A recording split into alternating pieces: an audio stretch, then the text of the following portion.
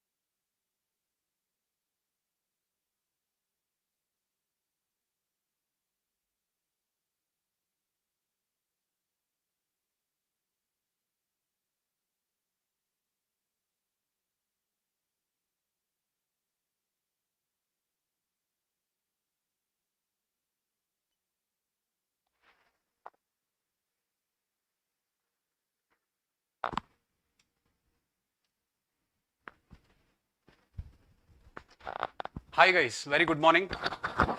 Very good morning to all of you. And the first thing is, thank you so much for trusting me, and thank you so much for keeping that faith that if you come to SUDEEPVERSE, you will find some solution. So I will work much harder to keep your faith. That is for sure. Okay. And what is the end outcome? We'll always know after prelims. Okay. But I will ask you, how did the program go on March 31st? Okay, until March 31st, let us keep quiet, let us keep working, because till then, whatever we do will be promise. After 31st, whatever we tell will be outcome. Okay, so let us base our entire preparation on the outcomes. On 31st of March, let us see where we stand from today. Okay, so that is what I would like to tell. Again, I would like to welcome each and every one of you, both offline and online. There are a lot of online subscribers who have subscribed for the program across India. Please come. So I'm really thankful for that, and I know that I'll make a difference when it comes to how to deliver for the prelims exam. Okay. So now this, whatever today we will discuss, it is not only about what is Master Prelims 2026. It is about what is prelims and what is the meaning of this, the method. I will give you the method. If you want, you can use it in Master Prelims. If you want, you can go back home and use it on your own. The idea is not to advertise Master Prelims to entice you to join the program. That is not today's discussion at all. The discussion is what is the method that you have to follow to clear prelims. When I tell you, or when I've asked a lot of students that tell me your strategy of how you want to clear CSAT, they know that they have not scored well in CSAT. They know that they were lacking in CSAT. But when I tell them, how are you preparing for CSAT? You know that you are weak in CSAT, so how are you preparing for CSAT? They'll tell, sir, I'm watching some class. I'm solving some problems. Then I'll ask, what about GS? How are you preparing for GS? Again, there is no method. When I say method, you have to have some systematic plan that you have to tell me that you are executing. There has to be some quantifiable and tangible goals that you have to achieve after a set period of time. You cannot vaguely say, sir, yesterday I did quant. Or you cannot vaguely say, sir, yesterday I did time and work. Or you cannot vaguely say, sir, yesterday I studied polity. That is not called the method. Okay, the method means there has to be some tangibility in what you do, and there has to be some validation with the help of outcomes. If that is not there, you are not following a method, you are just following some abrupt or arbitrary preparation. Okay, so today we are going to understand exactly what is this method. By the time we finish this, you will have perfect clarity of what needs to be done to clear this exam. It is not this preparation, again I'm telling you, everyone watching in YouTube also, this entire video is not about Master Prelims. Maybe Master Prelims in the last 15 minutes I will talk regarding those people who have subscribed for the program, what will be the timings and how we will design and all those things. But the entire 3/4 of the entire discussion will be of what is the method that you have to follow to clear prelims. Okay. Now, basically, see the idea why, one second.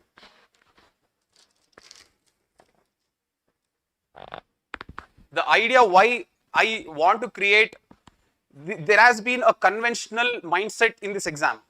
From the last 15 years, the same mindset is followed of how to prepare for this exam. But there are a few people who are going to understand that conventional mindset, come out of it and prepare, clear the exam easily.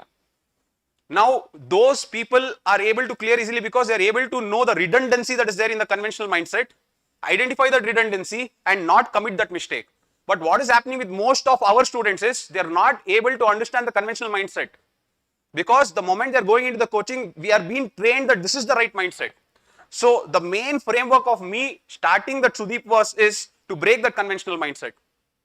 In the mains exam, I have tried to break that conventional mindset, telling that one paper you should take months together and prepare. In prelims also such conventional mindset runs. That is the main objective why I want to create that method or that framework. Okay. But before I start doing that, there is one person that I always follow, one person that I have always cherished. We will just look at 3 lessons that person has told. Okay, that actually makes a lot of sense in your preparation. That is why. Okay. The first, see, this is Roger Federer. I think everyone will know about him. And 2024, he gave a commencement address at Dartmouth University. Okay, so he gives 4 important lessons. The first lesson is, he says effortless is the myth. The second lesson is, he tells, I believed in myself. The third lesson is, he defines what is talent. And the fourth lesson is, he gives a very interesting perspective that says it's only a point. Okay, let us look at what he tells. First is effortless is a myth. So basically, when we look at toppers answer copies or when we look at toppers marks, we feel that that guy is or that girl is naturally talented. They are doing it so smoothly. That person knows geography so well. That person knows ancient India so well. We always have that perception that the other person is learning very easily. It is only that we are working hard to learn, but the other people are learning very easily. That is the perception we have. That is very wrong. Look at what he says. Effortless is a myth. Okay. He says, people would say, my play was effortless. Most of the time they meant it as a compliment. But it used to frustrate me when they would say, he barely broke a sweat. The truth is, I had to work very hard to make it look easy. So when you see the toppers answer copies and you see this, they are writing it so simply. It is not easy to write so simply. They have put their blood and sweat to get there. So at the outset, what you feel that effortless, to get to that stage of effortless, there has been a lot of efforts. You should always understand that. Always we have a perception to judge people by looking at the outcomes, by looking at their success or failure. It is not true, but the process that they walked to get there, that is what is important. So he says, I spent years whining, swearing, throwing my racket before I learned to keep my cool. So when you go to the exam, if you feel that I'm going to manage the time better, I'm going to manage my emotions better, I'm going to do all the questions calmly, this will not come. If you just go to the exam and start doing it, you'll not be able to do it. If you want to develop that calmness, develop the time management skill, from today you should start working. You should keep solving again and again and again. You will make a lot of mistakes, but don't be afraid to make mistakes. Make sure that you make mistakes, but don't make the same mistake again. That is all you have to keep in mind. But when you only keep, that is why I keep telling my students, or is your preparation getting frustrating? When you say frustrating, that means it is good. That means you are trying to push yourself. The moment you are telling that, sir, everything is good, I am very calm, I am very happy, that means you have become very comfortable. You will study for 3 hours, you will go out, you will waste time, you will come back, next day also you will study only for 3 hours. That means you are not pushing yourself. So, understand something, that if you want to make it look simple, you have to work very hard. Okay? The second one, I believed in myself. This is also very, very important, because in our preparation, let us say that you are preparing naturally, but the moment you see your friend and that friend's paper has scored more marks than you, you start doubting yourself. Am I doing something wrong? Why is that person scoring more and why am I scoring less? This is a constant feeling that is going to put you down. Okay, look at this. He says, I beat some top players I really admired by aiming right at their strengths. Before, I would run away from their strengths. If a guy had a strong forehand, I would try to hit to his backhand. But now, I would try to get after his forehand. I tried to beat the baseliners from the baseline. I tried to beat the attackers by attacking. I tried to beat the net rushers from the net. What does it mean? It means there is a perception. The moment you see that, let us say that you are competing with someone. If you want to defeat that person, we have a perception that to defeat that person, I have to focus on his weakness or her weakness. That is a loser's mindset. If you really want to defeat someone, if you want to see the forces of competition, you understand what is their strengths and you develop your capability to overcome their strengths. The moment you do that, you will be unstoppable. I hope you are understanding this. This is what he says. Before, he used to run away from weaknesses. Sorry, he used to run away from strengths. So the moment he realized that that person is a good player, he'll first search what is his weak areas and try to play there. When he was doing that, he was never number one. The moment he realized that it will not work, the moment he realized that if I play to their weakness, it is no use. Let me play to their strengths. And if I can defeat their strengths, then I'm going to be number one. He went on to become a champion. That is what you also have to do. What is your weak areas? Is your weak area ancient India? Is your weak area history? Is your weak area economy? Don't be afraid of it. Keep that as your priority. For example, see, I follow his philosophy very nicely. The first subject from tomorrow that we are studying in Master Prelims is economy. Okay? The reason why I have kept economy is one subject in the last 10 years I have never taught. All the other subjects I have taught. Economy is a subject that I love and I have learned, but I have never taught to a class. If that is the case, I should have kept economy at the end. Geography is my strength because I have been teaching a lot conventionally, so geography should have been in the beginning. Why is it that I am starting from economy?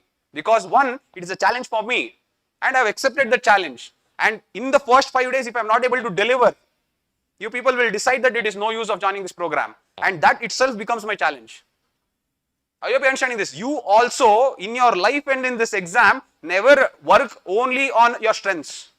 CSAT is my weak area, I will work on it. Quant is my weak area, I will work on it. But how to work on it should be methodological, it should be systematic, it should not be abrupt and emotional. So I am weak in my quant, so I will take and I will today for 10 days, 10 hours I will work. It will not work like that. I will tell you what is the method later, but only thing I am trying to tell you is your weak areas, don't neglect it. Make them your strengths. I hope you understand this. That is the second lesson. The third one, look how nicely he defines talent. Talent as a broader definition, most of the time it's not about having a gift, it's about having grit. But in tennis, like in life, discipline is also talent. Not only in tennis, everywhere. Discipline is also talent. And so is patience. Trusting yourself is a talent. Embracing the process, loving the process is a talent. Managing your life, managing yourself, this can be talent too. Some people are born with them, everybody has to work at them. I hope you are understanding this. So, it is not about someone is at a much higher advantage compared to us. It is not. Everyone is trying to work. Everyone is working hard. So, understand that each and everyone is talented. We have to realize our potential that is there and work towards it. Only if you work, the talent will come out. Otherwise, no individual, just by sitting, that person will never clear the exam. No one. Only by managing and understanding yourself, you are going to clear this exam. So, you understood what is talent. See, discipline, patience, embracing the process. These are three very, very important things in your exam. If you don't like what you do every day, how are you going to sustain yourself for the next 1.5 years? Because you have to put such efforts consistently. Not for 1 month to 2 months. Consistently for the next 1.5 years, you have to give analyzing, you have to love solving, you have to love trying to make sure that you learn new things. If you don't do that, then automatically you are going to get exhausted. So, enjoying that process is a talent. So why is he telling it as a talent? Means enjoying a process should become a talent means you can, it is a skill to develop the love for it. I am not telling that everyone, the moment they come to this exam, they'll start loving the process. They don't. But do you have the talent to start loving it? That is the talent. Okay. So, if you don't like the process, from today, start to love the process. Forget the outcome. If you just love the process, outcome will definitely turn out good. Are you understanding this? This is the last lesson is my favorite. So, it is only a point. He says it's only a point. Read this carefully. In the 1526 singles matches I have played in my career, I have won almost 80% of those matches.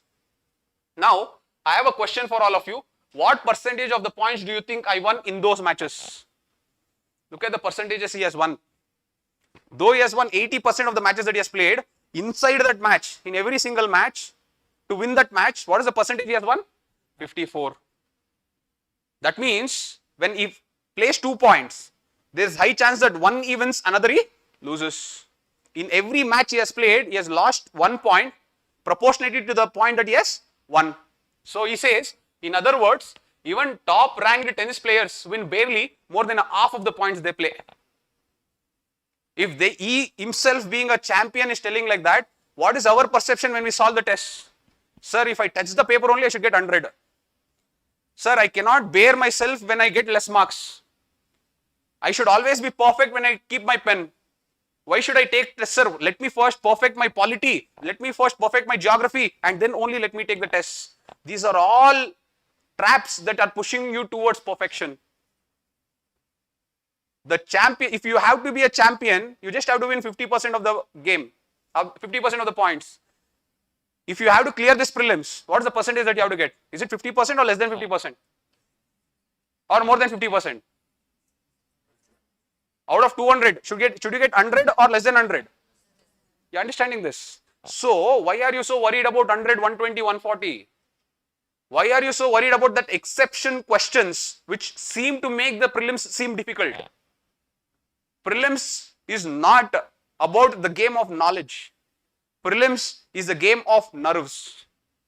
Prelims is more a psychological test to check, are you able to manage your emotions and your time and execute the paper properly. This is the test of prelims. Prelims is not the game of knowledge. The more you think that it is a game of knowledge, you will start running behind books.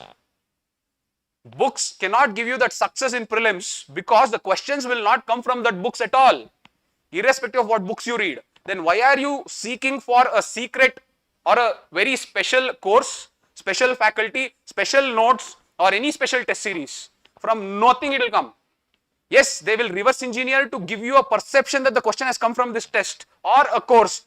We do it. There is nothing wrong. That is how the market works. But you as a person should realize that prelims is not a game of knowledge. It is a game of psychology. I will show you that. We will prove it through empirical evidence. I'm not going to just tell it out of the thin air. We are going to prove it with empirical evidence. But understand that it is psychology. And when it is psychology, can you learn by seeing someone or can you learn by putting yourself in action? If it is a game of psychology, can you learn by seeing someone? You can never. Knowledge, yes. Today I can sit here and teach you entire geography. You will learn geography. But just by learning geography, will you get all the geography answers correct? No. Why? Because they are not going to ask you exactly what I have thought or what is there in the textbook. That is not how it works. If that is how it works, if it was a game of knowledge, then they would have gone to the top elite institutions and recruited them directly. Because the test is very different. The test is not about knowledge, but using the geographical knowledge with the time constraint, with all the pressure that you have, are you able to deduce the right answer by thinking calmly? That is the test. So if you can develop the habit of thinking calmly and executing better, you are going to win this game. That is what we will discuss. But this is very, very important. But let me just complete this off. When you lose every second point, on average, you learn not to dwell on every shot. You teach yourself to think, okay, I double faulted, it's only a point. Okay, I came to the net and I got passed again, it's only a point. Even a great shot, an overhead backhand smash that ends up on a ESPN's top 10 plays, that too is just a point. So, what he is trying to tell is, never be disheartened by the failures, never be overwhelmed by the success. It is just a test. It is just an exam. It is not life. I am not telling that you will not clear. Have that attitude. When you have that attitude that it is just a test, it is just an exam, I am going to do my best whatever the outcome is, you will start enjoying that process. The more you keep attaching yourself to that particular outcome, what if I did not clear prelims? In my house they are asking for marriage. I don't have a job, there has been 3 years gap. If you keep thinking those things, you will not get there. You just tell it is only an exam. I will do my best. Let us see how it works out. Let us say that you scored very bad in the test series. It is just this test series. Let me try again. But you have scored very well. Don't get arrogant. Tell that it is only a test. Let me try again. Let me be consistent in scoring the same scores. Always keep it in your mind that it is just an exam. If you have that feeling, you will not have any type of anxiety. You will enjoy the process. Okay. So, just to sum up, effortless is a myth. Remember, if you are seeing someone scoring really good marks, it is not that they are naturally talented, it is that they have worked really hard. They may not tell you upfrontly that they are working very hard, but they are working. So if you want to seem effortless, if you want to go to that exam and solve all the 100 questions effortlessly, start working now. Okay. The second is, what is the second one? Believe in yourself. Under any circumstances, stop comparing. Each and every one of you are special. Don't let anyone tell you otherwise. Everyone will have potential. Okay. The third is talent. Talent is something that will not naturally come out. Talent is something that you have to work to make it come out. So if you don't work for it, it will never come out. And the last is, it is only an exam. At the end of the day, it is only an exam. Don't overhype it in your mind. It is only an exam. That's all. I am going to work for it. If I get it, it is good. Otherwise, it is okay. But I will do my best to get it. Okay. Keep these 4 lessons from this great champion and you will always succeed. It is not done. It has been, there's a lot of things he has told. But you want to become a master at overcoming hard moments. That to me is the sign of champions. Okay. It is not about circumventing hard moments. It is not about praying that you don't face hard moments. If you really want to win in life, you have to always endure the hard moments. Don't be afraid to endure hard moments. When the hard moments come, these hard moments are the ones that are going to shape your character. So always make sure that when the hard moment comes, don't cry. Don't feel down. Face it. Face it with all the life that you have. Okay. So these are some important lessons that I always have. See, at the end of the day, why am I telling you all this is, again, this exam is psychological. I could have just started off, prelims is this is the question, let us discuss. This exam is psychological. Try and understand that. The more positive psychological mindset that you have, the better receptivity you have to the knowledge. If you are already psyched out, let us say that you don't have the mind to study, but you're sitting in front of the book. Is it any use of sitting in front of the book? Nothing is going to go to your head. Why am I telling you all this is, I'm just preparing your mindset to be positive and receptive always from today till the exam. So always keep this and keep telling yourself, moment will come when you feel today why should I go and write, today why should I attend the class, today I don't have mood to open the book at all, when everyone is going around why should I work hard, why am I sacrificing, these questions will come in your mind. And if you have to overcome those moments, these are the lessons that you have to learn. Lessons that these people have taught because they have passed through that and achieved greatness. They have not achieved success. Success is far below greatness. So the person who is telling you is a person who has achieved greatness. Success is nothing in front of him. I hope you are understanding this. For 20 years he has ruled the entire world of tennis. So if he is telling something, that means he has learned something. And we are actually nothing. So from being nothing, if you want to go to something, try to learn from that greatness. That is all my point is. Was it helpful? Okay. Let us move to the actual agenda of why we are here today. Okay. Guys online, I'm not going to see at the chat box. Let me first complete the entire narrative. The narrative will go for 3 to 4 hours long and there will not be any break. So I hope you people are ready. The water is here, guys. If you want water, please do ask. The water is here. If I keep it outside, someone else will take it off and go. That's why I kept it here. Okay. So if you want, you can take it. Okay. There will be no breaks. We will try to go in one flow because the moment I give you a break, there will be a cut in the momentum. We will not be able to enjoy that actual idea that I'm trying to tell you. Okay. So what is the method? I told you this session is not about master prelims. This session is to understand how to crack prelims. See, the first to always understand the method, these are the rules. First, understand the game that you're getting in. Prelims is a game. Just like a tennis will have its own game. Just like that, prelims also is a game. So you should understand the game first. If you want to play a game, first understand the games first. Now, to understand the game, it is important that you understand the rules. Otherwise, you are going to fault. When you fault, you are the one who is going to lose. So understand the rules. Now, after you understand the rules, you have to break some myth. For example, in some sports, it is always said that women cannot play. In some sports, it is always said that Asians cannot play as well as Europeans. See, these are some myths that are always there in the sports. Try and understand and break that myth. Even in prelims, there are a lot of myths. Let us break that myths. The myths is not like you have to study hard, you cannot bank on test series. It is not such myths. That is, everyone knows that. I am going to give you the detailed myth that we actually think that we are doing good, but we are actually not doing good. Okay. The next, we are going to create a system. A system means what are we going to do for GS? What are we going to do for CSAT? What are we going to do for tests? We are going to create a system. That's what I told you. That system you can use either in this program of Master Prelims, or if you don't join also it is okay, but use that system. Why you have to use that system, we'll understand. The next is keep working according to the system. That's what I told you, the discipline, that loving the process, you have to be consistent. And the last is, after doing all these things, you have to keep validation. If you don't validate, then how will you know that you're doing correct or you're doing wrong? So there has to be some validation that has to happen. So overall, in our entire discussion, this is how we are going to go. First, we'll understand the game. Then we'll understand the rules. Then we'll break some myth. And then we'll create a system. To create a system, first you have to understand these three. Only then you can create a proper system. And once we create a system, I'll tell you how to keep that consistency in following that system and validate yourself. Okay? So first, to understand the game, what do we do? Can someone tell me? What do we do if we have to understand some game? If you want to understand cricket, what is it that you will do? Exactly. You are going to watch cricket. If you want to understand any sport, you are going to watch the sport. If you want to understand prelims, what are you going to do? Exactly. Okay, we are going to watch the PYQs. Only with the PYQs, because the syllabus is very vague. There is nothing there in the syllabus to tell you what to do.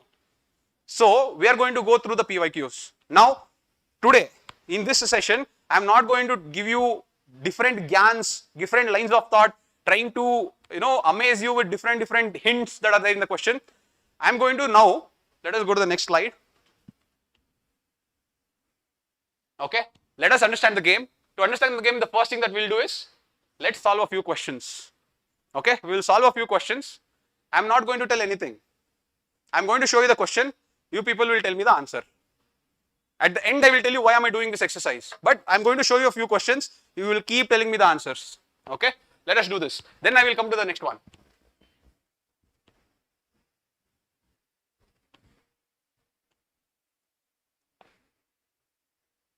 Okay, shall we start? Okay. Online guys, you can put the answers in your chat box, but let us look at this. The first one.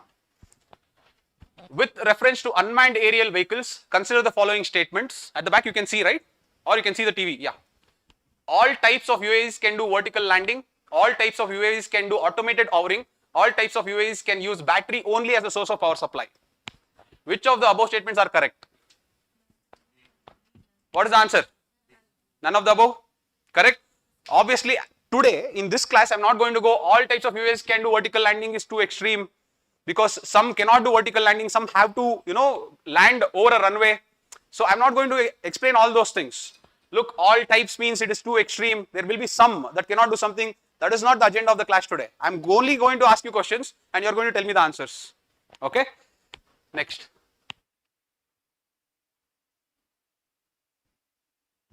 Consider the following: cigarette butts, eyeglass lenses, car tires. How many of them contain plastic?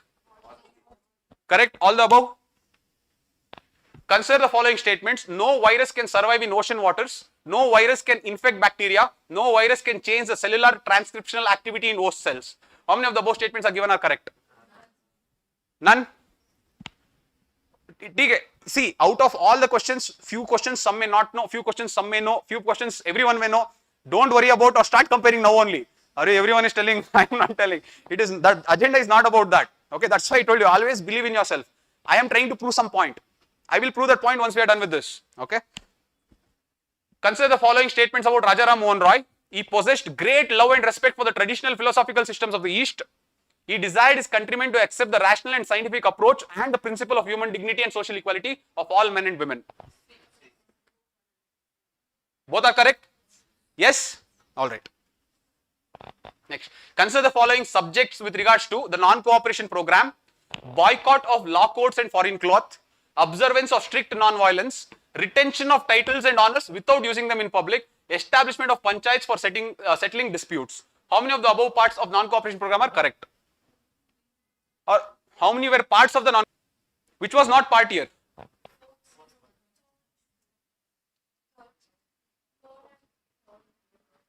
The third statement, is it making sense to you? You are understanding this? You have to give up the titles. What is it that you can retain, but please don't come out and tell anyone? Does that make any sense to you? Okay. So automatically that statement itself shows that it is not making any sense. You can remove that. Okay. So next. Who among the following rulers in ancient India had assumed the titles Matta Vilasa, Vichitta Chitta and Gunabhadra?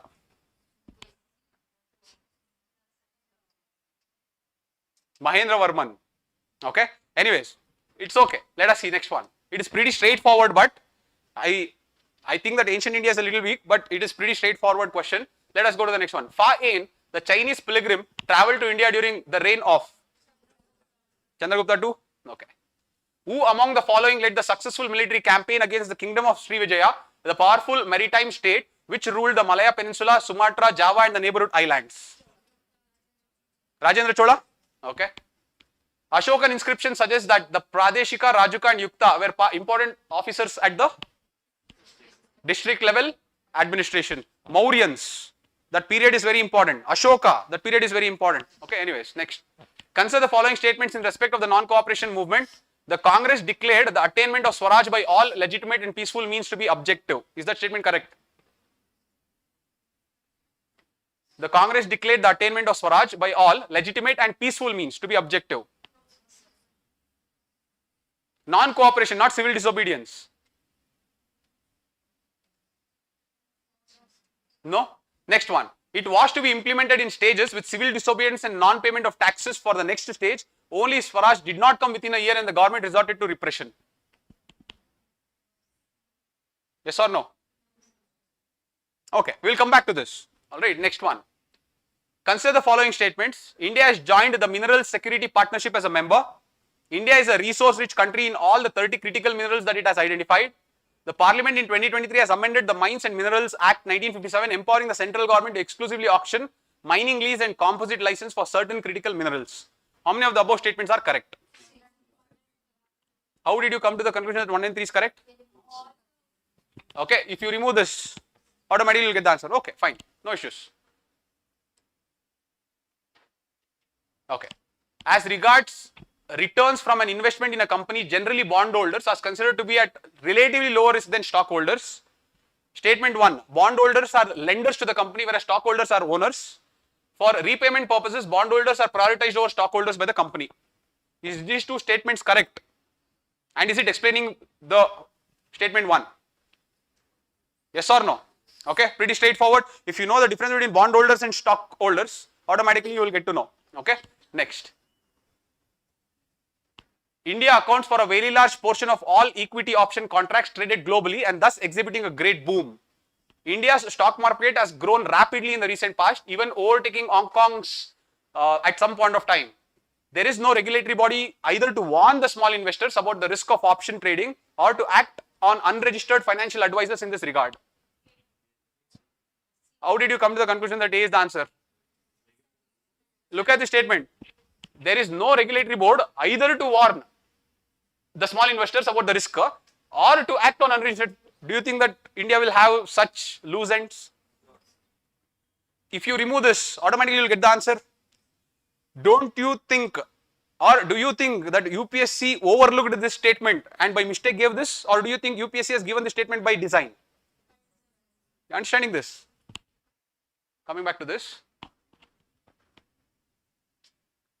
Do you think India is a resource-rich country in all the 30 critical minerals that it has identified? Do you think UPSC has by mistake given this, or is that given the statement by design? And does UPSC know that by understanding that this is wrong and by removing this, I am going to get the answer? Do you think UPSC knew it or UPSC has given by mistake?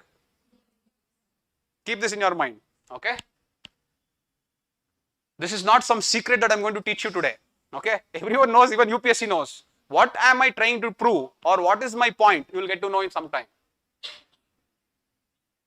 Look at this. Circular economy reduces the emissions of greenhouse gases. Circular economy reduces the use of raw materials as inputs. Circular economy reduces wastage in the production process. Does these two statements explain statement 1? Yes or no? Straightforward. All right. Capital receipts create a liability or this will be, it may take some time because I am going very fast. But the agenda is not to get the right answer. The agenda is to just make you familiar with the questions. Okay. Capital receipts create a liability or a cause. Capital receipts create a liability or cause a reduction in the assets of the government. Borrowings and disinvestment are capital receipts.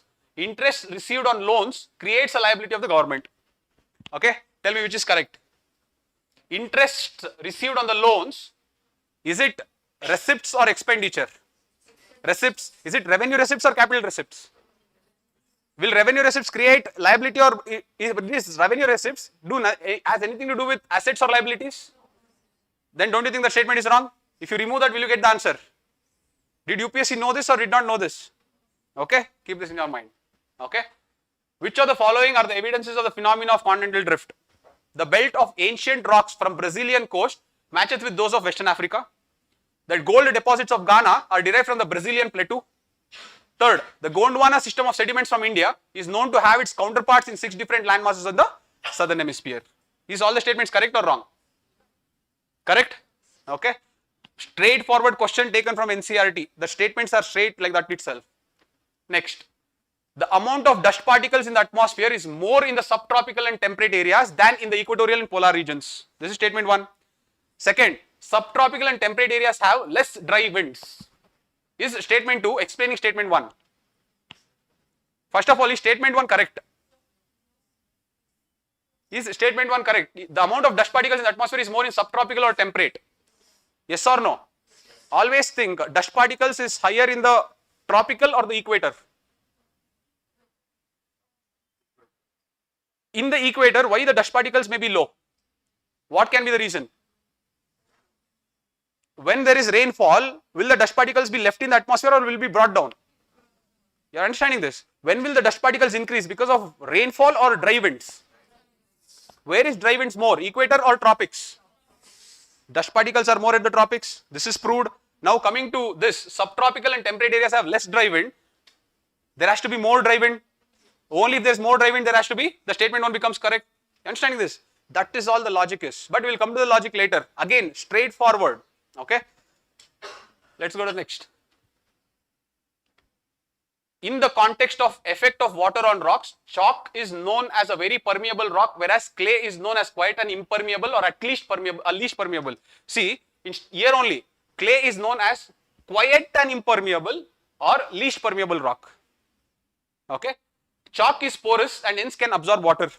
Alright. Clay is not at all porous. Don't you think this is contradicting with this? Automatically this becomes wrong. So this can explain this but not this. Look at this, the clue is here only. Okay. Again, the idea is not about showing you the clue. What is the idea? I'll tell you. Now, look at these statements. Without the atmosphere, temperature would be well below freezing point everywhere on the Earth's surface. Okay, next point. Heat absorbed and trapped by the atmosphere maintains our planet's average temperature. Atmosphere's gases like carbon dioxide are particularly good at absorbing and trapping radiation. All the 3 statements are correct. In fact, this all 3 statements is one paragraph actually. In one paragraph, they have just entered, twice they have pressed enter and they have created one question. Okay, that is all the question is. Okay, so all the above is correct. Next. Consider the following statements. Panchayats at the intermediate level exist in all states. Okay. To be eligible to the member of panchayat at an intermediate level, a person should attain the age of 30 years. Rajya Sabha only is 30 years. Lok Sabha only is 25. Why is this 30? Are you understanding this? That is how you should think. Anyways, the Chief Minister of the state constitutes a commission to review the financial position of the panchayats at the intermediate levels. Will he constitute a commission to investigate intermediate levels? There is nothing like that. He will constitute finance commission, state finance commission. That is different. That is not for intermediate level. That is in general for the panchayats. Okay. So again, straightforward, you can know that it is wrong. Okay. GPS aided geo-augmented navigation, that is Gagan, uses a system of ground stations to provide necessary augmentation. Augmentation means whatever is reality, you are going to push the reality to be even better. That is what is known as augmentation. Okay. Which of the following statements are correct in respect to Gagan? It is designed to provide additional accuracy and integrity. Yes or no? That is what is augmentation. It will allow more uniform and high quality air traffic management. Okay. It will provide benefits only in aviation but not in other modes of transportation. Is there anywhere here only aviation? There is only navigation. If it is navigation, it can help in navigation in other means also. Why only aviation? Pretty simple. We'll get the answer. Okay. Consider the following space missions. Axiom 4, SpaceX Gaganyaan, SpadeX, not SpaceX, SpadeX Gaganyaan. How many of the above space missions encourage and support microgravity research? Look at this. Encourage, and the idea is here. The idea is not there. Okay, you have to understand this. When they say encourage and when they support, even if they tell, please look at it, that is also support only. Can anyone rule out that no, they didn't tell like that also? You are understanding this? So what will be the answer for this? This is what is psychology. The psychology is not, the moment you're seeing axiom 4, okay, Indian some person went, who's that person? I forgot the name. Oh, maybe I should have read that article. I did not read that article. That is why now I'm not getting this. The moment you start thinking in those lines, you have lost the game there. The game is not to focus there. The game is to sit calmly and think.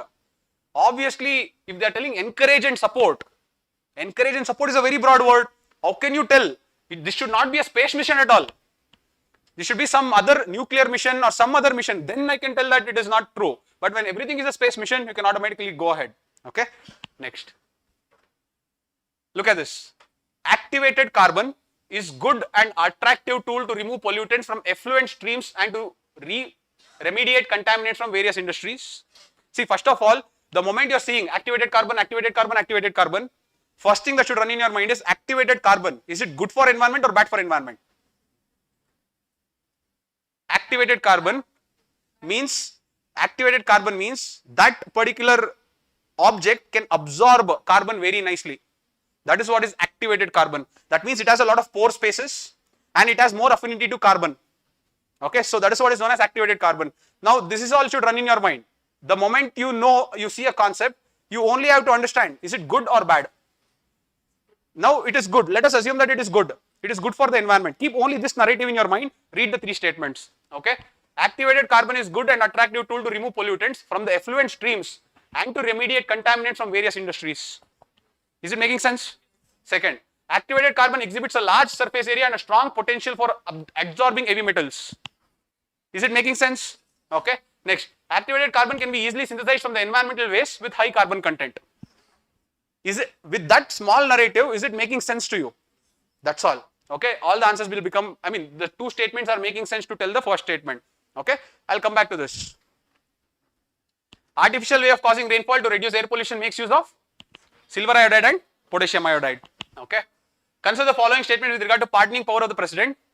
The exercise of this power by the president can be subject to limited judicial review. Yes or no? Can pardoning power be subjected to judicial review? Yes or no?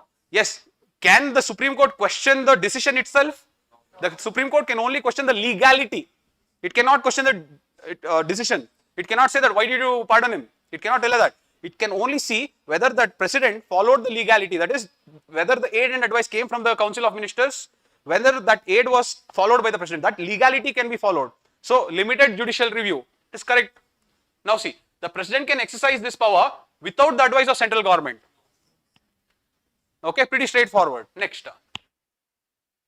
On the dissolution of the House of the People, the Speaker shall not vacate his or her office until immediately before the first meeting of the new House. Because to maintain continuity, Article 94 it says, yes, they have to stay until the start of the new House. Next. According to the Constitution of India, a member elected as Speaker shall resign from his or her political party immediately. The Speaker may be removed by a resolution passed by the majority of all the then members of the House, provided 14 days notice is given. Effective majority. Yes or no? Okay, alright. Now, if any question arises as to whether a member of the House of the People has become subject to disqualification under the 10th schedule, the President's decision in accordance with the opinion of the Council of Ministers shall be final. Whose decision? Okay. There is no mention of the word political party. Be careful. Mention is very different from definition. When they say this is defined, then it will usually be wrong. But when they say this is mentioned, it will be mentioned. Is cabinet mentioned? Okay. Political party is also mentioned. For example, 3/4 of the people leave that one political party and go to another. Then they have to define what is political party. Yes or no? Not define. They have to mention, sorry. They have to mention what's political party. That is where they have mentioned it. Okay. Again, straightforward from your Lakshmikant, these questions are. Okay. Now, India is one of the founding members of the International North-South Transport Corridor, a multi-transport corridor which will connect pretty straightforward India, Central Asia, Europe via Iran. Okay, it was there in news, they were straightforward, that is.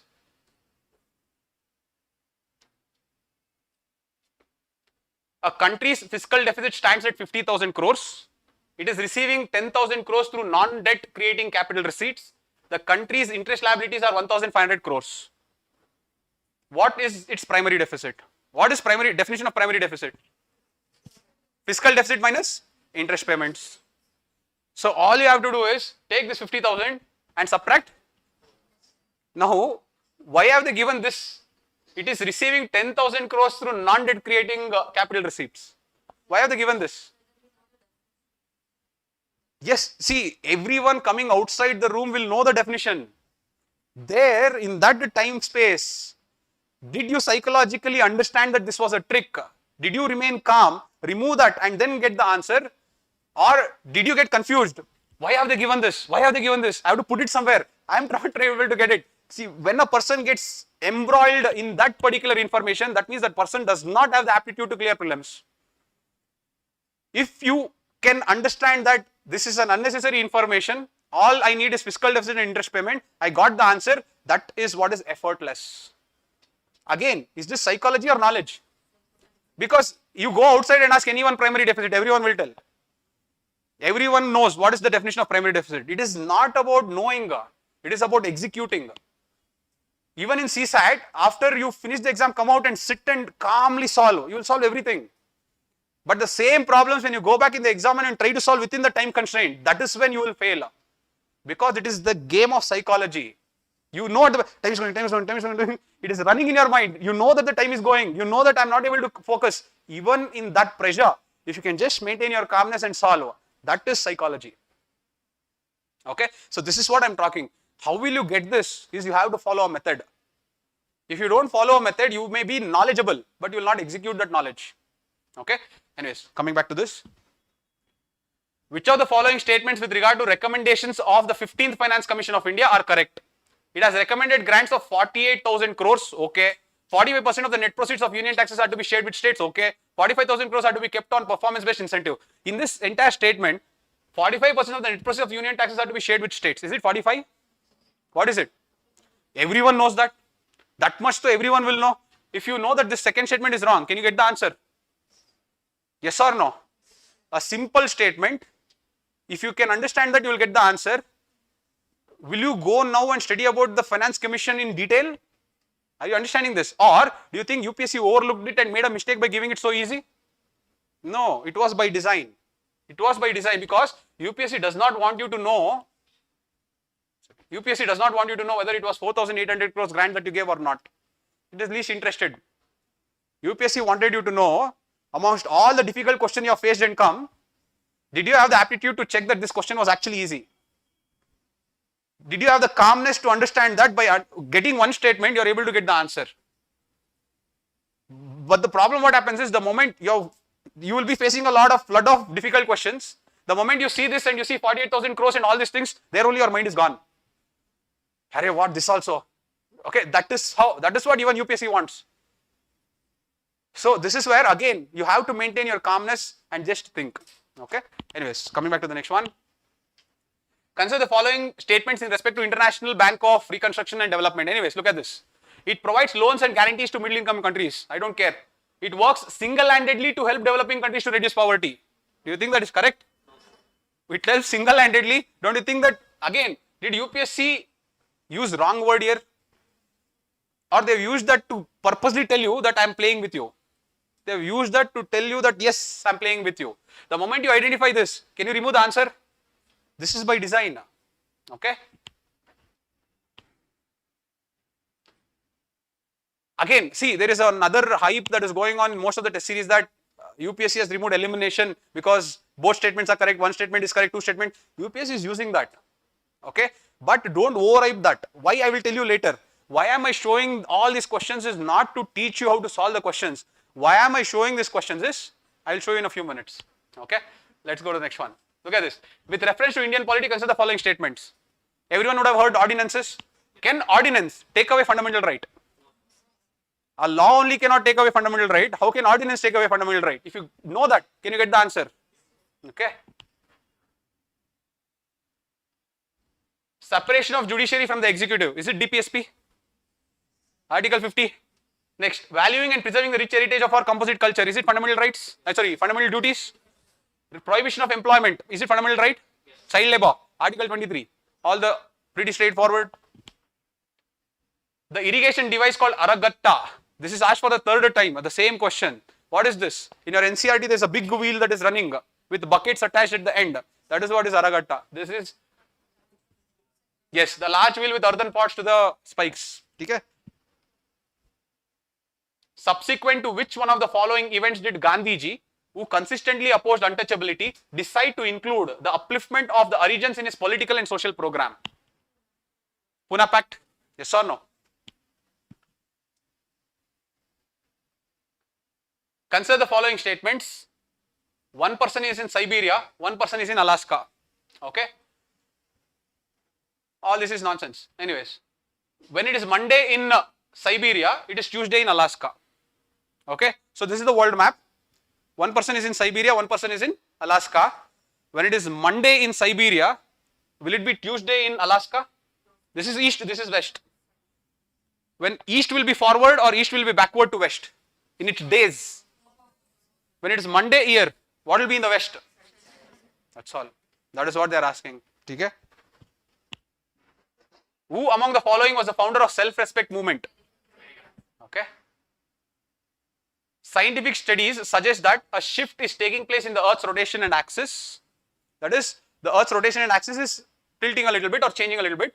Solar flares and associated coronal mass ejections bombarded the Earth's outermost atmosphere with the tremendous amount of energy. Okay, let's keep this. As the Earth's polar ice melts, the water tends to move towards the equator. Due to global warming, the water is moving. Now see, shift is taking place. Is it present tense or past tense? That is, it is still happening. Okay. Solar flares and associated coronal mass ejections bombarded the Earth's outermost layer. Is it present or past? One. Second, is this one event or it keeps happening in the Earth's past? Solar flares and coronal mass ejection, is it one time event or it keeps happening? So, are you understanding this? This cannot be right. Because it has been happening, that means that it should have tilted so much. Okay, because it has been repeatedly happening, there is no much change happening, this statement will be wrong. That is how you have to think. But anyways, lines of thought is different. Let me come back. Article 6 of the Paris Agreement on Climate Change is frequently discussed in global discussions on sustainable development. This Article 6 was in use, okay, because of COP29, okay. Now, Article 6 sets out the principles of carbon markets, okay. Next, Article 6 intends to promote inter-country non-market strategies to reach their climate targets. Don't you think both the statements are consistent or inconsistent? See, this is talking about carbon markets. It is telling here it intends to promote inter-country non-market strategies to reach their climate targets. Don't you think that both are more or less consistent with one another? It will be right. Okay, and look at this. The agreement on climate change intends to promote. Okay, again they are using that intends to promote to play safe, because in the climate change Article 6 there is both market strategies and non-market strategies. Because UPSC should always make sure that it becomes correct, they have used this word intents. Okay, again the game here is whether you know here or not, the game is to catch this. Okay, I'll teach you that, but let it be there. Okay, so why we have done this is this. Look at this.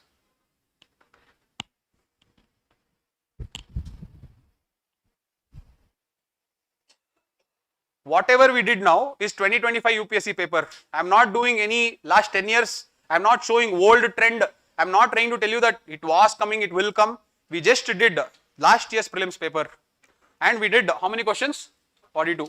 Let us say out of 42, 5, 6 you did not know. I just went through it. But that is not the idea. The idea is if you get 42 easy questions correct, what will be the cutoff this time?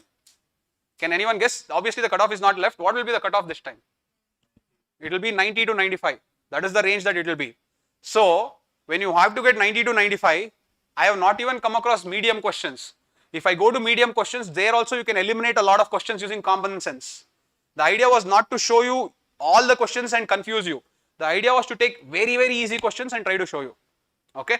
So, just by showing you easy questions, I am trying to make you understand that you can get 84 marks. I will today share the 3 PDFs that I have done.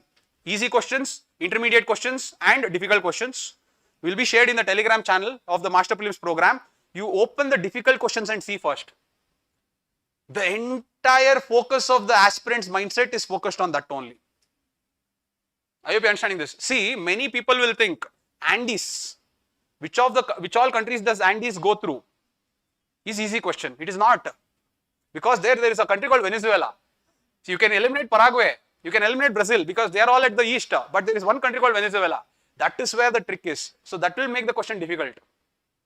Yeah. So I have taken all the questions carefully and I have made sure that I only segregate those very easy questions for you to make you understand the game, and the game is there in difficult questions or the game is there in easy questions. This is the realization that you have to make. So, if you want to get the easy questions right, will you revise the basics or will you revise new books? You will revise basics again and again and again and again. This is the formula. Sir, let them ask me anything in Lakshmikant, sir, I will never go wrong. Let them ask me anything in modern India, sir, I will never go wrong. See, that doesn't mean in modern India, all the questions you can answer.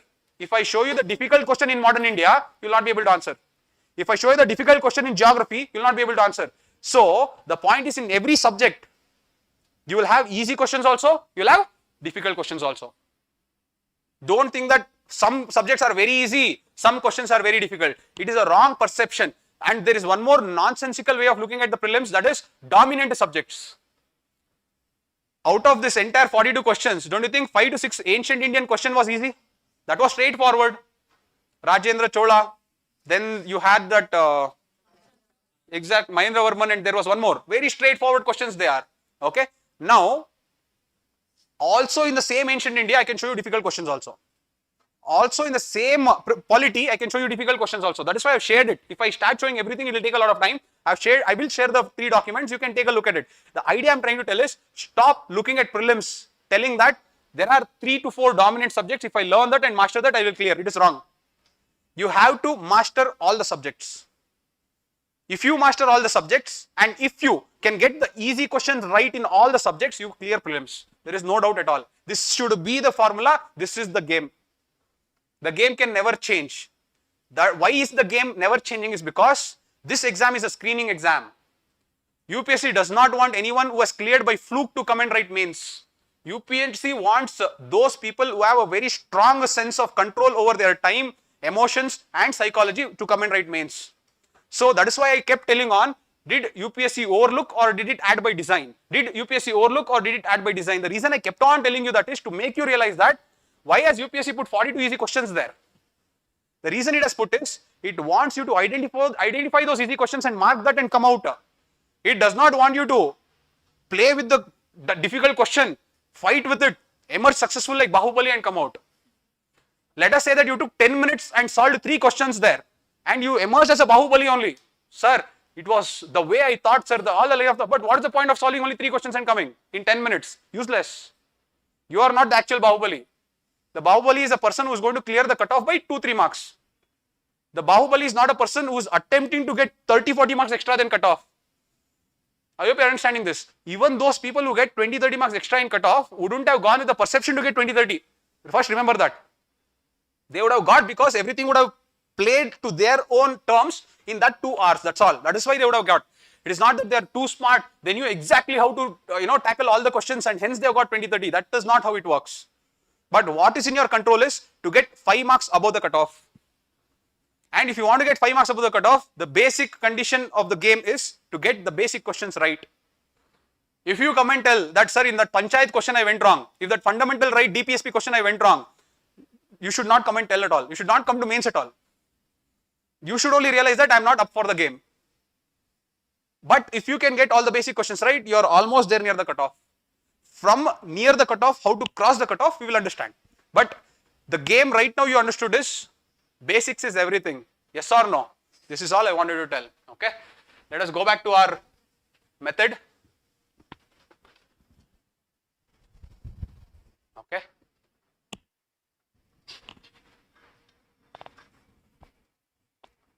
All right. Let's solve a few questions. We solved a few questions to understand what the game is. Next, let's understand the cutoff of previous prelims exams. Okay, look at this. Okay, in 2024, okay, in 2024, general merit, let us don't worry about other things. General merit, the cutoff is 87. Okay, 2025 it is not yet come. Once the process over, only then we'll get to know. But 2024 it is 87.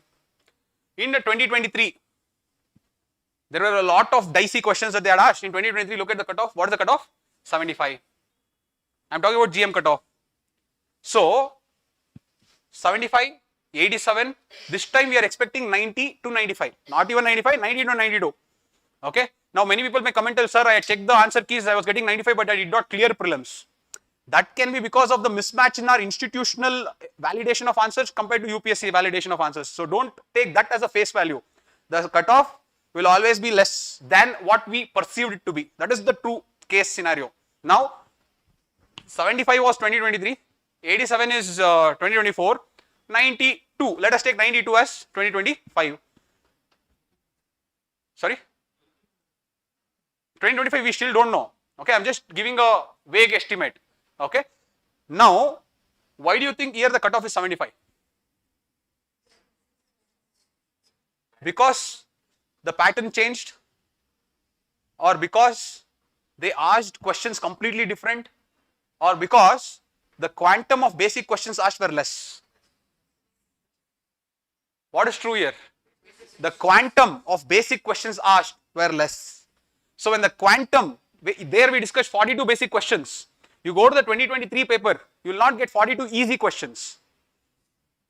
You will get around 30 easy questions or 32 easy questions and other intermediate questions. So when the quantum of easy question drops, the cutoff is dropping.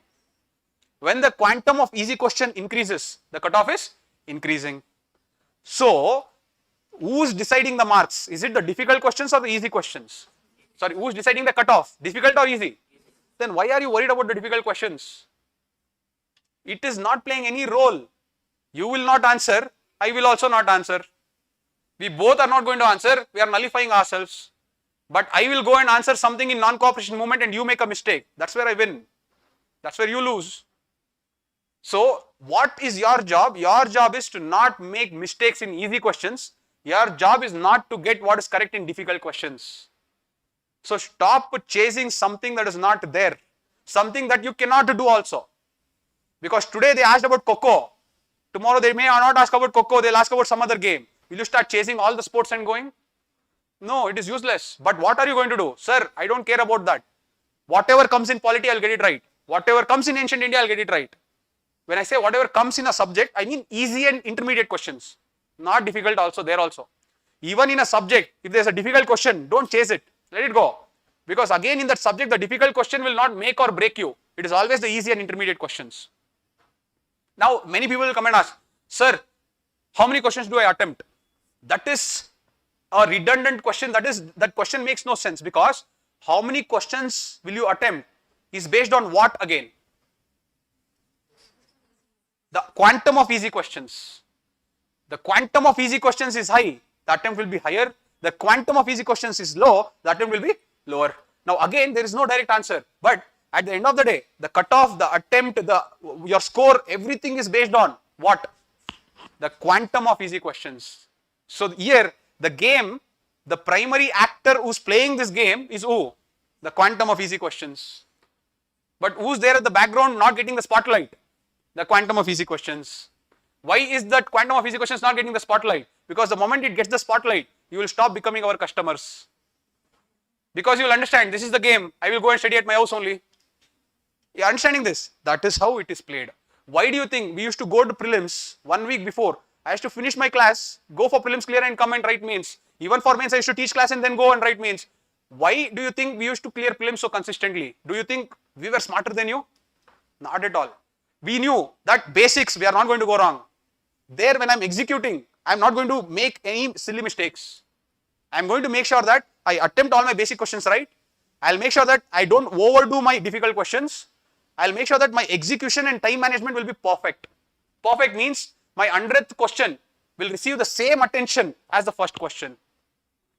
When I can execute in that consistency where the 100th question is also receiving the same consistency and same energy as the first question, I will clear. For the first 50 questions you are full attentive, you are full receptive, you gave all the time. The last 50 questions you are rushing. You just want to do something, get over it, let's see, you are gone. There only you are gone. That is where you fail in the execution. Though you know all the answers, you are not able to execute better. That is what I am trying to tell you. This is where you have to work. The work is not about getting the difficult questions right. The work is get the easy questions right, manage your time better, execute the test better or the exam better. That is what we will also be working on. That exactly is what is called the method. Okay. So we solved the questions. We understood the cutoff. Okay. Now, why taking tests is as important as revising basics?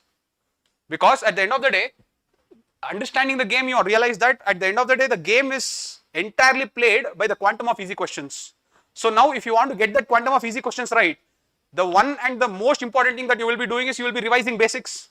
You will be again reading Lakshmikant, you will be again reading Spectrum, you will be again reading ancient, medieval, whatever you're reading it. But just by reading it, will you get the easy questions right? No. After reading that basics, you have to take what? Tests. Okay. When you take tests, 3 things that you will get. The first is skills. I'll tell you what is skills. The second is execution. And the third is learning. What is learning? First, let me talk about learning. When, let us say that you have studied ancient India, and went and took a test. In the test, they have asked so many questions about Gahadavalas. Now, in your book, or let us say a lecturer has not done too much about Gahadavalas. You are anxious now. Gahadavalas, I did not know anything. There is so much of information. Let me write this. Is this correct approach or wrong approach? Correct. This is a wrong approach. But let us say that in the test, they have given something about Ashoka that you did not know. Will you write this down or will you neglect this? Why is it that when it comes to Ashoka, you are writing it down? Why you are showing that bias to Gahadavalas? What did they do wrong? Very good. See, at the end of the day, when you revise your basics, you are going to revise horizontally. You are going to revise Gahadavalas also. You are going to revise Ashoka also. You are going to revise every Shakas also, Kushanas also. Buddhism also, Jainism also. You are going to revise every syllabus topics when you are revising the basics. That is what is horizontal. After revising the basics, you have to build your vertical. That is depth. Will you build vertical in every syllabus topic or only few syllabus topics? What are those few syllabus topics? Recurring themes in the exam. Every subject will have recurring themes. Polity will have its own recurring theme. Economy will have its own recurring theme. Geography, environment, you take anything, it will have its own recurring theme. Now, wetlands are important or less important? Yes or no? Climate is important or less important? You are understanding? Whenever you see a topic and you know that there is very high probability that this can be asked, you should always build depth. So, the learning should come from the test series. The learning should never come from any book after you study basics. Understand this. That is the first rule. Learning should never come from a book after you have studied basics. That is, let us say I studied geography. Again, you should never tell that I will read one more book of geography. That's all, it is over. That book can be whatever.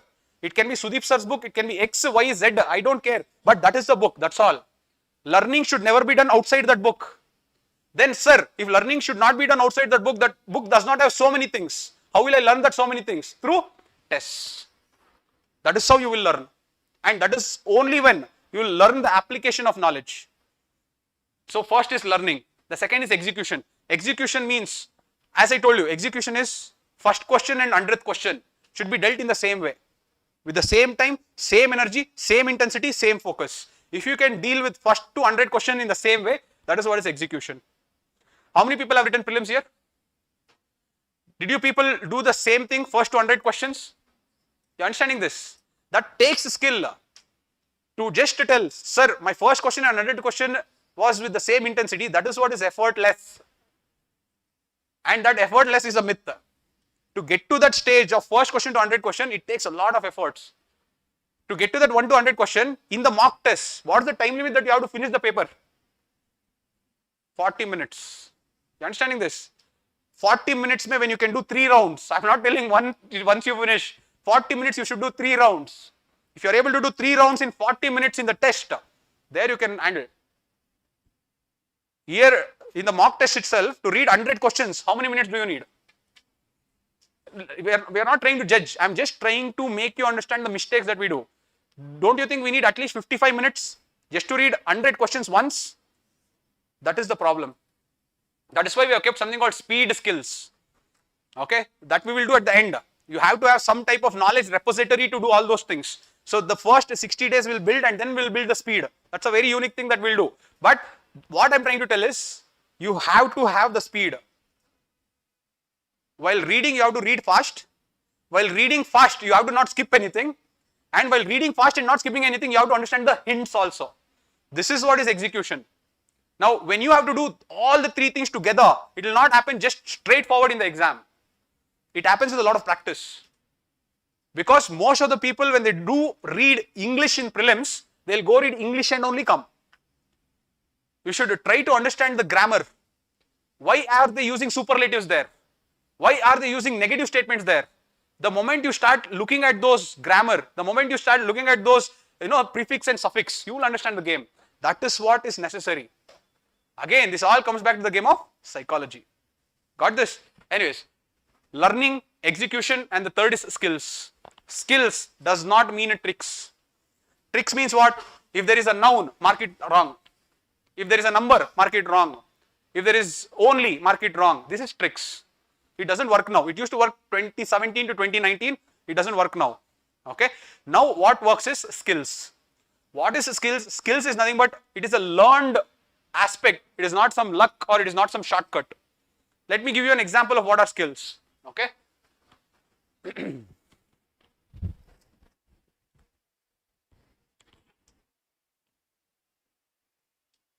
See, this is few things. There are many. If you keep solving, you yourself will create around 20 of this. But I have given you some 6 different ways how you can develop your skills. So, importance of mock tests is because you develop skills. What are skills? Deducing an answer from the context, deducing from names, deducing from logic, deducing from general rules, deducing from learned intuition. What is learned intuition? Now, you will feel that the statement is correct. That intuition is guess only. That is not learned intuition. But when you revise, when subject repeatedly, when you revise a subject repeatedly, let us say, for example, let us say that I have revised RBI Act 1934, I have revised Banking Regulation Act also 1934. Okay. If that question is asked on RBI Act, but that provision is not there, you have studied 10 points of RBI Act, but in the exam they have asked 11th point. That is not there. Can you answer or not answer? Will you answer or not answer? You will answer. Why will you answer? You will answer with the wisdom of all the 10 points.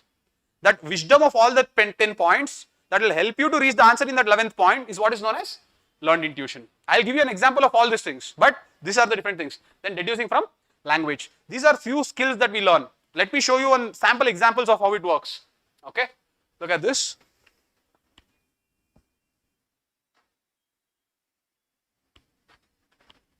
Can you see at the back? Which of the following countries are well known as the 2 largest cocoa producers in the world? They have asked Algeria and Morocco, Botswana and Namibia, Cote d'Ivoire and Ghana, Madagascar and Mozambique. Okay. Now, deducing from context. Context means what? When they say cocoa, cocoa is a plantation crop. Cocoa is grown in West Africa or East Africa or Central Africa? West Africa. Which countries here are West African countries? That's all. See, from that context, if you just think, you are going to get the answer. But the moment you start thinking that, I did not read this, cocoa producer should have been an article which has come in the newspaper, I neglected my current affairs, that's why I am not able to get the answer. If you go in that narrative, you are gone. You got this? Next. Deducing from name. Okay. That is, the name itself will have a lot of hint. That you should catch. Look at this. With reference to, this is 2025, this year's question. Okay. With reference to direct air capture, an emerging technology, which of the following statements are correct? Okay, look at this. It can be used as a way of carbon sequestration. It can be a valuable approach for plastic production and in food processing. In aviation, it can be a source of carbon for combining with hydrogen to create synthetic low carbon fuel. 1 second. After reading these 3 statements, did you visualize or did you get some type of an idea of what direct air capture is? What is it capturing? What is it capturing? Carbon dioxide. That is what is direct air capture. After reading these 3 statements, can you understand that what is that capture? That capture is nothing but capturing carbon dioxide. So, once you understand the name, direct air capture means it is capturing carbon dioxide. Come back and read the statements again. It can be used as a way of carbon sequestration. Is this statement correct? Air capture, that air capture should have some carbon that it captures. Yes or no? So, first statement is correct. Second, it can be a valuable approach for plastic production and in food processing. In plastic production and food processing, will carbon dioxide be released? Will there be carbon dioxide emissions? So, if there is carbon dioxide emissions and if I use this technology, can I capture some? That's all. Next, in aviation, it can be a source of carbon for combining with hydrogen to create synthetic low carbon fuel. It can be. They are not telling it is already done. It can be. Automatically it can be. Are you understanding this? So, just by knowing this name and by looking at that name and creating a picture, I am able to get the answer. But those students who feel that direct air capture was in Vision book, that was talking in environmental sections, everyone read but I did not read and go, and hence I am not going to answer, you are gone. You should not worry about, see, these are all skills that will help you to score from 84 to 100. The easy questions brought you till 84. These skills will take you from 84 to 100. And will you use these skills in difficult questions or intermediate questions? Intermediate questions. What will you do with difficult questions? You will fold your hands and tell no. That is all you will do. Okay? And see, this is actually true. When you actually prepare and when you are actually in that zone, okay, when you are actually in that zone and when you see the difficult questions, you will have a smile in your face. Because you will know what UPSC is putting there. You will know why UPSC has put that question. Because you exactly know that, see, for example, they have given you Algeria, Morocco, Bosnia, Herzegovina, then they have given Croatia, Slovenia. They have given 25 questions. They have given 5 this thing. Which of the countries are members of NATO? Is this easy question or difficult question? You should not even worry. You should not even think. You should laugh and go. Yes, there will be few people who have a very good spatial sense who can get it. That is okay. But your preparation should not be like that. Me being a geography teacher and an international mapping teacher, I only will tell you should not be like that. Okay? Those are questions you should not worry. I hope you are understanding this. Okay? That is all the game is. So, when you are actually in the zone and when you come across those questions, you will actually laugh. That means understand that you have reached that effortless is a myth. Okay? Anyways, coming back to this. Deducing from name. One more example. This is 2024. Membrane bioreactors are often discussed in the context of. Okay? Now, look at the name. If there is a membrane, that membrane is there, don't you think that membrane is trying to filter something? That is what is naturally. Membrane means it has to filter something. Out of this, what is filtration very important in? That's all. That is how you should think. Okay, the moment wastewater bioreactors, oh, bioreactors, what is it reacting? What is the biotechnology here? Don't go like that. You have to keep it simple. Okay? Again, see, here I can tell and I can make you laugh because it becomes very easy. But to think like that is not easy. That is why I showed you the first thing. Effortless is a myth. Now I am showing it to you effortlessly. Oh, that's all, sir. What is there? I'll also apply. It doesn't work like that. For you to use that in the time constraint and in that, pressure, that you have to work. That is why you have to take tests. Okay? Next. This again. Deducing from logic. Okay? Logic means you just, all types of UAs can do vertical. How can all do vertical landing? All types of UAs can do automated hovering. How automated? Some will be manual also. All types of UAs can use battery. Why? Solar powered also can be there. You are understanding this? So it is just when you question the statement, when you question the narrative, that is what is logic. Okay? Now again, when you are solving the test, you should always put that question. If your mind tells something, that means there is a logic. Assume that there is A, B, C, D. You want to mark B. Ask your mind why B. If your mind is giving a reason for it, then that means there is a logic. You are marking B, but your mind is not giving any logic. The mind goes still, or the mind goes completely paused. That means you are guessing. This is the difference between guessing and logic. When you can answer why, that means logic. When your mind goes blank, that means you are guessing. This is what you have to understand. Okay? Deducing from rules of the subject. Okay? The rules of the subject means there is some philosophy you have to understand in a subject. That is what we are going to do in Master Prelims. Why do you think I am doing basics as well as, no, I will not talk about Master Prelims. I will come back to that later. Okay? Consider the following statements. Now see, every subject will have a philosophy. Okay? Now see, this again we did already, but I am going to come again. The amount of dust particles in the atmosphere is more in subtropical and temperate areas than in equatorial and polar. Here the subject rule says, in equator there is less dust particle, in tropics there is more dust particle because of the climate. There the climate is wet. So because there is constant rainfall, dust will not remain in the atmosphere. Because there is aridity, dust will always remain. This is a rule in the subject itself. If you know the rule, you will apply the rule, you will get the answer. Like that, for example, let us say that there is a policy. That policy is, okay, in polity, let us say that there are 3 statements in polity. Can that statements go against the principles of constitutionalism? Can that statements asked in polity can go against the principles of constitutionalism? No. Okay. Can that statement goes against the principles of parliamentary democracy? It can never go.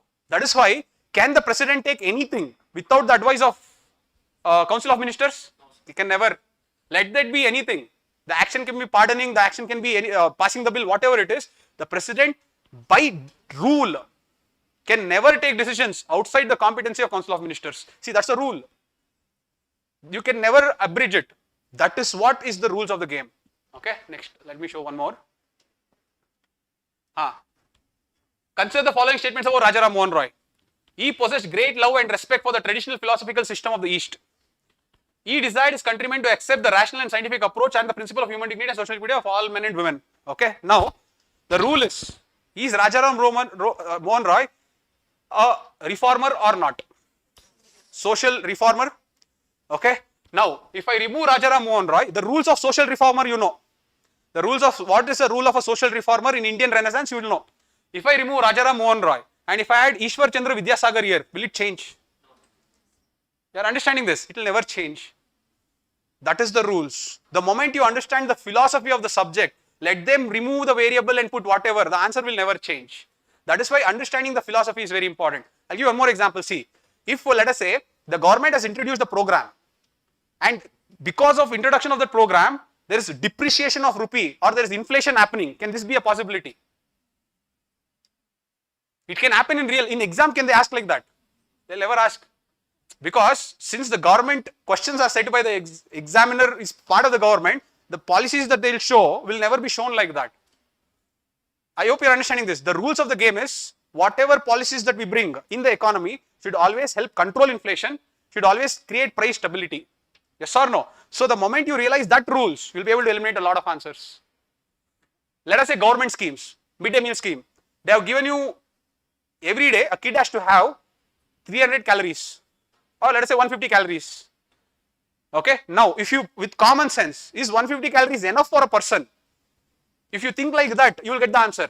But the moment you start looking at it, the rules of the game is what? If the government is giving any welfare program, it has to give it sufficiently. It cannot give it, I'll give you little, you go and do little. It cannot do like that. So the rules of the game is like that. So if you understand that rule, that the government has to do anything in justice completely, then it has to give suffice calories. Then whatever mentioned there, calories is very low.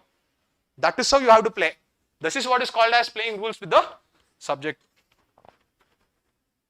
Again, consider the following statements with regard to pardoning powers. This I have already explained. The president can exercise this power without the advice of Council of Ministers. See, it's going against the rule of parliamentary democracy.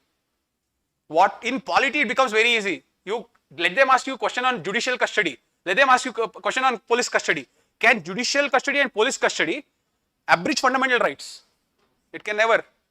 You are understanding this? That is all you have to keep in mind. The moment they are asking police custody and judicial custody, oh, I don't know the difference. Don't worry. Just look at what their statements have given. If the statements are making sense within the constitutionalism, it is correct. If it is not making sense within the constitutionalism, if you feel that it is going away from the fundamental rights, it is wrong.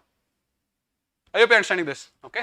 For example, let us say that in police custody, can they keep him indefinitely? Let them say they have given indefinitely. Do you think it will be right?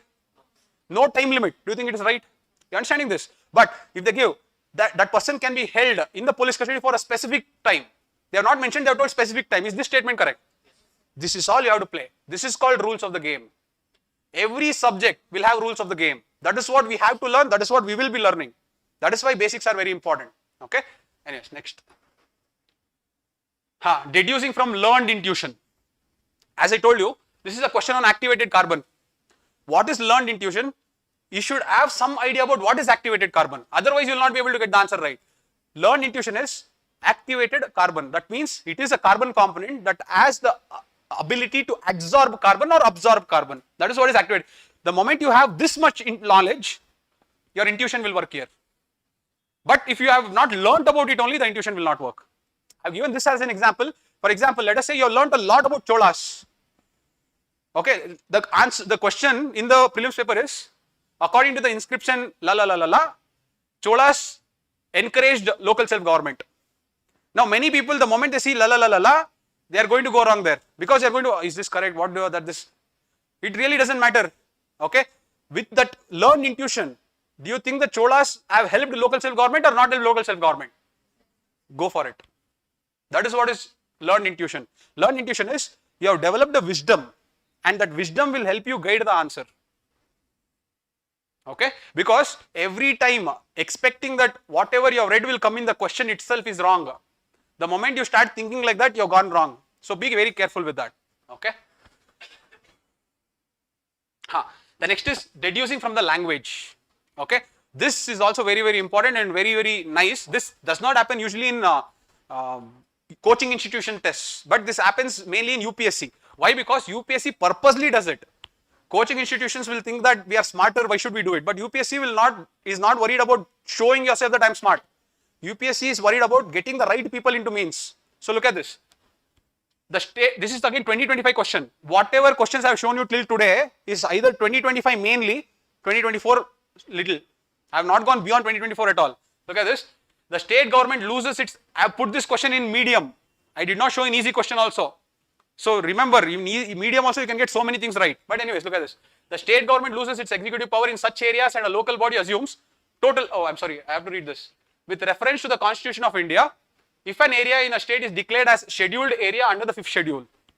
Everyone knows what is 5th schedule. Okay, now the moment an area is decided as 5th schedule, that is scheduled area, the state government loses its executive power in such areas and the local body assumes total administration. Is this correct? Here, what is the catch? Do you think UPSC was a fool to put total there? It put it by design. Look at the next question. The union government can take over the total administration of such areas under certain circumstances on the recommendation of the governor. It cannot. The governor can make rules, okay, but total administration it cannot. Okay, again the language. That is, see, because some people can argue or interpret that schedule area differently, they should not be able to argue. That is why UPSC is putting that word called total. If the total was not there, the statement would have gone correct. The total is there. The total is what will make the entire thing wrong. You understanding this? This is what is language. You should always get that language. Encouraging, supporting, influencing, bearing upon. These are few things. We should understand that what is the answer. You got this? This is again learning from the language. This again, see. IBRD, we have read this question. It works single-handedly. That itself is a clue to tell you that it's wrong. Okay. Again, panchayats at the intermediate level exist in all states. Okay. Why are they giving in all states? Because they want you to identify that it is wrong. Okay. Again, look at this language. Read this statement. This statement itself will show that there is something wrong in the statement. Yes or no? Read the statement once.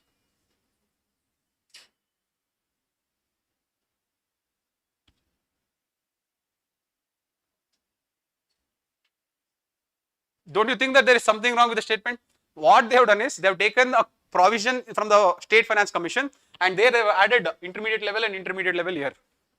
That is what they have done. So, a person who has revised Lakshmikant many times would know that they have taken the statement and just added these things. I hope you are understanding this. That is all you have to understand. Okay.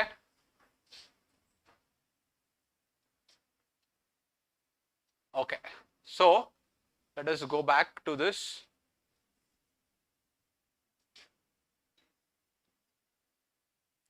So now, I hope that you understood the game. The game was, when you solved a few questions, you understood that the game lies with the quantum of easy questions and the game or your success lies in the amount of easy questions that you will go correct. So, you understood the cutoff. The cutoff will go high or the cutoff will drop on the basis of quantum of easy questions. That year the easy questions comes down, cutoff also will come down. That year the easy questions goes up, the cutoff also will go up. So, how good are you in your easy questions is what matters. Now, easy questions is equal to basic questions plus common sense questions. Okay, now to get that basic questions, you will revise your basics. But how will you get that common sense questions? You will get that common sense questions through tests. And why will you solve tests regularly is because of learning one part of it. It should not be the only part. Execution, main part. But the most important part is skills. Whatever different skills that I showed you is only some component. The more and more you keep solving, you yourself will create a list of rules. That list of rules will be personalized to your style, will be personalized to your way of thinking. I hope you are understanding this. So don't think that these 6 rules I showed and that is the end of it. It is not true. Everyone will create and generate your own set of rules. Clear with this? So this is about understanding. Did you understand the game properly? Was it helpful? Okay. All right. Next. Let us break some myths.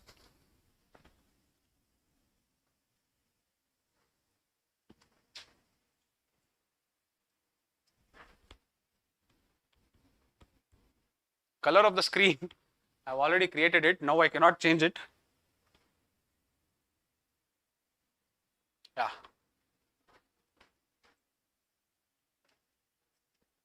The first is learning new information in basics. I've already covered this. That is, let us say that you are learning about environment. Constantly you keep coming across some new things. You will constantly keep learning new things. Is this correct? Yes or no? It is not correct. But let us say that they are speaking about environmental legislations. Will you learn or not? Okay. So when you learn basics, understand something. You have to learn basics in two ways, horizontal and vertical. What is horizontal? Horizontal means you have to know something about everything in the syllabus. This is a must. Okay, when you start ancient India, you should know something about Indus Valley civilization also.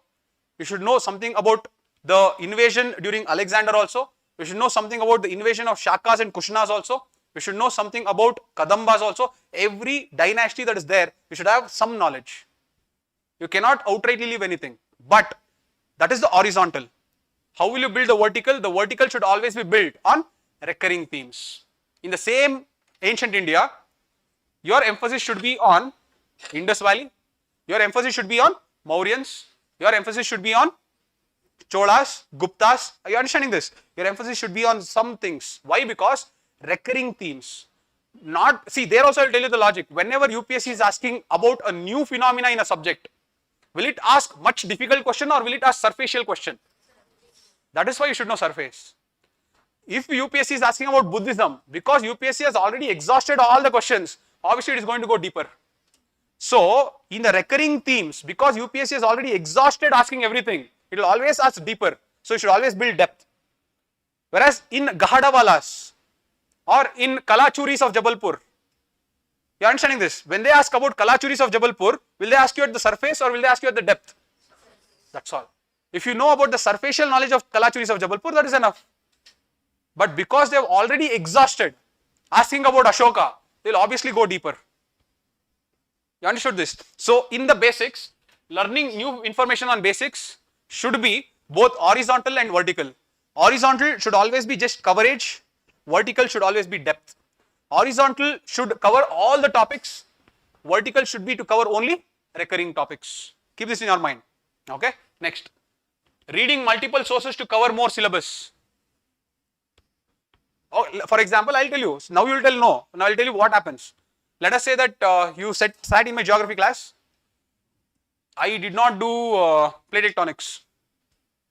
Okay, so because I did not do plate tectonics, you got to know that I did not do plate tectonics. Will you go and read one more book? You would have told yes now. Because I started the premise in a different way, now you don't want to tell yes.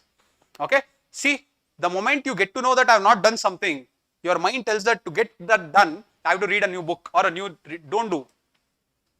Don't do. Then, sir, you are telling don't do, then how will I do? You will do it through tests. I hope you are understanding this. That is why I told you, the moment you finish your basics in a notes, your reading is over. Don't read anything else. Keep solving. Obviously, when you are solving, and if I have not done plate tectonics, don't you think that plate tectonics is going to come there? When plate tectonics comes there, you will not be able to answer. When you are not able to answer, you will go to the synopsis, learn, put it in your notes. That's all. Your learning should keep happening through tests. Your learning should never happen through additional books. Keep this in your mind. This is the rule. It should never happen through additional books. It should. Everyone will come and tell me, sir, my notes, whenever I read, I'll always feel incomplete because it's incomplete only. Do you think that it is an encyclopedia only what had to release 7 volumes to make it complete? How can your book be complete? It is just one book. You are understanding this? Never try to achieve perfection through your notes. It will always be incomplete. But tell yourself that with that incomplete notes, I will keep revising and writing more tests.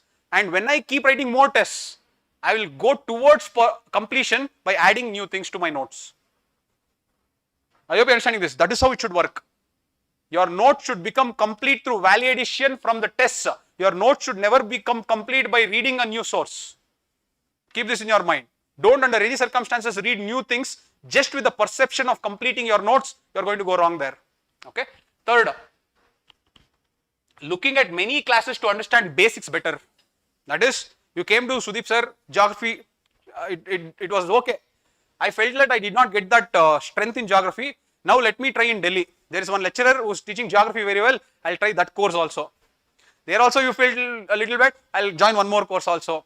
So when you keep seeing the classes, more or less everyone will teach the same geography only. It is not that they are going to do very different. The only thing that changes is the delivery. The delivery of me, how I teach plate tectonics, may differ from a delivery of someone in Delhi that may teach plate tectonics. But at the end of the day, my information and their information is more or less similar.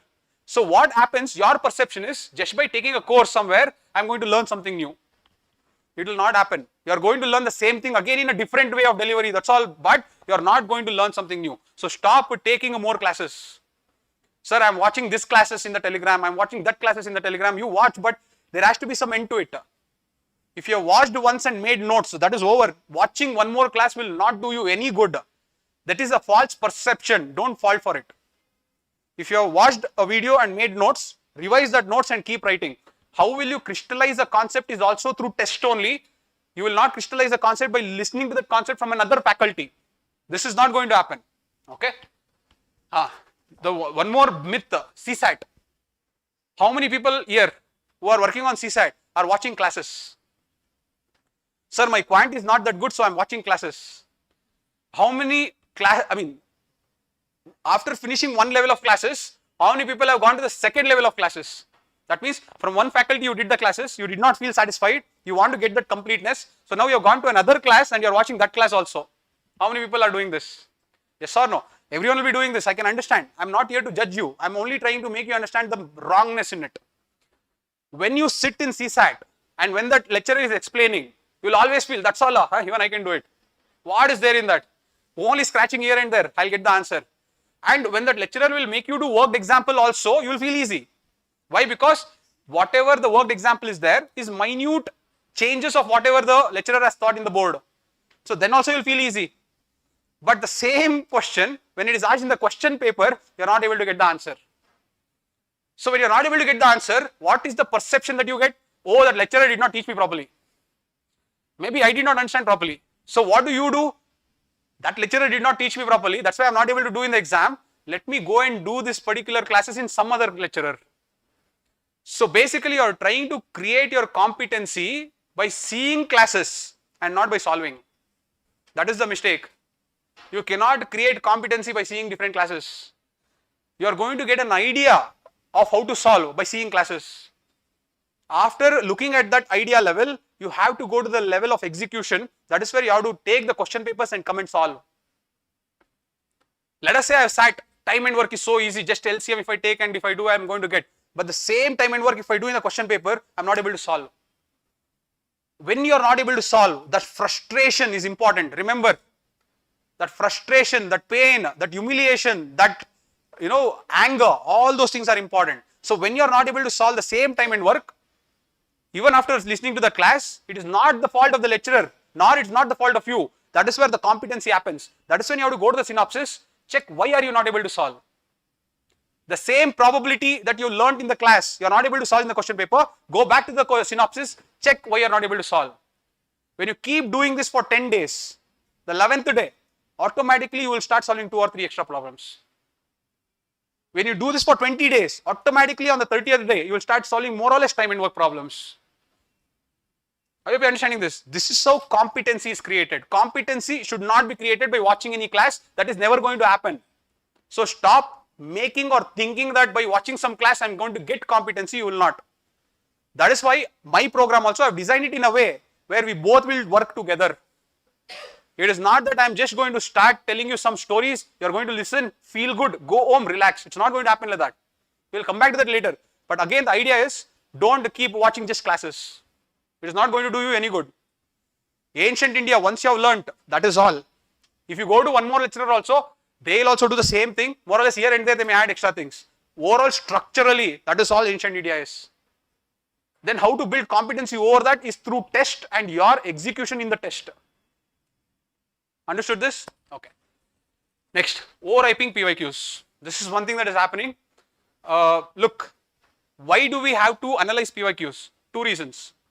We have to analyze PYQs to understand in every subject what are the focus areas, what are the recurring themes. That is a very, very important step that you have to take. why should you take that step is, how will you build vertical depth? Vertical depth in any subject will be built on the basis of PYQs analysis. In polity, parliament is important, fundamental right is important, parliamentary democracy is important, judiciary is important. How do you know that this is important? Because of previous year question. So previous year question should be analyzed because of two reasons. The first is to understand the focus areas. What is the second reason? There is no pattern. See, pattern is a story created just to sell a narrative. Yes, there will be changes here and there, but those changes will not matter because they are not the ones that will decide your success in prelims. Okay, that pattern, trend and all is just overhyped word. The second reason why you have to analyze PYQs is to develop skills. I told you, certain skills only in UPSC papers only you can find. You cannot find in coaching institute papers. Those skills you have to develop by solving previous year questions.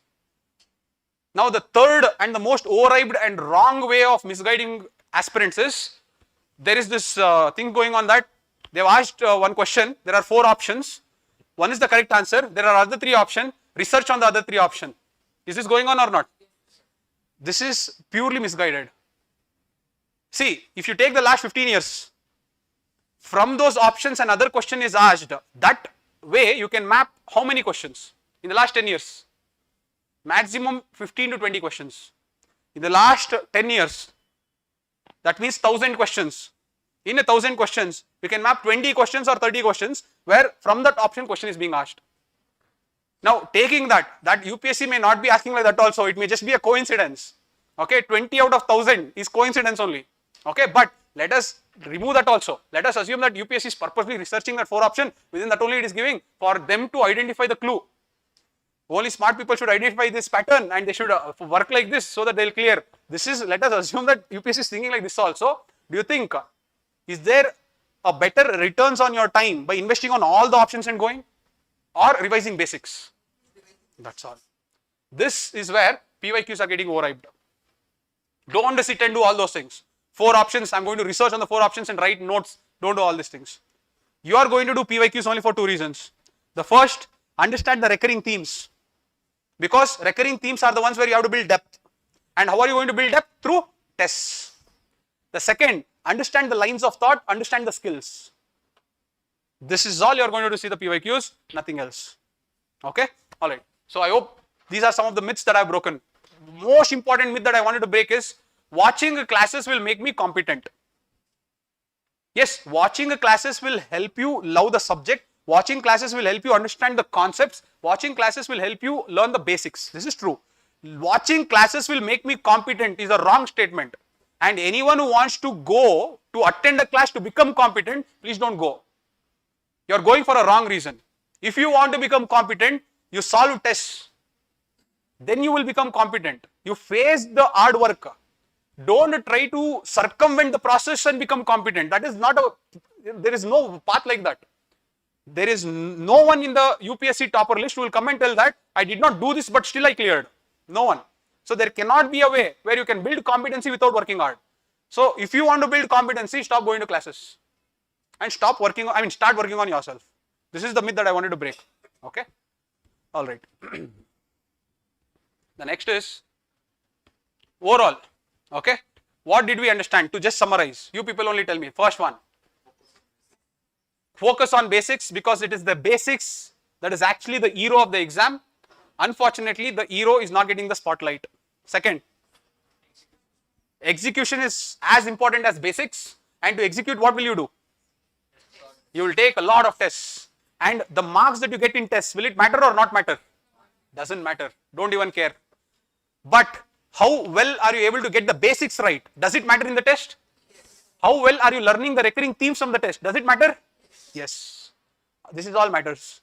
Let us say in the test, 100 questions are there, 40 questions are full current affairs only, and all the 40 questions, nothing you did not know. Will you panic? You don't care. But the other 60 questions are basics. Out of that 60 questions, 40 is easy questions from basics. Out of that 40, how much should you get right? 40 is a little extreme, 35. If you can get 35 out of 40 right amongst that entire paper, it really doesn't matter how much marks you get or where you go wrong. How good are you in your basics? How good are you in your execution? That is what matters. Very good. Next. Third learning. Will you attend the classes to learn or will you attend the classes to become competent? You understand this? Learning is under the power of the faculty. To become competent is under the power of students. You cannot become competent by attending a faculty by reading a notes. I cannot tell you that in India there is one gully, in that you will get one notes, in that notes there are 3 articles, you read, you can answer. There is nothing like that and should not be like that also. So don't try to seek competency anywhere, that should come from you. These are the only 3 learnings. Okay, I hope you understood this. Okay, next. Alright, look at this. Basics is everything. Weak basics with strong current affairs, is it good? Strong basics with weak current affairs, is it good? It's also not good. Okay, see, you can come near the cutoff, but it is too arrogant. Okay, which we were also doing, but we used to clear because the pattern was different then. But now you should not do completely like that. Strong basics with average current affairs. This is the best case scenario. Okay, that is what you have to aspire for. Okay, that is why we are doing in our program both. We are doing basics also, we are doing current affairs also. Okay, next. See, basics can always get you 10 marks below the cutoff. How can you go above the cutoff from there? It is always skills. It is never current affairs. Please don't tell current affairs. Okay, it is always skills. Why then should we read current affairs? That should be your next question, because current affairs will always be mapped back to basics only. Direct air capture, at the end of the day, it will capture carbon dioxide. That intuition to understand that it will capture carbon dioxide, you should have a very strong understanding of environment as a subject. Otherwise, if you see direct air capture, it will capture air. Why it will capture air? What is the point of capturing air? You will think like that. But if you know what is the purpose of capturing that air, because that air has carbon dioxide, so it will sequester carbon. That is what your current affairs, you are mapping back to basics. That is why you should know current affairs, not because by reading that exactly that question only will come. It has come, but very few. Okay. Now, taking test is paramount to clear prelims. Paramount. Now here, one mistake what they do is, sir, I know the taking test is paramount, sir. That's why I have subscribed to this best test series in India. Okay, fair enough. But when you subscribe for any one test series in India, will you be in control or will you give up your control to that institute? What is correct? When you take up a test series in India, in any institute, including SUDEEPVERSE IAS only, we don't do any test series, but I'm just telling. When you take up a test series in an institute, will you be in control or are you giving up your control to the institute? Yes, how? Will you follow your timetable or their timetable? You understanding this? So basically, I can finish economy in 2 days. But the moment I finish economy in 2 days, will I have the paper ready or will I have to wait for the paper? So Parkinson's laws will work. What is Parkinson's law? When you have too much time, you are going to also feel that you need that much time to study.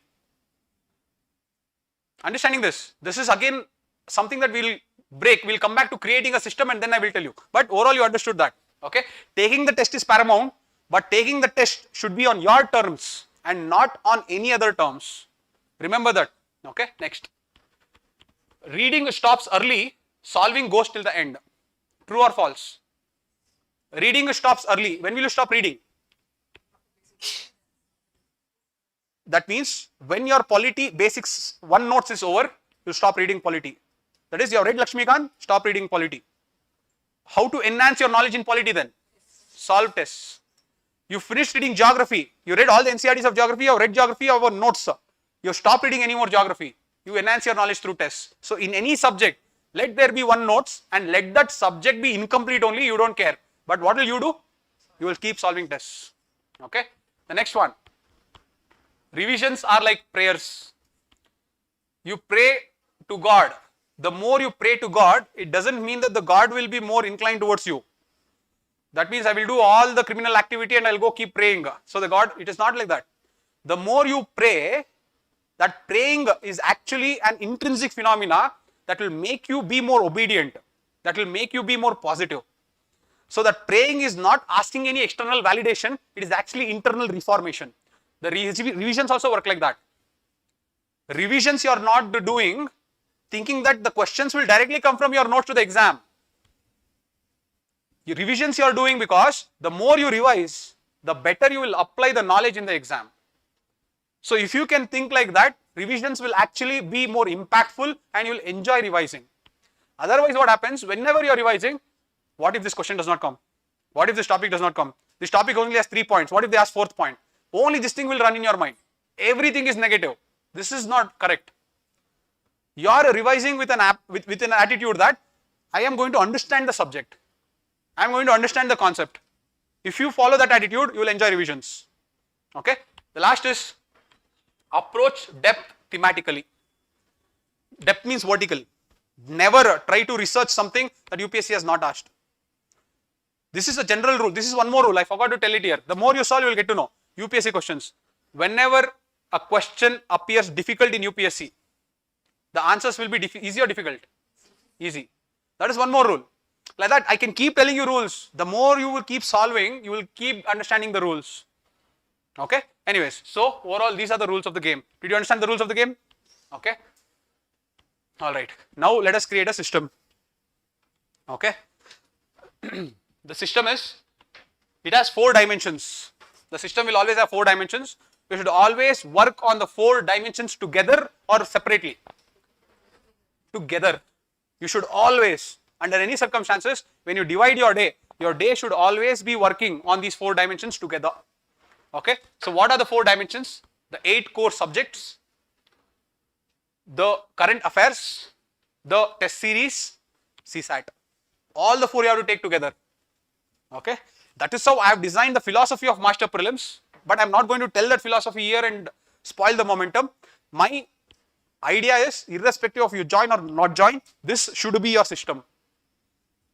That when you do this, daily you are doing current affairs, you are confident there also. Daily you are doing basics, you are confident there also. Daily you are solving tests, so you are building competency also. And daily you are doing CSAT, so you are comfortable there also. You have to carry this every day. First 30 days, you may feel that you are not doing anything. But after you do 30 days, you will start building that confidence. Why? Because when you break your day into 4 dimensions, you will be doing little every day. You will start feeling, polity no mugdila, polity also is remaining, current affairs also is remaining, CSAT also is remaining, there is so many things remaining, I am not able to complete anything. Is this a viable strategy? This is one thing that you will always feel, and this will make you to always go back to the other strategy where I will read off GS everything, and then I will sit and do CSAT every time, and then for 2 months I will do only current affairs. This is the wrong strategy. What happens there is, when you are doing GS, you are always afraid about current affairs.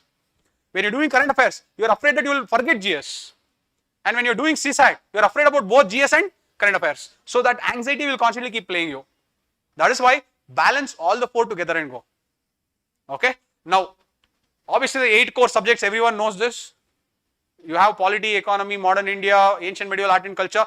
Ancient medieval and art and culture is one subject. Please don't take it as 3 different subjects. Okay. So you have polity, economy, modern India, environment, geography, science and technology, international relations, okay, and ancient India, ancient India, modern India, ancient India, medieval India, and art and culture. These are the 8 core subjects. You should always keep it like this. Now, the next is the current affairs.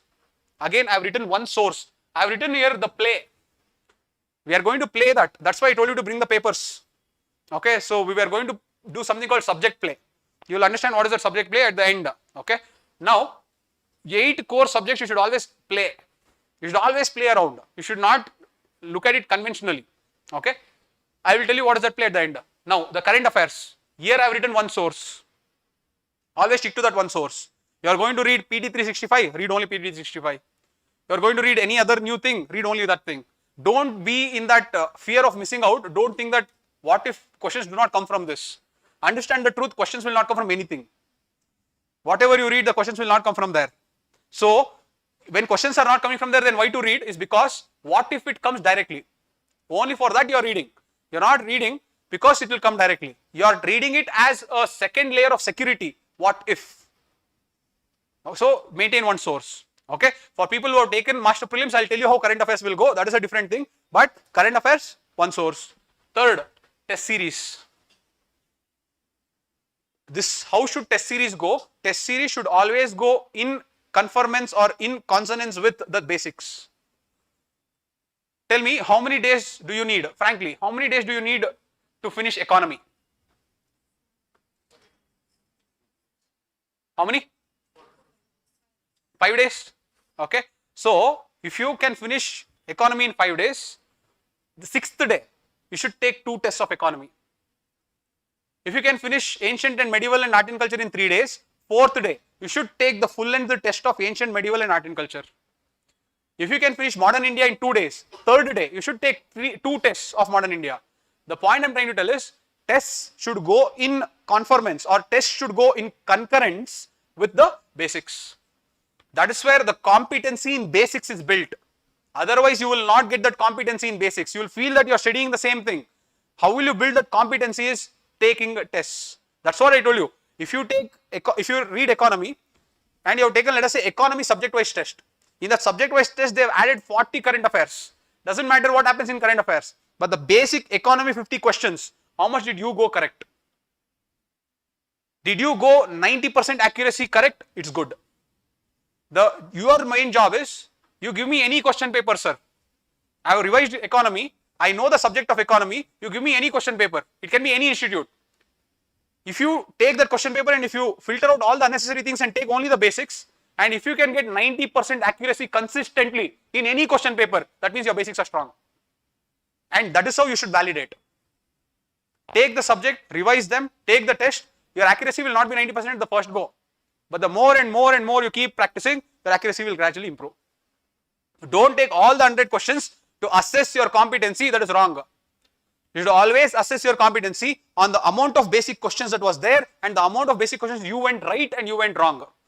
On that basis, you should assess your competency, not on the current affairs questions at all. So be very, very clear. This is one of the reasons where a lot of people will stop taking tests. Why? Because their assessment only is wrong. You have revised economy. Why are you expecting to go right in current affairs? You are understanding this? That makes no sense only. You are reading something. You are reading X. Why do you want Y to go right? Your main job is you have read X. Validate X.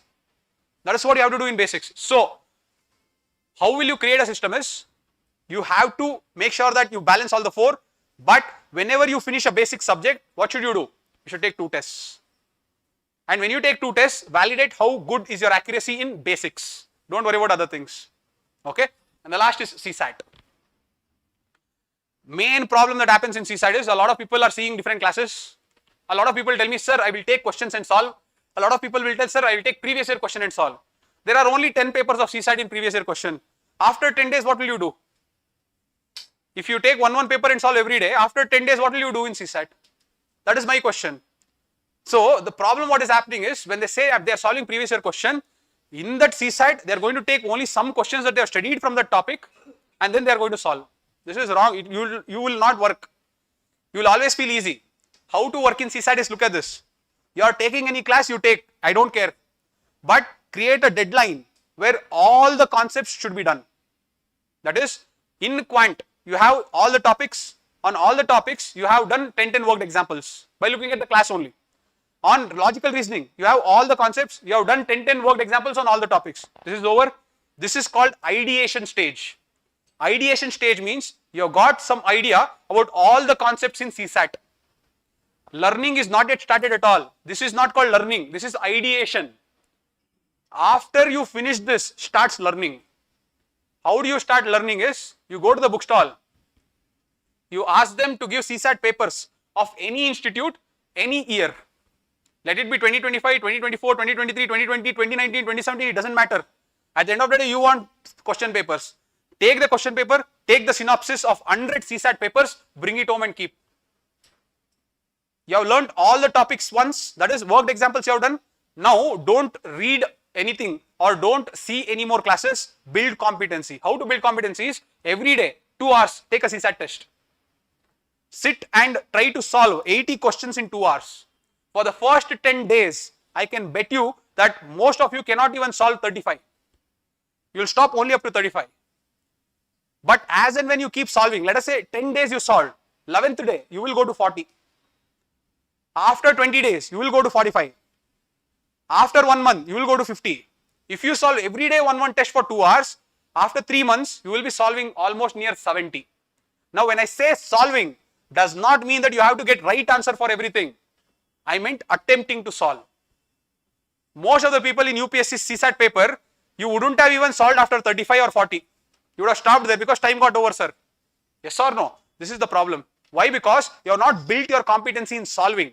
Not the right answer, just solving. Now look at this. Why taking tests in CSAT is very important, I'll tell you. 3 important reasons.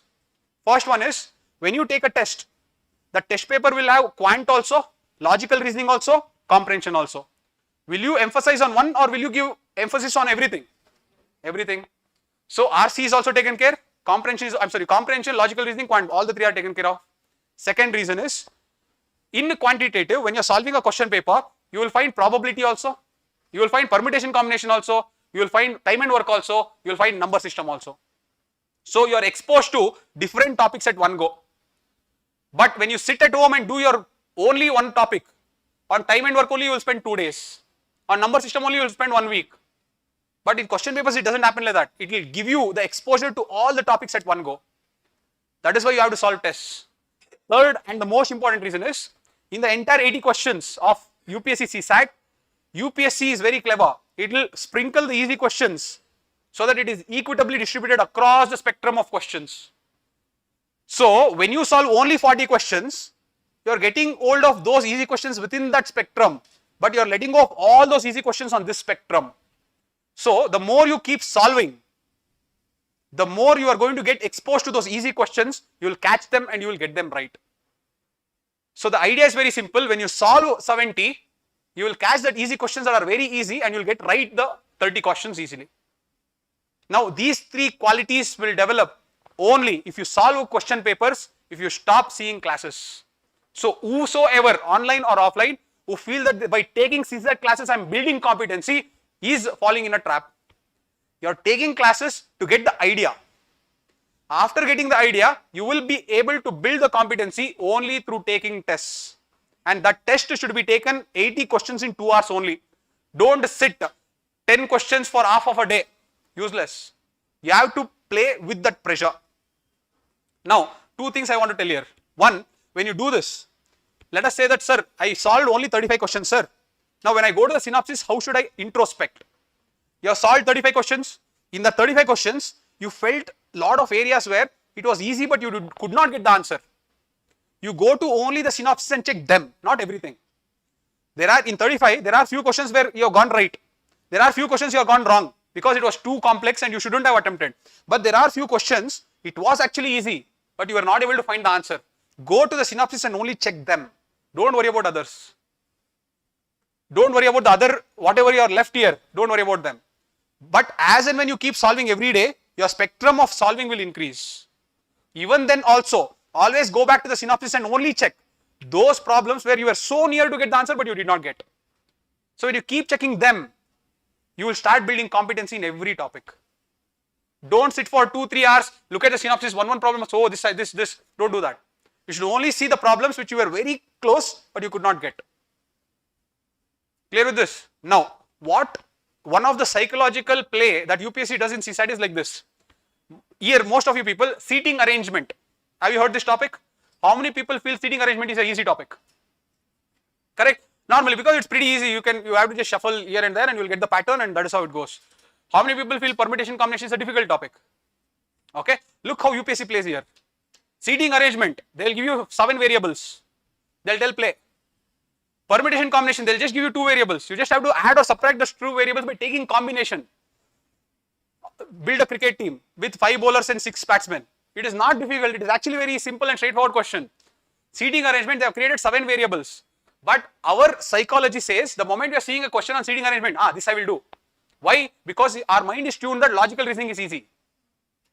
The moment we are seeing permutation and combination, the mind is already tuned that it is difficult. So even before reading the variables, you have already decided I cannot do.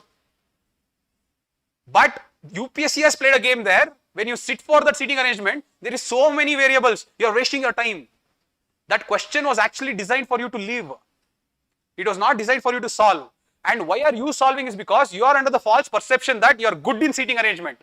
You are not good. You are not good or bad in anything. It is just that in that time constraint, which is faster to solve. That is how you should be looking at. You should not be looking at the paper thinking which am I good at, which am I bad at. You should always be thinking which is faster to solve, which takes more time. If you feel that there are so many variables and the question is so complex, let it go and keep moving on. Okay, that bias will go only by solving tests. I hope you are understanding this. Why am I telling so much about CSAT today is, after today I will not be talking about CSAT. In my course there is no CSAT. So my students here, I will not be focusing on CSAT. That does not mean that you will not do CSAT. You have to take CSAT together with whatever I do. And how will you take CSAT together is not by watching one class or solving previous year questions. That has to happen and it should end. And after that, what will you do? Every day one test. 2 hours, one test. Again, will you worry about the marks? Will you worry about how many questions you solved? You will only build competency. I hope you are understanding this. That is when you will actually enjoy the process. You will enjoy the process when every day you get up with an attitude that I'll become a better person by learning new things, by becoming more competent. I hope you are understanding this. Okay. So this is how you have to create a system. Okay. Next one.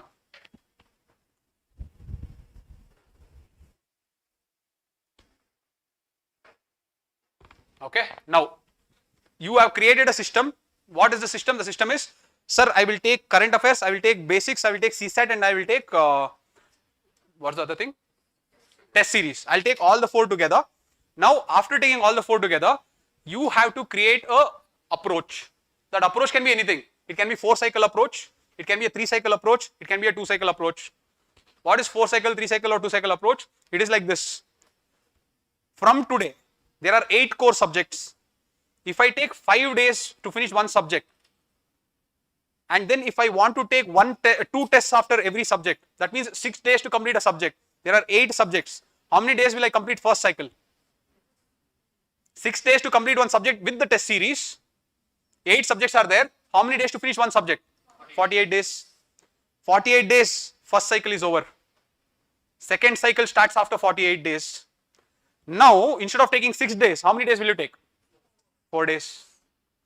4 days, 8 subjects. How many days will you take? 32. Your second cycle is over. Come to the third cycle. Now, how many days will you take? 2 is a little difficult. Let's take 3. Okay. 3 into 8. 24. So, 48, 32, 24, 16. How many cycle was it? 4-cycle approach. So, some people will take 3 cycle because they want to learn a little slowly. They want to learn properly. Some people will take 4, some people will take 5. Whichever cycle you want to take, you take. That is okay. Okay. You should take that cycle on the basis of your strengths and weaknesses, not because your friend is doing or sir told you to do it. So some people may take, in the beginning, some people may take 10 days to finish a subject. Okay, no issues. Then follow a 3-cycle approach. If you people already are there in a stage where I can take just 3 to 4 days to finish a subject, you can follow 5-cycle approach. Are you understanding this? So take that approach that you want to take on the basis of your strengths and weaknesses. It really doesn't matter which cycle you take. The thing is repetitions. This approach will always give you repetitions. You have to keep coming back and keep doing the same thing again and again and again and again. That is all the cycle is telling you. Okay. Okay. Regular validation. See, whenever you're told that, sir, I've taken the cycle approach, I've created the timetable, I'm studying. If you're just studying without any validation, it's useless. You have to be constantly validated. That's why I told you, first mock tests. If I finish a subject, before I go to the next subject, what will you do? You will validate. I have studied economy, but am I good in economy? Who will tell you you're good in economy? Not any faculty or a book. Who will tell you? Mock test. And how will you validate through mock test? Not with the entire 100 questions, with the basic questions. That is your primary validation of how good you are in that subject. Please make sure that you do it. Okay. The second is meet us regularly. Meet us as in meet your faculties, meet your mentor, talk to them regularly. It will always be a positive energy when you go and meet them. Don't be secluded. Don't be continuously isolated. Okay, meet them regularly. Your parents and your family is integral to your preparation. Why am I telling you this? Because this preparation is psychological. This preparation is not purely academical. It is not like IIT. Okay, you have to have a proper support system to be psychologically strong. If you want to sit in that exam, not worried about the outcomes, whose support is important? Your family support is important. the more support you get from the family, the more you're not worried about the outcome. You know that someone is there to look after me. Even in the worst case scenario, I can go back to them and cry. If you have that buffer, you will always be positive in the exam. It is okay to cry, it is okay to be insecure, it is okay to always feel that there is a lot of uncertainty. There is nothing wrong with it. But whenever you feel that way, always make sure that your family is there to support you and be open about it. There is nothing to prove you're strong. Your strong is proved when you clear the exam. The strength is not proved by the way you act preparing for the exam. Okay? The next one. Stay with like-minded people with positive energy. That means whenever you come and discuss with your group should always discuss about the subject, not about UPSC. Because I've seen the only entire thing that will run around in the group is to scold UPSC. What questions they will give? It has become so uncertain. It is so unpredictable. How much ever we study, what's the point of telling all these things? It is okay to vent out here and there. I'm not telling that you should not do that at all. But always maintain that positive energy. That is, discuss more subject. Discuss how you have identified new things in the subject. Discuss current affairs. Discuss issues. So spend time with like-minded people. And yes, it is important. Don't become too isolated. Okay, it becomes a little exhaustive if you are isolated. It's always good if you can spend some time with like-minded people. Okay, so make some friends and keep discussing, especially the current affairs part. The current affairs part will become too much if you don't discuss. So if you can discuss, it actually will become very joyful. So for example, if you take one, for example, mineral security partnership. So one person can give you 1 point, another person can tell you one more point, another person can tell you one more perspective that you did not know. So when you discuss, you will hear all those perspectives. Okay, so it is always important that you do this. Okay. The last and final is this. For all those people who are not going to join Master Prelims program, it is fine. You understood the game, you understood the rules, you know how to create a system. So make sure that you go and create a system today. It has to happen today. That is, from today till May, how will I balance all the 4 things? What is the different cycle of approach that I will take? I will today go to the bookstall and get all the question papers that are there, because every time I finish a subject, I will keep solving. Every day I will solve CSAT papers. These are few things that you will write down, and these are few things that you will get it done. This is what is very, very important. Okay. So this is creating your own timetable. Up to this point is what was my agenda or objective of this session. Starting from here, we will discuss more about Master Prelims 2026, what is it going to be, and etc. and etc. So up to this point, if you people have any doubts regarding how to prepare for this exam or anything that I may have missed out, please do ask. I'll be able to address it. Online guys also can ask. Yes.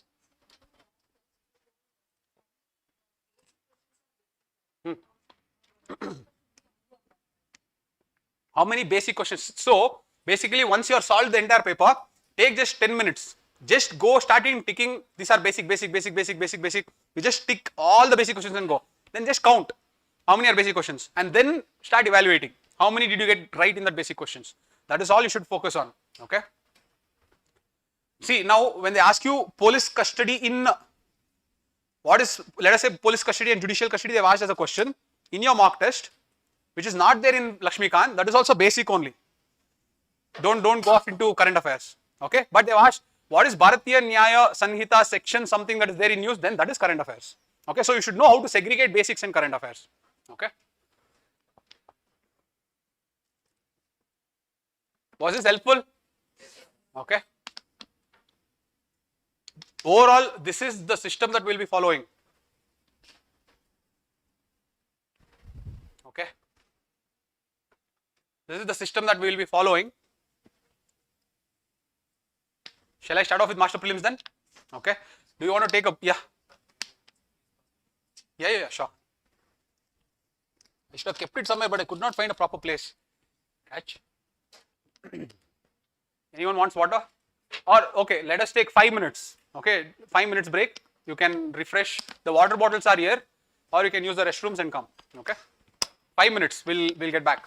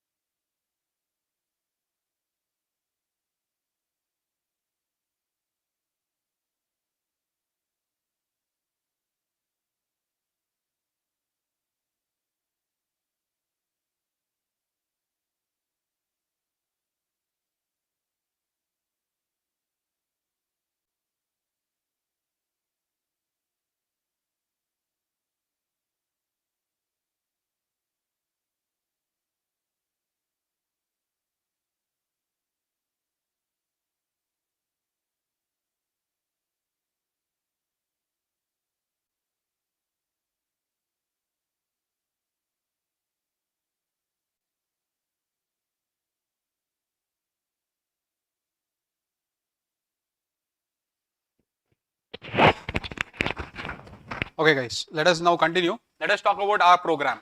How Master Prelims program is built. The entire philosophy is built on whatever I have told now. Okay. So basically, this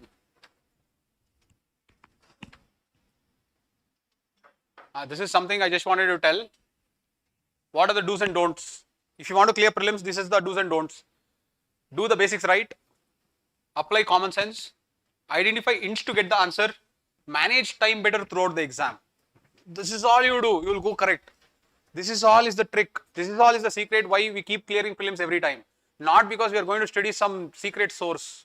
We do this under any circumstances. What we don't do, make silly mistakes. I knew the answer, sir, but there I marked wrong.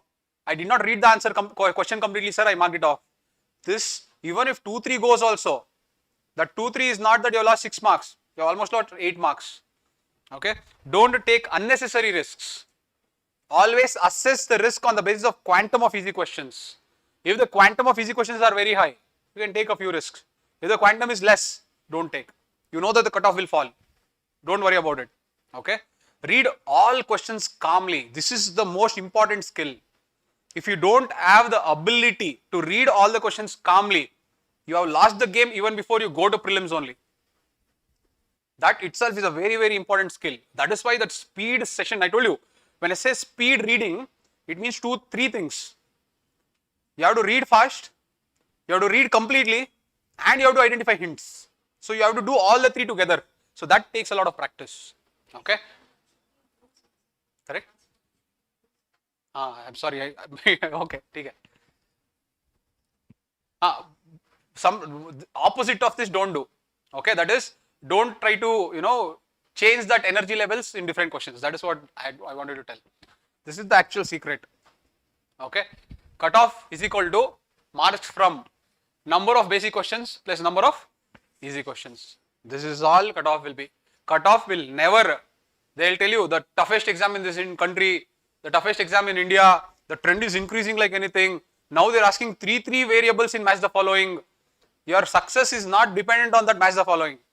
Your success is not dependent on more variables, the change in patterns, the change in trend.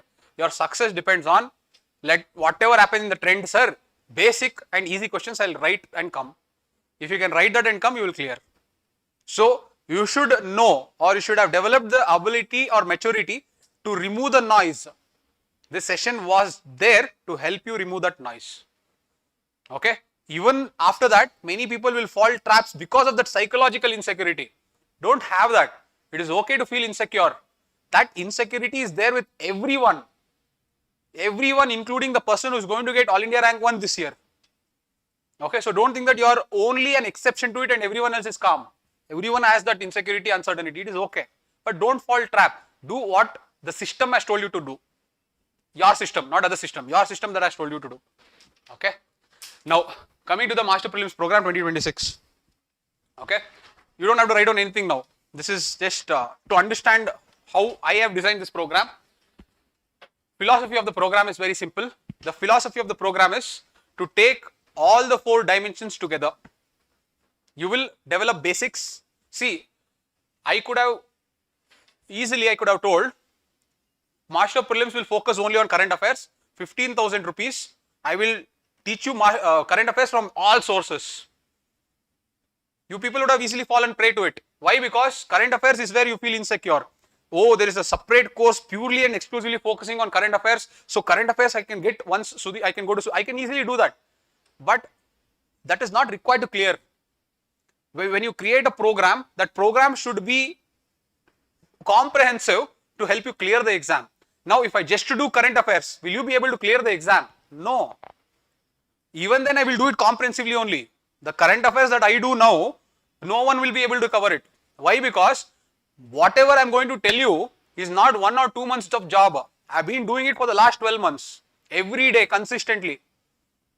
Every ministry's PIB article I used to follow, convert it into prelims. So it is not easy to do that, which I will be telling. But even after doing that hard work, I myself am telling that it is not that useful.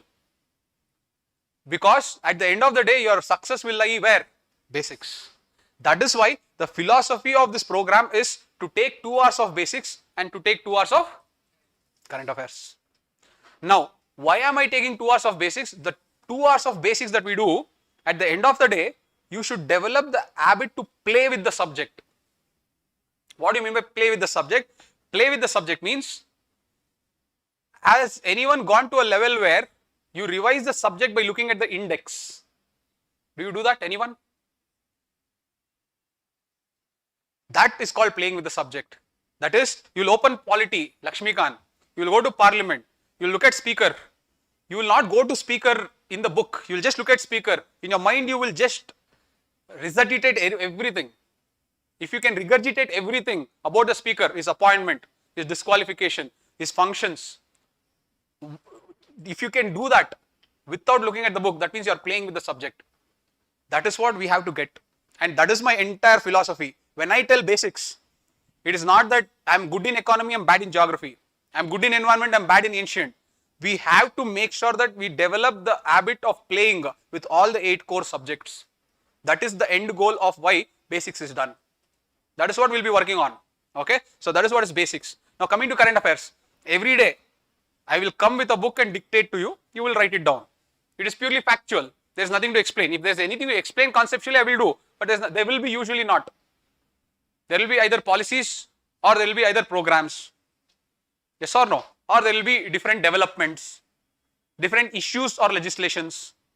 Are you understanding this? So, current affairs is where gradually when we keep going on, we will build it up. Okay. Now, look at this. When you say basics, I will take basics through MCQs subject. What is subject? I will tell basics through MCQs. Now, when I tell I will take basics through MCQs, that does not mean I will take the topic called parliament. I will go to ChatGPT. I will tell it, give me MCQs on parliament.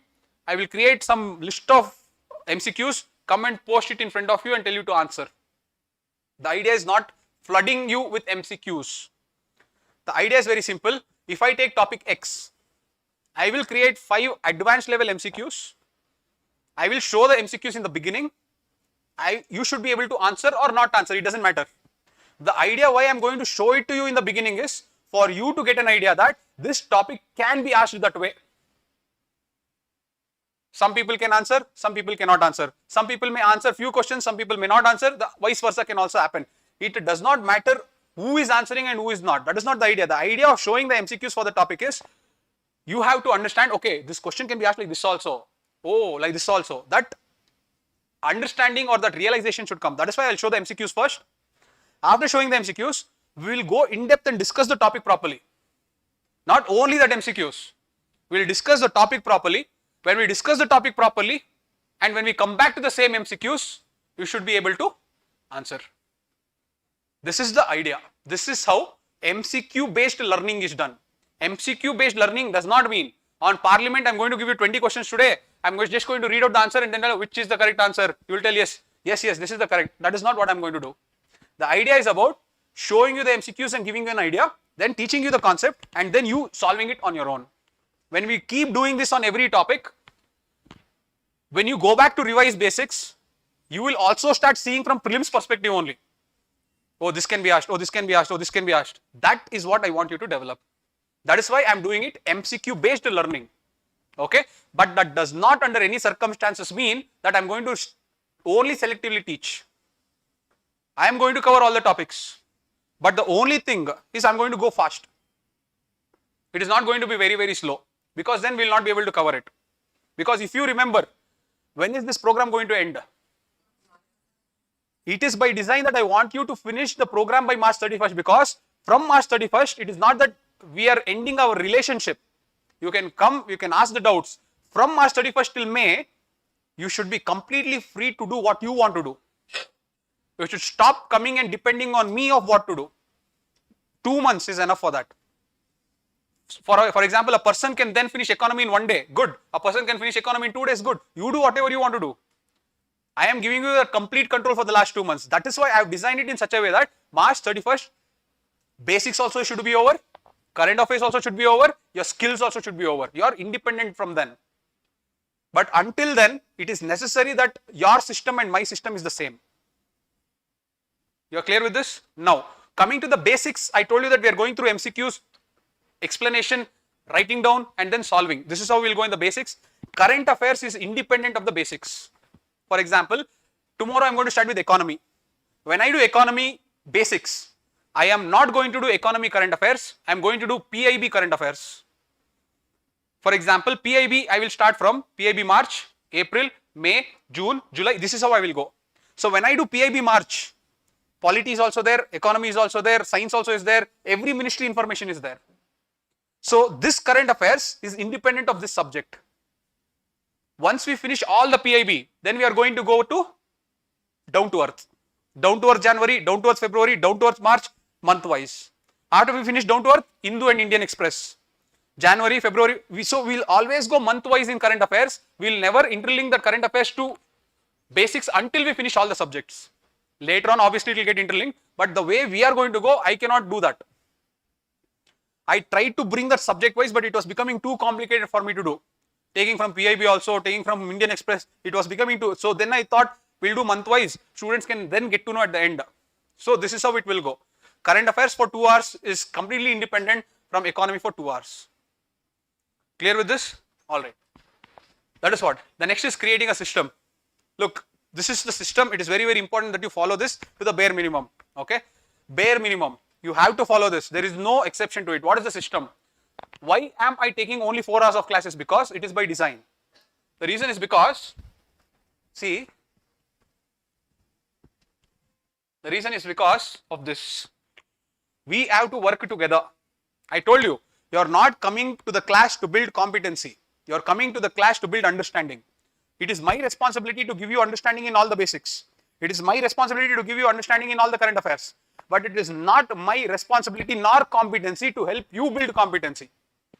So then, how to build competency is, okay, after March 31st, now everything is done. Now go and solve test. This is a wrong strategy. When we start my program, you also start executing the program. So this is how it will go. 4 hours of class every day. 2 hours basics, 2 hours current affairs. You will go back home and give 4 more hours. For 1 hour, you will revise exactly what I have taught. Whatever I have taught, 1 hour is enough. The next 2 hours, I want you to take a subject-wise test of whatever subject I am doing. A full-length subject-wise test. And the last 1 hour, introspect whatever you have done in the subject-wise test. Exactly how I have told you. That is your accuracy in the basics. I'll give you an illustration. Tomorrow economy starts. For the first 5 days, economy will get over, 5 or 6 days. Once economy is over, when you go back home, 1 hour you will take to revise whatever I have done. 2 hours, which test will you take? Economy full-length test. I don't believe in the concept of reading one topic and taking test. It is actually wrong. 2 reasons why it is wrong. When you read a topic and take 50 questions on that topic, the last 25 questions on the topic is purely created to create a number called 50. But the last 25 questions will not come because such depth is never necessary in prelims. That is one reason. The second is, whenever you do topic-wise tests, you are breaking the organic linkages between topics. That is, every subject will have a philosophy. If you understand the philosophy and apply that philosophy, you will usually get the answer right. But when you see topic-wise and go, you will not catch the philosophy at all. So I personally do not believe in that philosophy of topic-wise tests. I am not disrespecting anyone or trying to do. My belief is that, my philosophy is that. So sir, what to do? Always solve subject-wise tests. That subject-wise should be full-length subject-wise tests. It should not be half of economy I am going to solve, half of economy later. Full-length subject-wise tests. That subject-wise should have microeconomics also, macroeconomics also. It should have elasticity of demand also. It should have foreign exchange market also.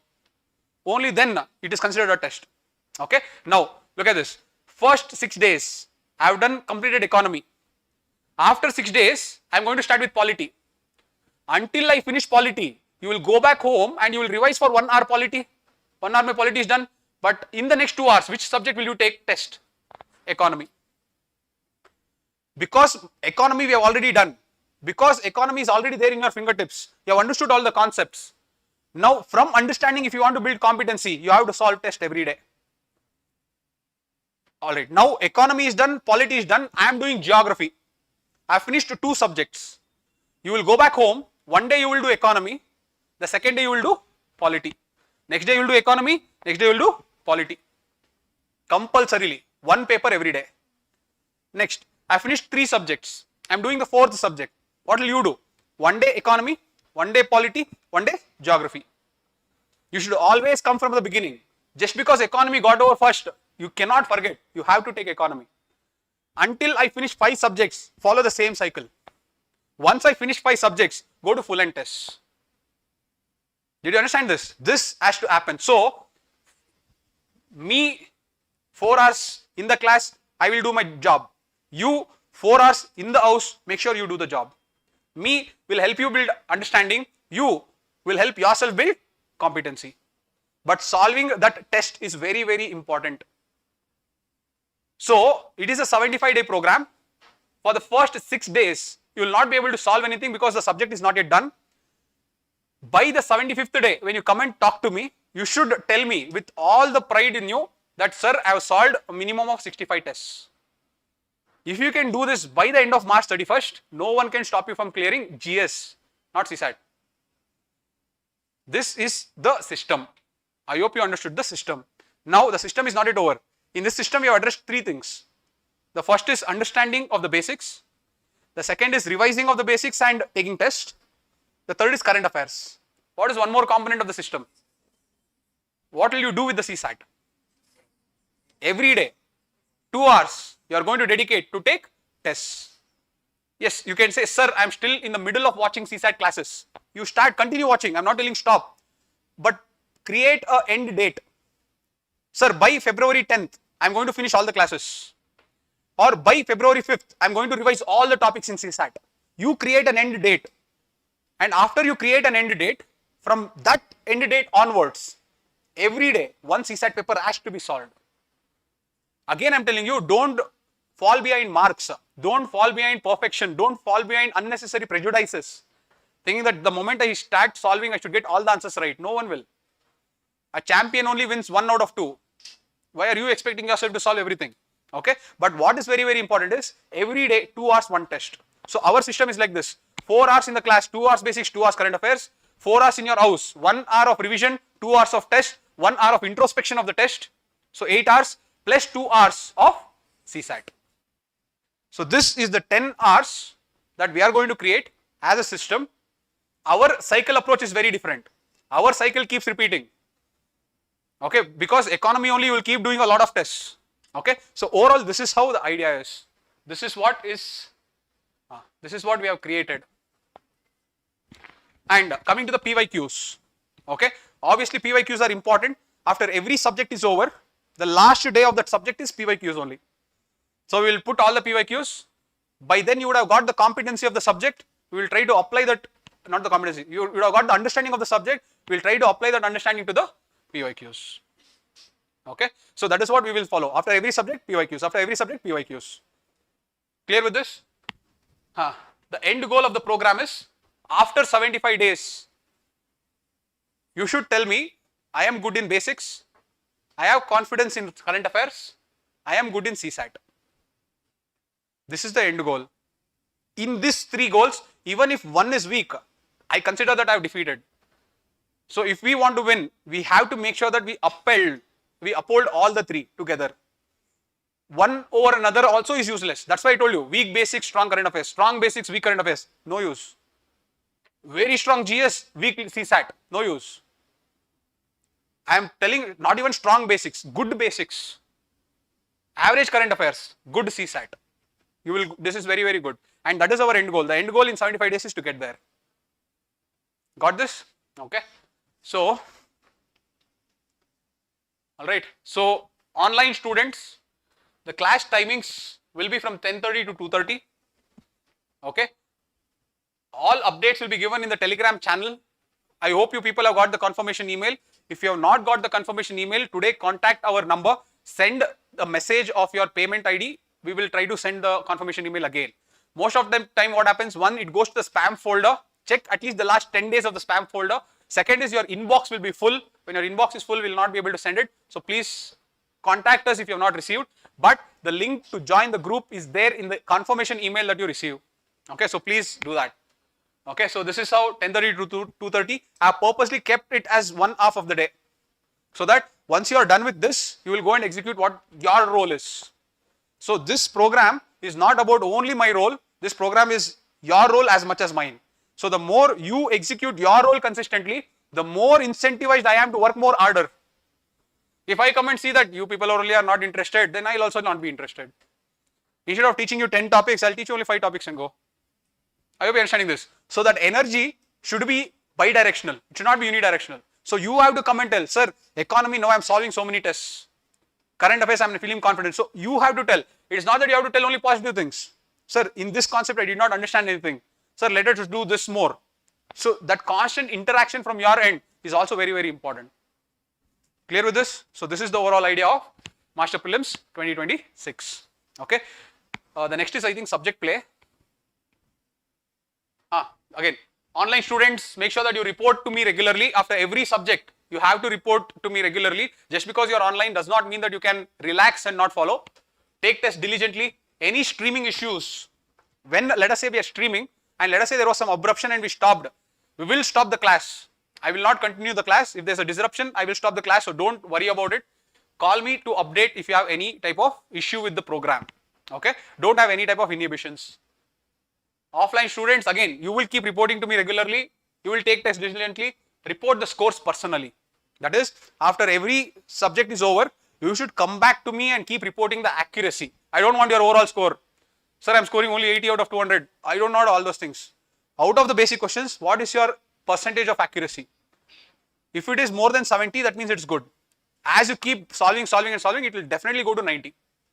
And 90 is ideal, not 100. 90 once you reach, that is more than sufficient. Okay.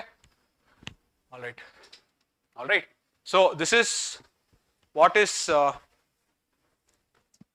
tell you what this is. So this is what is our program. If you have any doubts regarding the program, please do ask so that we get it rectified or we incorporate that feature also into our program. This is my idea and my philosophy. Yes.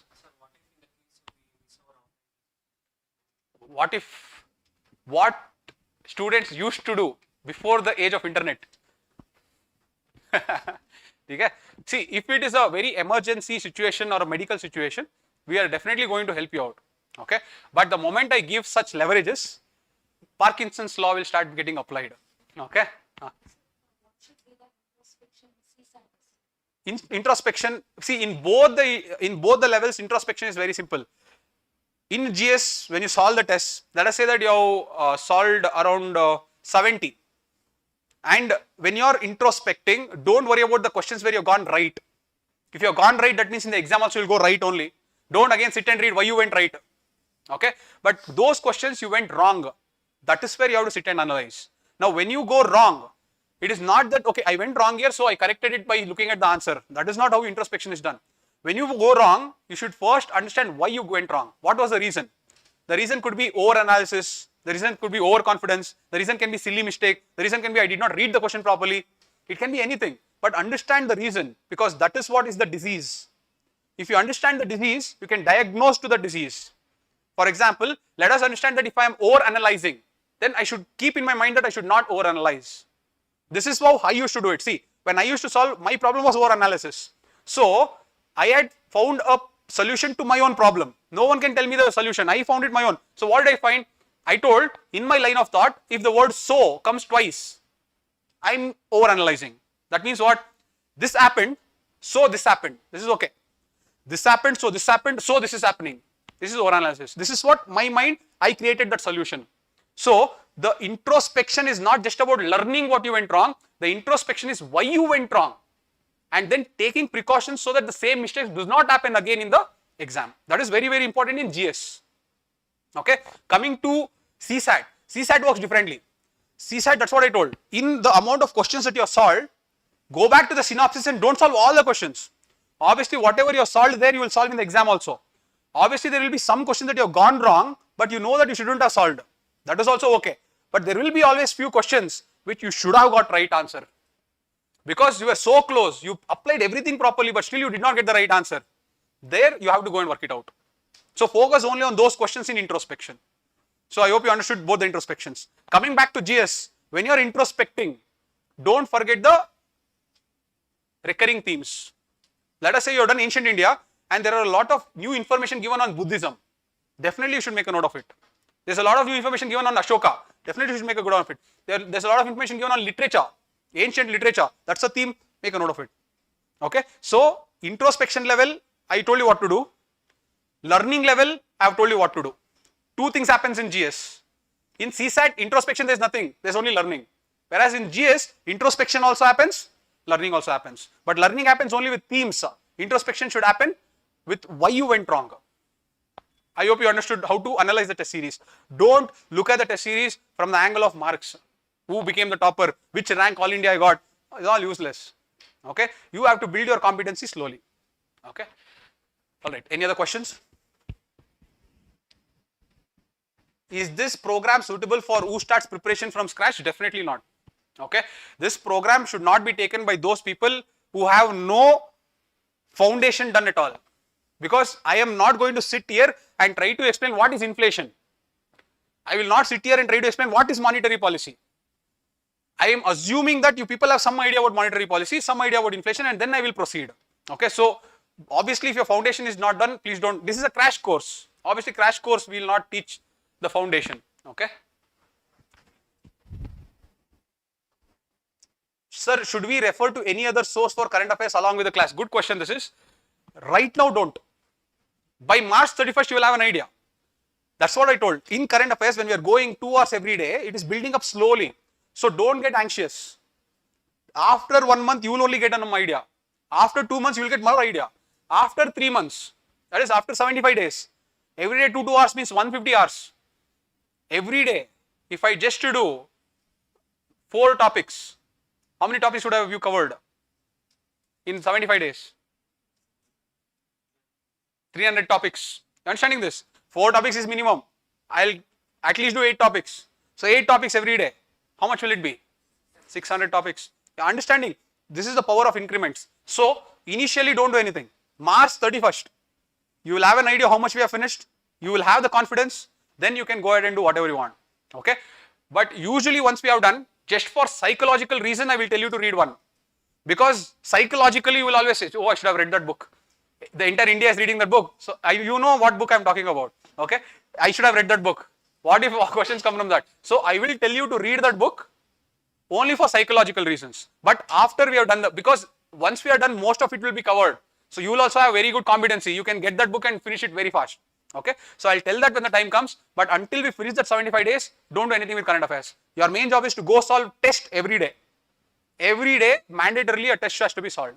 Okay. So this is how it works. How to take master prelims? Thank you. You can go to my website sudeepverse.in. All the details are there. Okay. All right. So let us start this something called subject play. Okay. Subject play. What is subject play is you should learn to play with the subject. See, a person who has a very good knowledge about his or her body, will they take good care of their body or bad care of their body?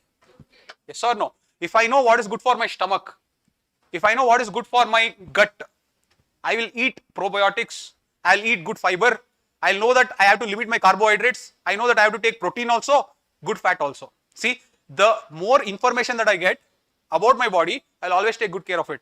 This philosophy also is based on that. You will play with the subject when you know the boundaries of the subject. If you don't know the boundary of the subject, you will not know what to play. So today, what we are going to do is, we will take every basic subject and we are going to create that boundary. Now that boundary is dynamic in nature. Just because I gave this boundary does not mean that there is nothing new that should be added at all. You can add, but add carefully. Just because you saw something somewhere, don't keep adding everything. Then it becomes, again you will lose the purpose. Okay, it should be carefully added. But at the end of the day, let us say economy. If I say economy, the 2 pages that you are going to write down on economy should be your boundary of economy. So once you are done with economy, let us say that you have finished the subject called economy, you will sit at your house, you will just look at that subject, only the boundary you will see and you will recollect everything. And when you are able to recollect everything just by looking at that subject, that is called subject play.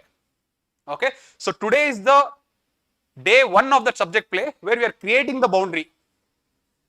The day N of subject day is where you will look at the subject, the boundary that we have created, and if you can recollect everything from that.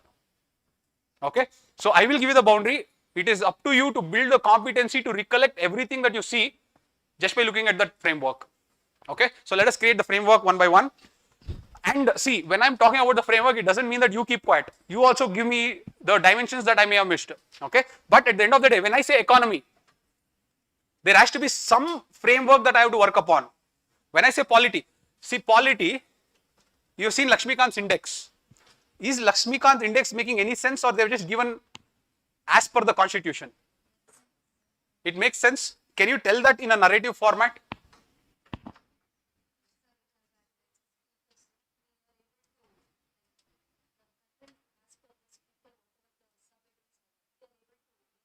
Okay, fair enough. Basically, what we are trying to do is, when I say we are creating a framework, that framework should have some type of narrative. That framework cannot be abstract. That is, I cannot just keep telling this will come, that will come, that will come. There has to be some narrative attached to it. Okay, let us look at what is that narrative. Okay, let us start the subject play. The first is economy.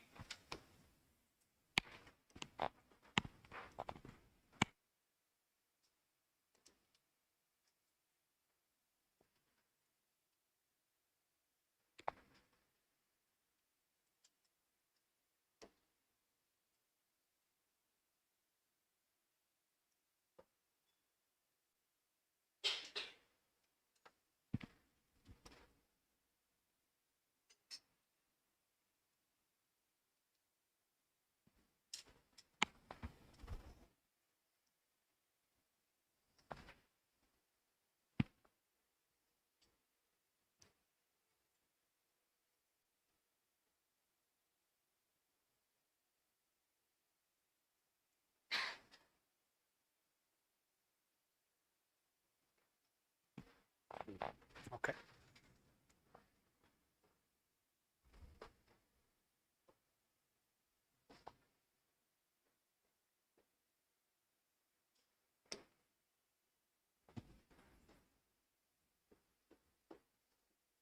Okay, whenever we say economy, how do we study economy? Through microeconomics as well as through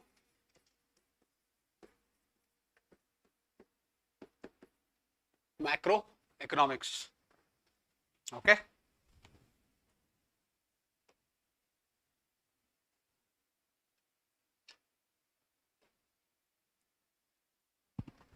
What is microeconomics and what is macroeconomics? Very good. Microeconomics mainly talks about what happens between individuals and firms. Don't write all these things, I'm just telling you a brief idea. Microeconomics means what happens with respect to individuals and firms, that happening between them. For example, it can be demand, it can be supply. It can be factor services, it can be factor payments. It can be goods and services, it can be spending, expenditure. So demand, supply, price. Okay, so all these things, what happens between individuals and firms, overall is what is studied in microeconomics. When you take aggregate of all the microeconomics and look at what happens at the national economy as a whole, then it becomes macroeconomics. So macroeconomics, macro means a greater scale. So it is looking from the scale of a nation. What happens with the economy from the scale of the nation is what is macroeconomics. What happens at the individual level, the transactions, that is what is known as microeconomics. Whatever subjects or concepts that you study here, you at the end of the day apply it here. Because at the end of the day, economy will never change. Okay. So here, the first is resource and production. Okay, the first is resource and production. See, any resource that is put into production is what is the study of economics. Just a resource lying there is geography. But when I take that resource and put it into the process of production, then it becomes economics. So if I have to put it into production, what are the things that you will get to know? These are what are called as factors of production. Okay, that is where you come up with a concept called factors of production. Now, can I produce anything and everything in a country, or there is some limitation? There is some limitation. So with my resources at the maximum efficiency, at the maximum utilization, there is a set of goods that I can produce. That concept is what is next, and that is production possibility Frontier. Okay, this is a frontier that shows what are the different productions that a country can do, keeping its resources at the maximum. This is where you study a concept called opportunity cost or trade-off. Okay, so this is the second aspect of microeconomics that's very important. The third one is something called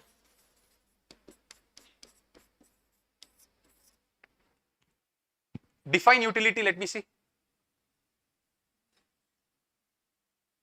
Utility means want satisfying power of a commodity. Did you understand?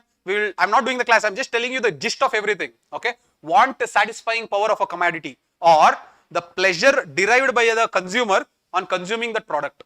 That is what is utility. Now that utility can always be studied in two ways. One is called cardinal utility analysis, and the second is ordinal utility analysis.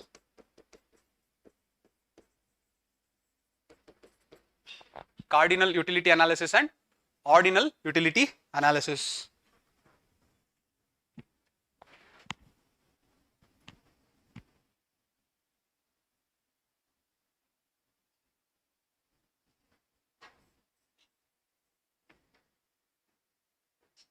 Okay. Here is where you can learn law of diminishing marginal utility. This is where you learn the concept called indifference curve, substitutes, complements, and the law of marginal rate of substitution.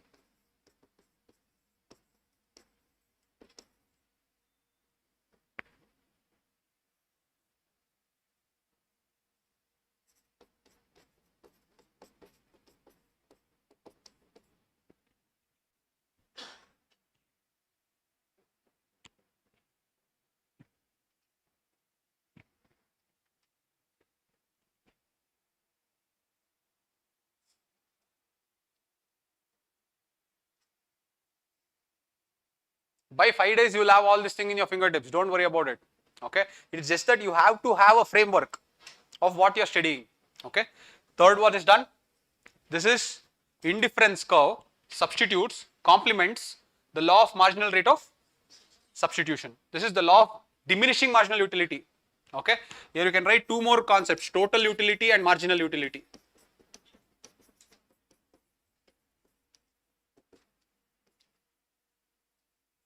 By using that, we will come to this. This law of diminishing marginal utility is what will lead us to another law called law of demand. This law of demand is standing on the concept of law of diminishing marginal utility. Anyways, I'll get to that depth later.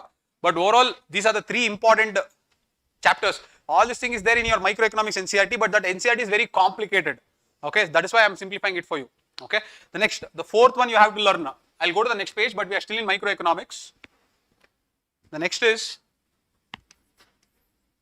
demand. The next is demand. Here you have to talk about law of demand. Here you have to talk about elasticity of demand. See, these are some of the terms that you should know. Whenever they use the word called elastic in economy, what does it mean? Whenever they use the word called marginal, what does it mean? So these are the things that you should have a very good idea, and that idea will come in microeconomics. The same thing they'll put it in macroeconomics, but they'll not explain. But that is actually explained in microeconomics properly. Okay. So if the moment you understand this, there it becomes very easy. Okay. Elasticity of demand. So here you have price elasticity. Then you have income elasticity. And then you have cross elasticity.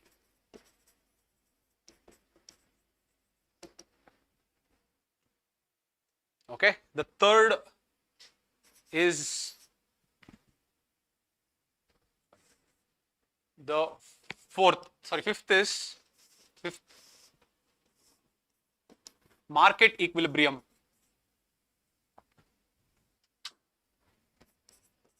Market equilibrium.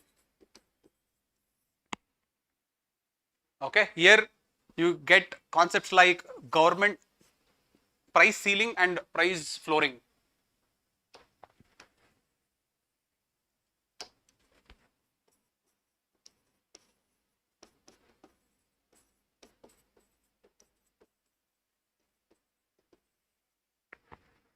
Okay, and you get excess supply and excess demand.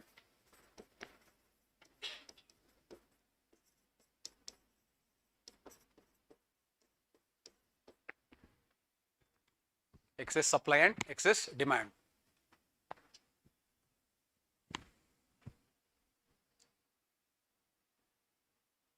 Okay, the last one, sixth one is production and cost.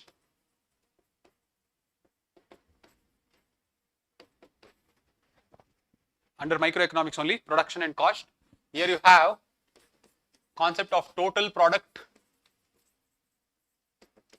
average product, and marginal product.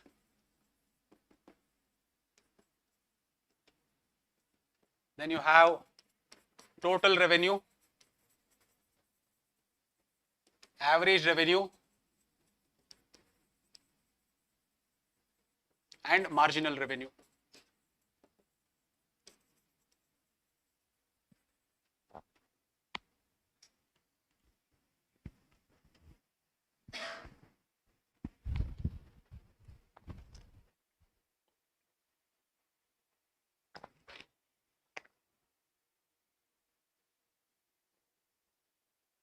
See, for working candidates need recorded classes, we cannot see live.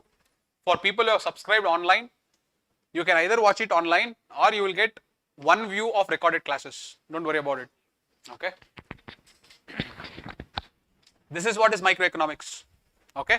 The reason why I did not ask you to participate is because I know that most of you people wouldn't have been aware of the topics that is there. It is okay. Economics is something that will simplify the moment we do it. So this is microeconomics part. Now let us come to macroeconomics. This everyone will know the topics easily. The first one, when you have to talk about macroeconomics, that is what is happening in the nation, you need certain parameters. So what is the first chapter? Very good. National income, accounting. Okay, the moment you understood that there is national income accounting, with that you understood how inflation is happening, price stability is happening. What is the play of instability? What is the play of inflation and price stability? Very good. The play of instability and the play of inflation and price stability is money supply. So which chapter do you study, or which policy controls the money supply? Is it fiscal policy or monetary policy? Okay, so the next chapter is monetary policy. So monetary policy is basically a policy that looks after the supply of money. Should I infuse or should I suck it out? Okay, so that is what is monetary policy at the end of the day. And who will do the money supply? Government or the RBI? So monetary policy is purely and exclusively the job of RBI. Now, along with this, there is something called fiscal policy. I'll erase this, or this is 1, this is 2. Let us go to the next page. 3. What is fiscal policy? Don't say government budgeting. In an economy, one, RBI can control money supply, but RBI cannot spend money. Okay, so RBI cannot spend money, RBI cannot allocate money, RBI cannot borrow money. Yes or no? Who can do this 3? That is what is this. So fiscal policy will always deal with what? Allocation, spending, and borrowing. You can also say taxation. So this is what is fiscal policy.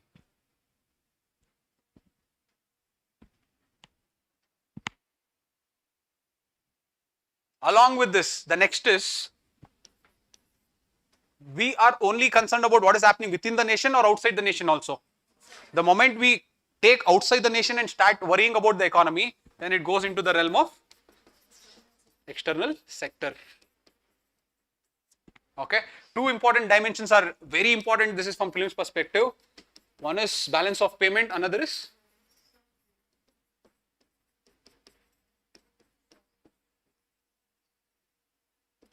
okay, both are very, very important concepts. Within this only they keep asking capital receipts. You saw 2025 only capital receipts, revenue receipts, and all different aspects. And this is where budget comes. This is where that fiscal deficit, revenue deficit, primary deficit, effective revenue deficit, all these things comes here. Okay, so this is where you learn them. Okay, after this comes different layers inside the economy. For example, inflation, banking system, then you have money market and capital market,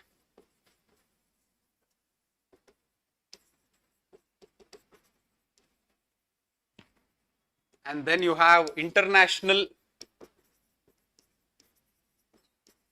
economic institutions.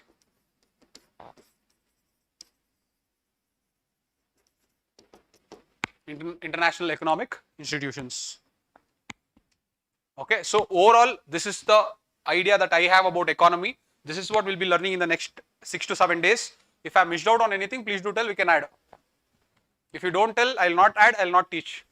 Okay, so make sure that you think about it. If I missed out on anything, please do tell, we will add it. But overall, this is it. So the idea is very simple. In the next 7 days, you would have learnt economy in such a way that to finish this framework, you should take 1 day. And to finish this framework, it should not be that you will go back in your notes, read and learn. You will sit, look at this page. You will just look at all the topics. You will recollect everything. The moment you reach that play, that means that my job is done. You understanding this? That is why I am creating this framework. So, in this framework, let us say we forgot something. You can add it later. That is why I told it is dynamic in nature. Don't think that it is completely, fixed or static. Okay, so this is what is economy. You can add anything new if you have left. I think one I have left. I am not able to recollect which one, but something I have left. I will do it while I am doing it. Okay, anyways, you got a framework of economy. Then let us go to the next subject, that is polity. Let us go to this subject called polity.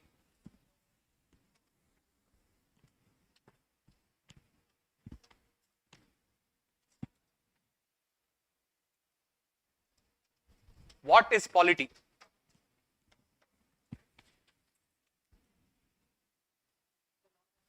That's the philosophy. What is economy at the end of the day? Economy is the study of putting the resources into production.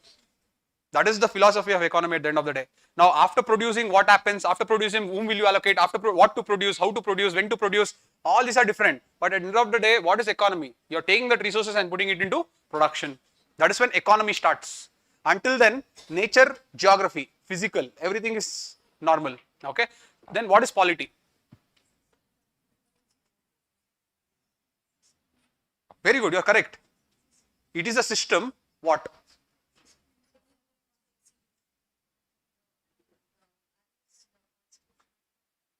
It is a system that organizes the society, yes or no? You need a system that will keep the society organized. That is, it is the system that will create rules. It wants all the people to follow those rules. It wants to take care of the welfare of everyone. So at the end of the day, I want a society that is completely arbitrary or random, or I want the creating that organization, or should that organization be very vague? That system is what? At the end of the day, the polity, the philosophy of polity is to organize. It is a system that organizes a society. Okay. So when I want to organize a society in a specific way, there has to be some ground rules. That ground rules comes from what? No, yes, that is there. First and foremost, you have to create values and principles that will govern the society. Without creating the values and principles, how will you create a system? So that values and principles that governs the society comes from which part of polity in India? Very good. The first is preamble. The second is FRs, very good, FDs, DPSPs. This is in India. What about globally? Even globally also a society should work properly. What about the principles for that? Universal Declaration of, then have you heard Covenant of Rights? What is Covenant of Rights? What all rights do you have? You have political, you have socio-economic. No, there are different types of rights. This is International Covenant of Political Rights. It's a covenant. That means there is a written, formal, organized convention for it. Okay, I'm not telling out of academics. This is there in United Nations called Covenant of Rights, socio-economic rights, and the next is. Okay, so look at this. The values comes from this. On the basis of these values, a system is going to get created, and it is that system that will overlook the organization of a society in a particular way. This is how polity comes into picture. Okay. Now, why am I telling you like this is, whenever you learn about FRs, whenever you learn about anything regarding values, you should always put it in this part of the polity. So basically in Lakshmikant, they have not segregated like that. They have just created, index and gone. Whenever you learn new things, okay, you have to keep adding it to this. Sukhdev Saho, right to mental health is now part of fundamental right. So that is a value that has now got expanded. So whenever you come across new things in this, you have to keep adding to this part of the syllabus. Whenever you revise also, this part of the syllabus you should revise separately, the next part separately, the next part separately. That is why I'm creating the framework. When you want to revise economy now, you should not vaguely open monetary policy and start revising. You should create an order. In first, accounting is the first thing that you should know. Without accounting, you cannot go to fiscal policy. First you create accounting, then you understand money supply, then you understand spending and borrowing, then you go to external sector. So why are we creating this is, this framework will create a logical flow for you to recollect as well as revise and read. Understood this? So overall this is the values. Now, after you have understood the values and you told that this is how I have to create the system, now let us talk about the system. And let us talk about the process. Okay, system and process will go together. The system works because of the process. Okay, now where is both system and process mentioned? Okay, so this is what is very, very important. Both the system and the process is mentioned in the constitution. Okay, now what is the system? Very good. The system broadly is 3 tiers. Yes or no? So you have union government, you have state government, and then you have the panchayats and municipalities.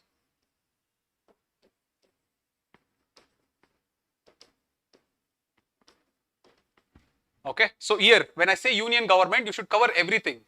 As in the syllabus, you have the president, you have the chief minister and the council of ministers, then you have Supreme Court, then you have, I think, Advocate General of India, Attorney General of India, sorry. Okay, Attorney General of India. So this is together what is union government. Sorry. Prime Minister and the Council of Ministers. So here, Governor, the same thing here. So I hope you are understanding this. So you understood what is the system. Okay. Now what is the process? Very good. The process is, you have elections, you have appointments, you have disqualifications, you have passing of a bill or a law, you have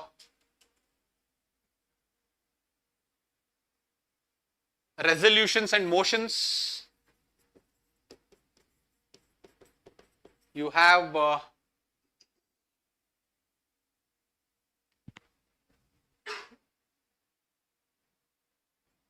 acts and legislation. No, this we will add separately.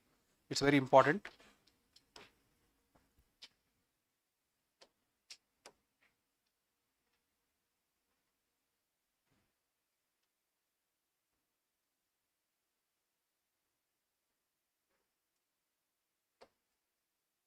Then we'll have impeachments.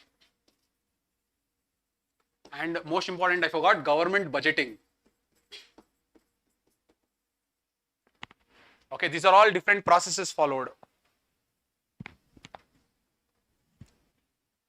Okay, now the process should always follow what you call as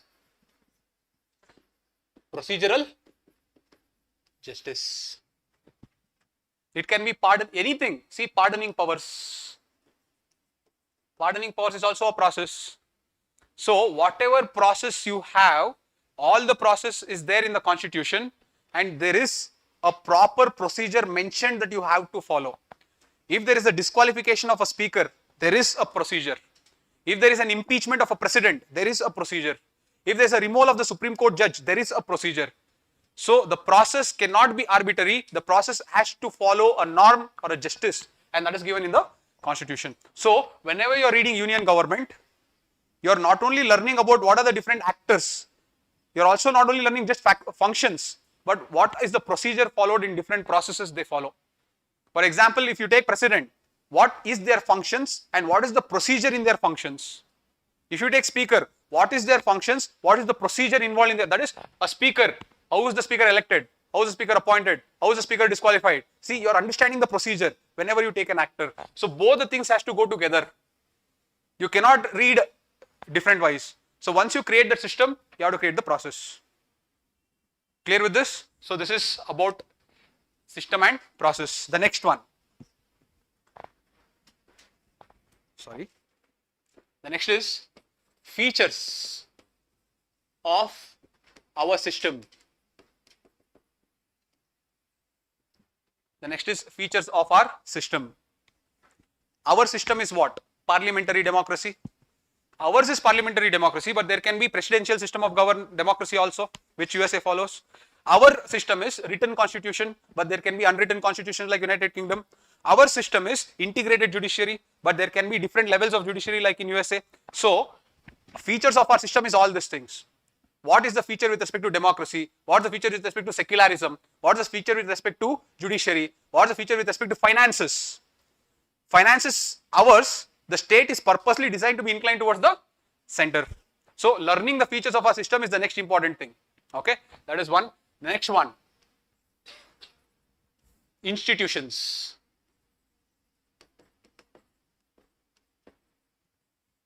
The next is institutions.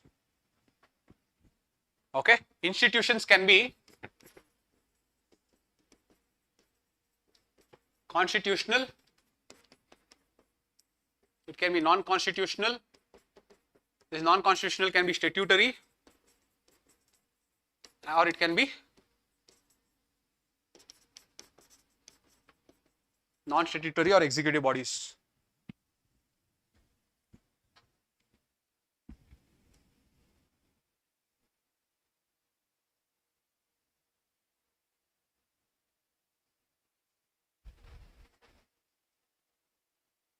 Correct? Are you understanding the logic of how polity is always created? A system, when do I call a system? A system means there are different components that are connected with one another. Only then I call it a system. So, in this system, what are the different components? 1, 2 and 3. So, are these components connect to one another or disconnected from one another? They are connected to one another. The study of those connections is what is called a relationship. Okay, so what is relationship? It means either you are studying center and state relations, or you are studying center and panchayat relations through finance commission, remember, or you can say state and panchayat relations. See, these are all different levels of relations. This is how you have to study. Okay, or you can say interstate relations. Okay, that is also a relation. Interstate relations. So this is how a system works. You are getting this? At the end of the day, all this is created to do what? All this is created in order to create rules. That rules will help us behave in an organized way. So that rules is enacted in the form of what? The rules is enacted in the form of acts and legislations. So that is the next dimension of this particular polity. You have to study acts and important acts and legislations you have to study for prelims. Not everything like mains, but important ones you have to. Like the flagship ones. You have to have a very good understanding of RTE. You have to have a very good understanding of RTI. You have to have a very good understanding of Food Security Act. Okay, so such flagship acts you should always have a maternity act. So these are the things that you have to get. Yes, in that relationship only you can talk about emergency also. Very good. In that relationship only you can talk about emergency. That's what I told. See, the idea is not to give you an exhaustive list. The idea is to give you a framework through which there is a pattern for you to recollect things.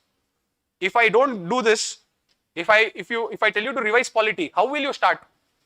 You will randomly start by, because Lakshmikant is starting from one chapter, you will randomly start, or your notes is starting from that chapter, you will randomly start. But now you are not going to start like that. First, you are going to understand properly what are values and principles. Then you are going to understand what are the components of the system. Then you are going to understand the procedures involved in that components in the system. Then you are going to understand the relationship between those components. Are you understanding this? So basically the framework is creating a narrative that will help you to follow and revise again and again. That's all. Okay. You can keep adding. If I have missed out anything, please add. Okay. So this is all I can remember, I think. Okay. So this is polity. Polity is done. Let us move to the next one. Let us do ancient India.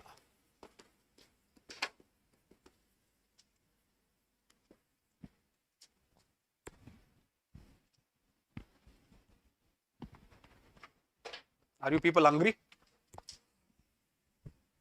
This is showing wrong time. I'm still thinking it's 1:30. Now I saw. It's 3 o'clock. Okay, half an hour. Okay, we'll wind it up. Ancient India. Now look at this. Ancient India, temporally you should have an idea of what things are. This is how you should start. Prehistoric. If I say prehistoric, we have Paleo, Meso, Neo. Okay, then comes the Stone Age.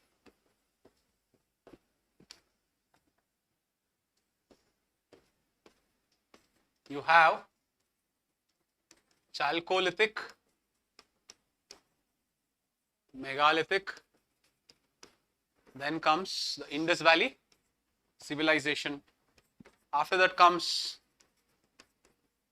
Vedic period. Here you have Jana,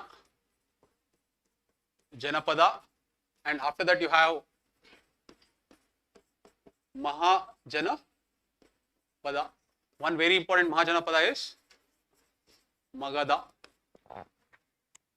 Okay, so during the time of Magadha, the first invasion happens.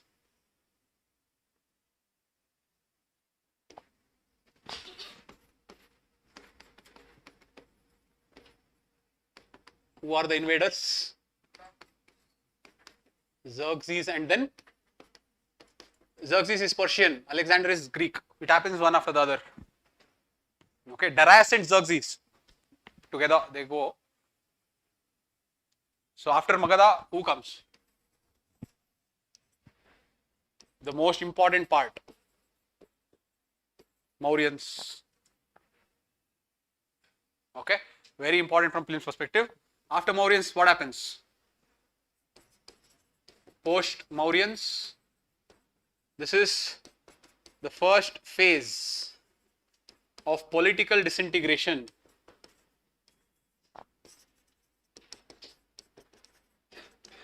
of India. First phase of political disintegration of India. Okay. So political disintegration means one empire is not there now. It is broken into several smaller fragments. What are all the fragments? Look at this. West India. Second phase of invasion. It is basically by Shakas and Kushanas. There is Parthians also. Don't worry about it. It is just a flow. These are the very important invaders. Kushanas, In central India, in North India, you have Shungas. In central India, you have Satavahanas. And in South India, you have Kadambas.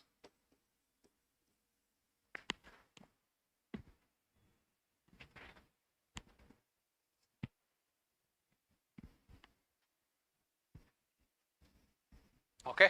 Again, this phase is also very, very important. Whenever there is disintegration, art and culture wise, it becomes more diverse. Okay, the diversity is very high because every kingdom in their own region, they start doing different things. Okay, so that is why disintegration is very important. After this, what comes? After this stage, what comes in ancient India? Very good. The age of Guptas. The age of Guptas. Okay, after age of Guptas,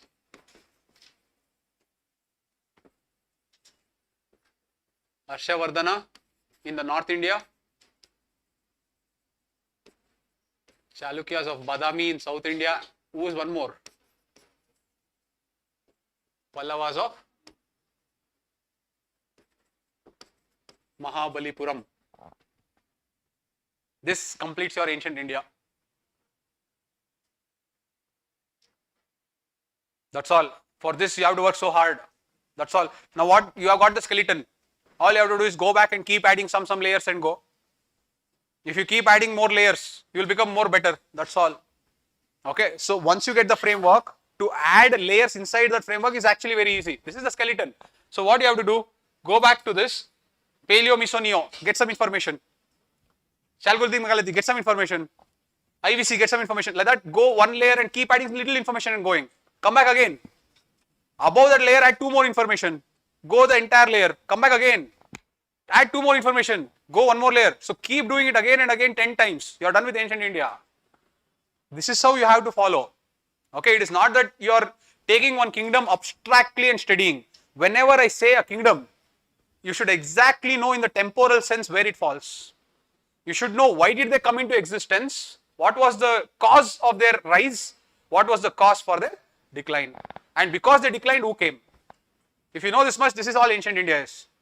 Okay. So from there, let us continue medieval India next. It's all a flow. So this is over. The next is medieval India.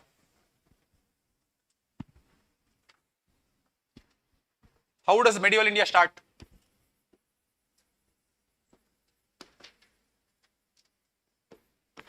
Medieval India will start with what? Very good.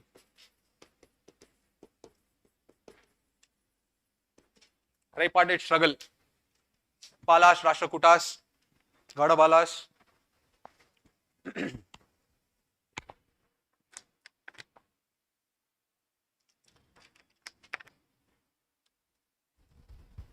Just give me a minute, guys. 1 second.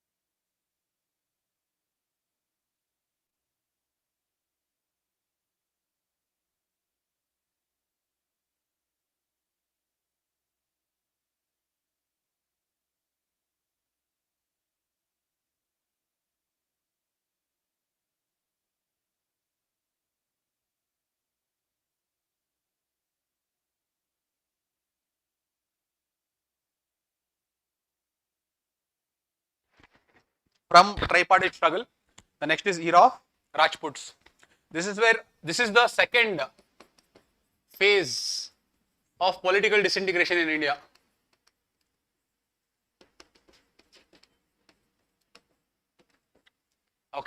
This is where you have Chandelas, Kalachuris, Gadawalas, Chalukyas of Gujarat, Sena of Bengal. So many empires come now. But look at this. This is where the climax of Nagara architecture happens. If you take the Chandelas, they are the ones who create Khajuraho temple complex. Okay. If you take Odisha, the Sun Temple and Puri Jagannath Temple, that gets created at this time. So most of the temples, Modhera Temple in Gujarat, most of the temples get created at this stage. That's what I told. Whenever there's a disintegration, culturally it reaches its peak because there's so much diversity happening there. Okay. Now, when this happens, up to this point, India used to trade with the West, the Greeks, the Romans. But now, because there is a rise of Arab, they will stop the India's trade with the West. So India has to now trade with the East. The moment India has to trade with the East, the kingdoms that had the coast in the East coast will now start rising. And among them, the one kingdom that will rise is the Cholas. Now comes your Raja Chola, Rajendra Chola. Why are they so interested in Indonesia all of a sudden? Why is it that till now they were not that interested? All of a sudden, why are they going there? Is because the trade to the West stops now. So now if you have to control the East, you have to control Sri Lanka, you have to control Indonesia. That's why the start of attacking of the East. That is how it goes. That is how you should know. Anyways, then comes what? Age of. Obviously, whenever there is disintegration, it leaves open for others to come and invade. This is the invasion. This is the third phase of foreign invasion. Third phase of foreign invasion. Actually, to be very, very specific, this is the fourth phase because in Guptas, Una invasion happens. That is one of the prime reasons why Guptas will fall. But that Una invasion is not that significant also to tell anything. That is why that Una joins with India to form a new race. That is what is known as Rajputs. But anyways, that is not that significant. We can put this as the third. Who will come here? Ghazni and Gori.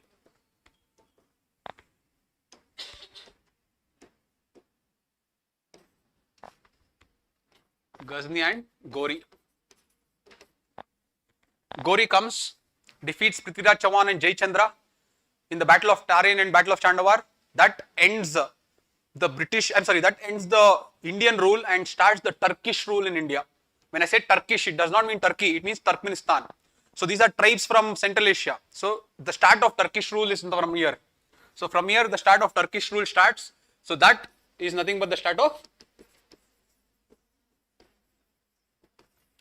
Delhi Sultanates.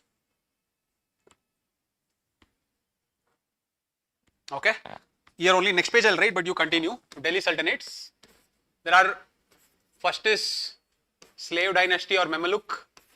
Then you have Khalji. Then you have Tughlaq.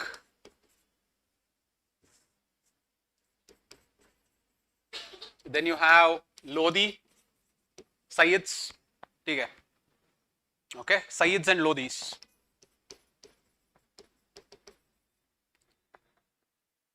Why this is important is there are many changes that happens with our art and culture. Indo-Islamic architecture, Indo-Islamic literature, Persian language. There are so many things that comes with them. So that is very important. But along with this, what is happening in South India?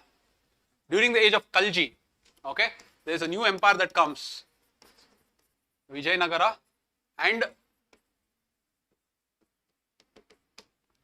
Bahmanis.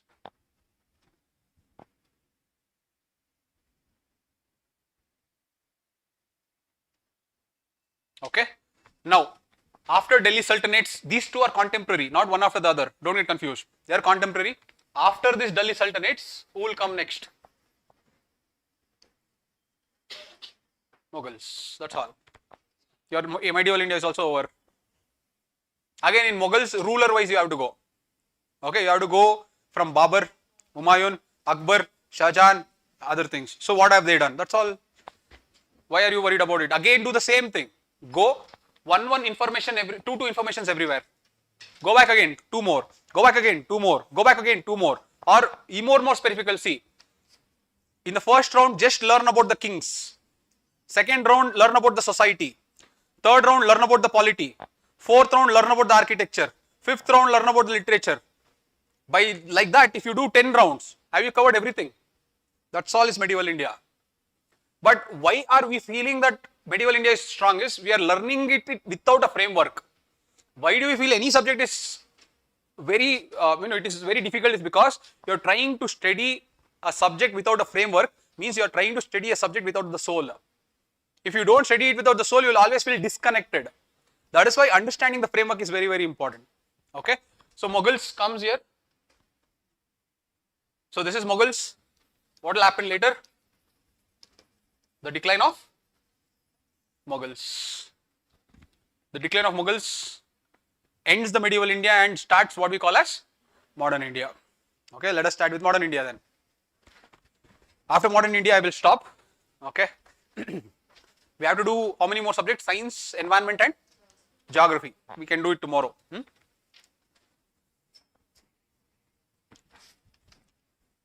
Because this is a flow, I cannot stop in between. Now, see, modern India should be studied in 2 dimensions.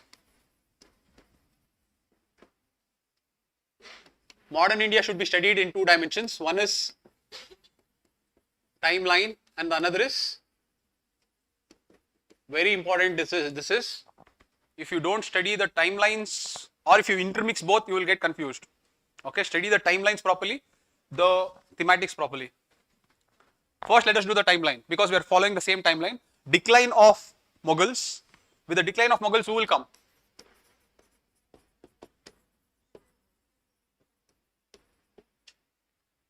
Portuguese, Dutch, English, French. In order they come. Now, when these 4 forces come, who will establish the rule?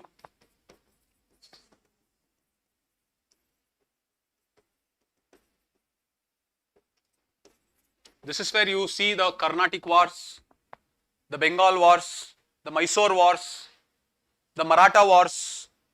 All these wars are happening because they are trying to consolidate. Okay. So once they consolidate and once they get to know that they are now powerful, then what happens?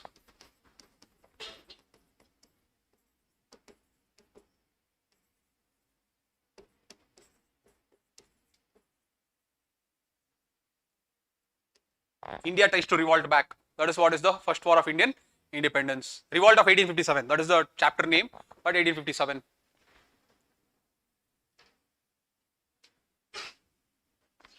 What is next? What happens in 1880s? The start of, very good, modern nationalism. The so-called moderates, they are still not called moderates, they are called nationalists. Why? Because extremists have not yet come. The moment extremists come, they become moderates. Okay, still they are not called moderates. Okay, they are called reformers or nationalists. Okay, from there, what will happen in 1885?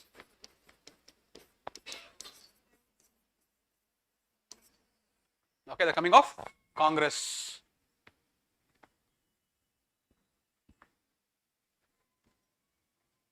Okay, then what happens in 1900s? Sorry, yeah, 1890s, sorry, era of moderates. Okay, 1890s is era of moderates. This is where Surendranath Banerjee, okay, will give speeches in the parliament. Okay, he makes a lot of this thing because the 1890s Act. Remember, in polities, acts and legislations, we have to do pre-constitutional acts also. Regulating Act, 1919 Act. So there you will understand what is the importance of 1890 Act. Very, very important is. That is what will give the speaking parts for the legislators, Indian legislators. That is where Surendranath Banerjee will use it. Okay, Firoz Shah Mehta will use it. These are very, very important actors during this period. That's why it's called era of moderates. Okay, the next one, 1900s. What happens? 2 things. Swadeshi and era of extremists. Swadeshi movement and era of extremists.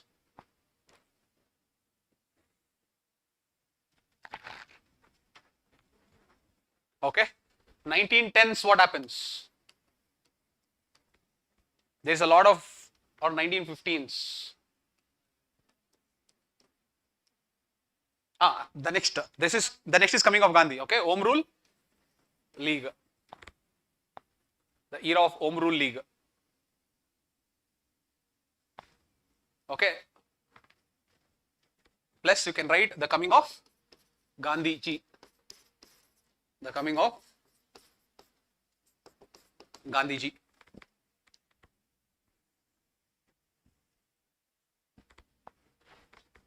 The Kheda, Bardoli, sorry, not Bardoli, 1927 is Bardoli, Champaran, Ahmedabad. So these are the things. This is where he comes and tries to experiment with his tools of Satyagraha. Anyways, let that be there. Next, 1920s, tell me. What happens?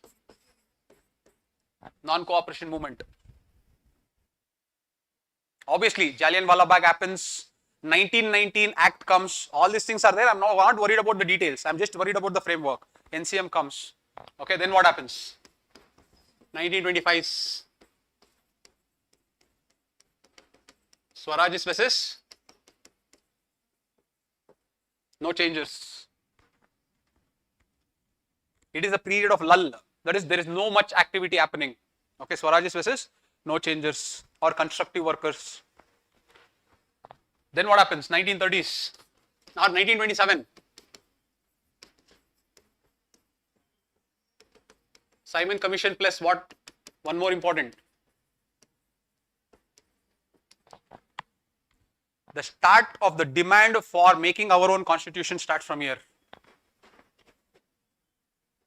But we are still in dominion status only. Don't get confused. Purna Swaraj comes 1930s. But the start for our own powers to make constitution comes from here. Constituent Assembly.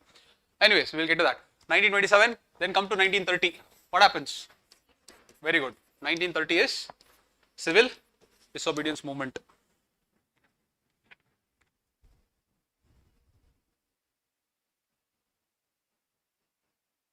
Here Gandhi-Irwin Pact happens and all those things that are different. But let us go to the next one.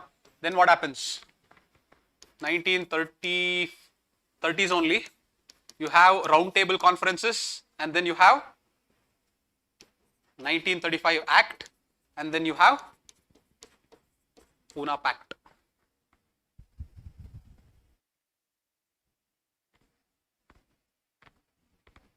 Okay.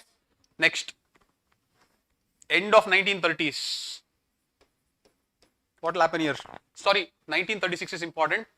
1936, the rule of Congress. 1936, the rule of Congress. Then 1939, what happens? 1939 to 1947. This itself is a sequence of events that is very important. Okay, let us see what happens here. 1939 to 1947.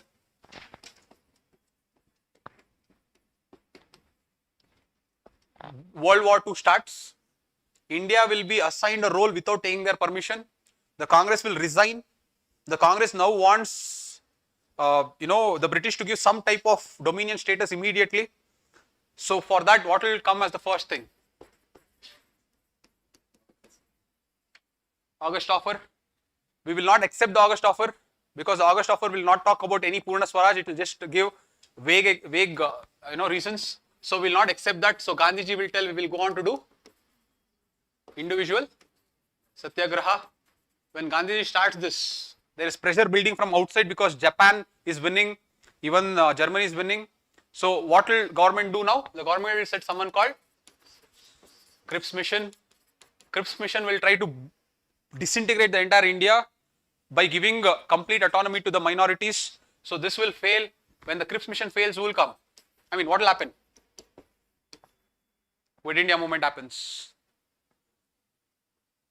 When Quit India movement happens, the British will realize that there is no point of holding the power anymore. We don't have the power. That is when they will send Cabinet Mission. Now here, between this, the naval mutiny, this is very important, and here the Indian army from Japan, that is very, very important. The role of Subhash Chandra Bose, Azad Army. Okay, this is very important, but anyways, cabinet mission comes. So cabinet mission will create a division of states, will create a blueprint.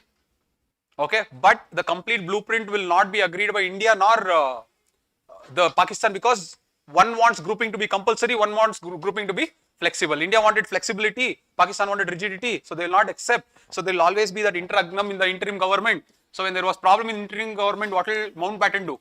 Mountbatten will come up with what do you call as Mountbatten plan. And this Mountbatten plan, further modification will finally go into what we call as Indian Independence Act of 1947. This completes the timeline of history of India. Whatever happens henceforth will be so-called post-independence. Okay, that's all. This is modern India. This is what you have to do again. Don't read it. Go back, read in the same flow and come. Go back, read in the same flow and come. Go back, read in the same flow and come. You will understand. So when you go back first time, read the story. Understand what has happened. Again, when you go back, read the actors. What has happened. Again, when you go back, read the institutions what are there. Again, when you go back, read the sessions, Congress sessions what are there. So whenever you go back and read the same flow, you should always try to add 2 new things. That's all. When you're reading the same flow, don't try to add too many things at one go. You will get frustrated. So when you're repeating it again and again and again, you will be confident. You understood this? Okay. Now, you're not yet done. 1 second. Art and culture is there. Okay. Let's come back again. Come to ancient India. Okay. 10 minutes. We are done. Art and culture should never be studied as a separate subject. Art and culture should always be integrated within history. Okay. So, if you go to ancient India, I think I've lost this.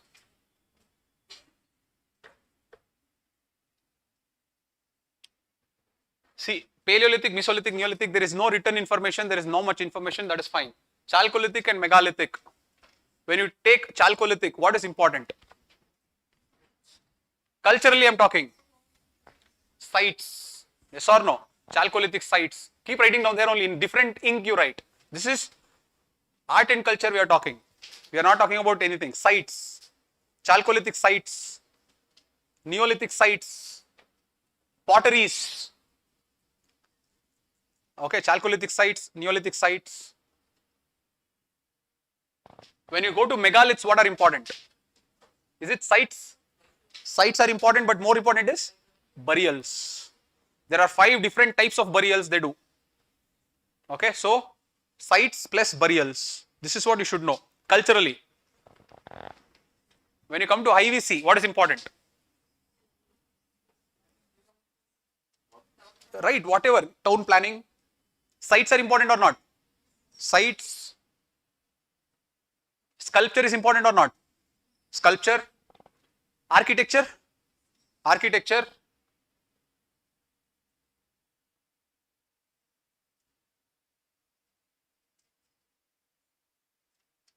Seals. Bead making. Pottery.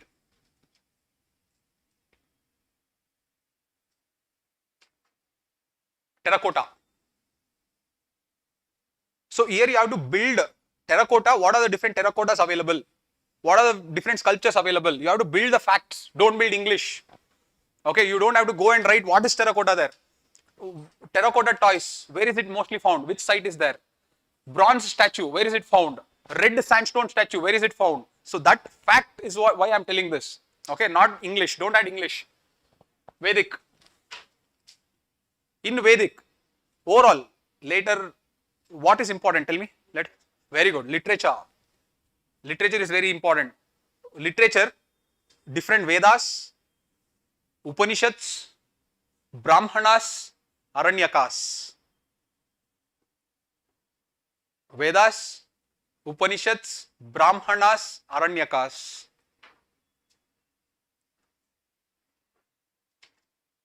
What happens within the society, how the status of women changes, how the economic transformation happens from nomadic pastoralism to agriculture. This is ancient India.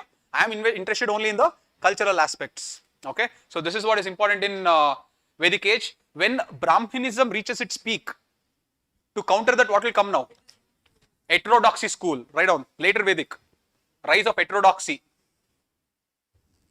Rise of heterodoxy. In bracket, Buddhism, Jainism and Ajivikas. These are main three. But overall 75 schools come. 75 schools will be there in heterodoxy. But we only study Buddhism, Jainism and Ajivikas.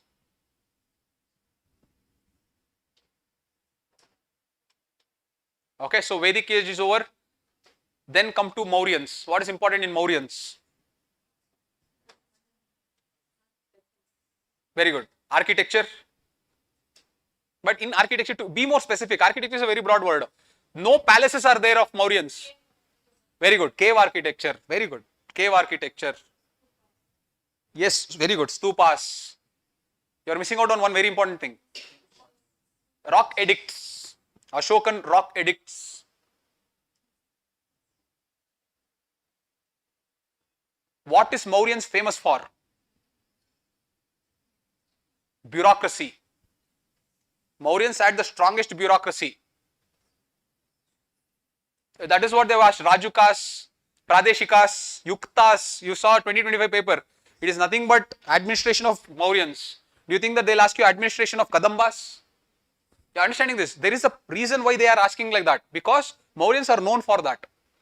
Okay, when you come to Guptas, will they ask bureaucracy in Guptas? There is nothing bureaucracy in Guptas. But what will they ask in Guptas? Literature. It reached its peak. Especially Sanskrit literature. Even if today I read, I'll read something new only. I hope you are understanding. There are so many people who have written books at that time. So, you should know what is important in what period and learn accordingly. Okay, anyways, we'll get there. So, we are done with Mauryans. The next is post-Mauryans. Post-Mauryans. See, in Mauryans, Buddhism reached its peak. Okay, so know that. Buddhist literature came. Okay, Buddhism reached its peak. There are many Buddhist monks who will come during Mauryans. So that is again very important. So keep that in your mind. Next come to post-Mauryans. Temple architecture starts. Nagara. Temple architecture starts. Next one. Sanskrit literature revives. Sanskrit literature revives. Sanskrit literature revives. Go back to Mauryans, Pali and Prakrit dominates. In Mauryans, Pali and Prakrit. So that literature will dominate there. Pali and Prakrit. Okay. So you are done with post-Mauryans. There again, Kushanas and Buddhism is very important. Kanishka. Okay, in Kushanas more specifically it is Kanishka. Fourth Buddhist council happens, okay, and there is very important poets and literarians in this kingdom, so those things are very important. Then during the same stage, climax of sculpture, post-Mauryans, climax of sculpture. This is where you get Mathura, Amravati, which is one more? Gandhara, Mathura and Amravati school of sculpture. It comes now. Gandhara, Mathura and Amravati school of sculpture. See, how you will remember is Gandhara and Mathura are two schools that are encouraged by whom? Which ruler? Kanishka only. Okay, Kanishka will make sure it reaches its peak.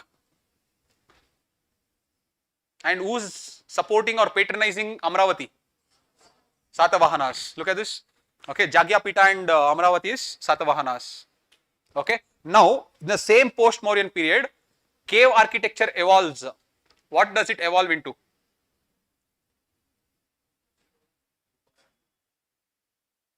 Very good. Viharas and Chaityas. Until then, cave architecture was not divided like that.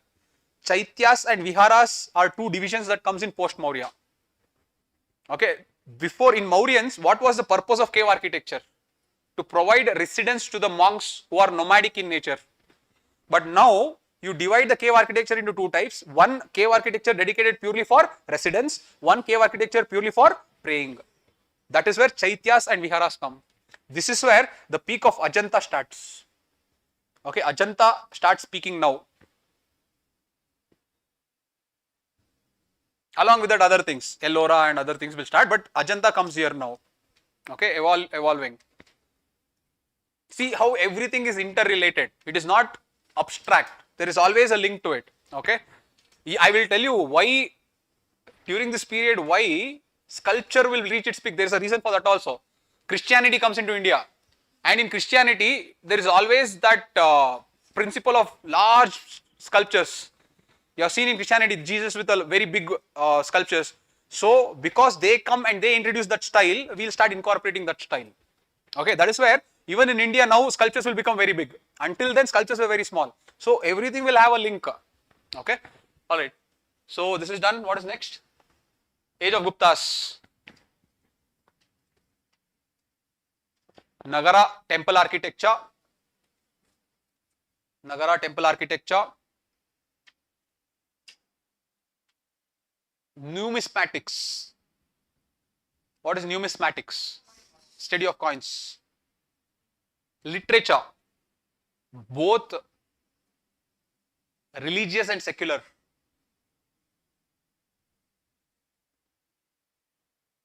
Literature. Drama. Kalidas only has written so much, but drama. Terracotta.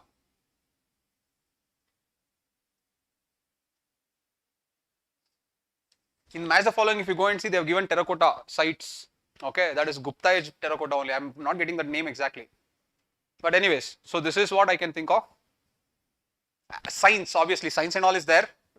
You can write science. Sushruta, Charaka, Nagarjuna, okay, Aryabhatta, Varamihira, all these people will come. That is okay. Alright, so this is Guptas. Then go to post Guptas. What is post Guptas? Harshavardhana.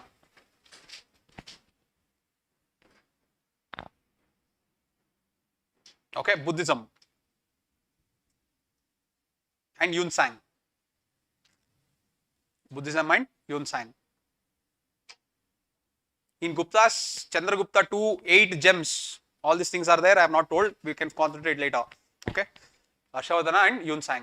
I'm sorry, Buddhism and Yunsang. So Buddhism, he holds Kanauj assembly, Prayag assembly. All those things are there. We will discuss later. But broadly, you should have this idea. Okay, so this is the ancient. This is all is the art and culture of ancient. I hope you are understanding this. Okay. After this, there is something called classical. Classical, what is the definition of classical? Classical means old. So, right, give the heading as classical there only, in ancient only. Give the heading as classical. Okay. Draw different branches. Classical dance. Classical dance. Classical music. Classical language. Okay, what is the opposite of classical? Folk. Okay, folk, F-O-L-K, folk. That is, see, classical is old and there is some standards developed around it. Folk is rural and there is no standards. That's all. Okay, so folk also has 3 branches. Dance, music, language is okay. Don't write language. Okay, come to medieval period.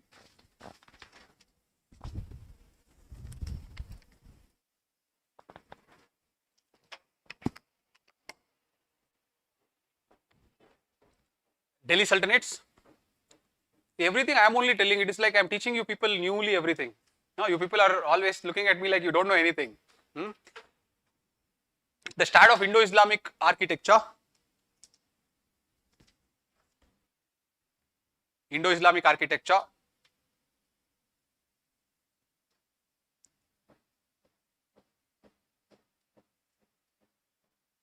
Emphasis on paintings. Emphasis on paintings. Did we finish ancient properly? I didn't miss out anything, right?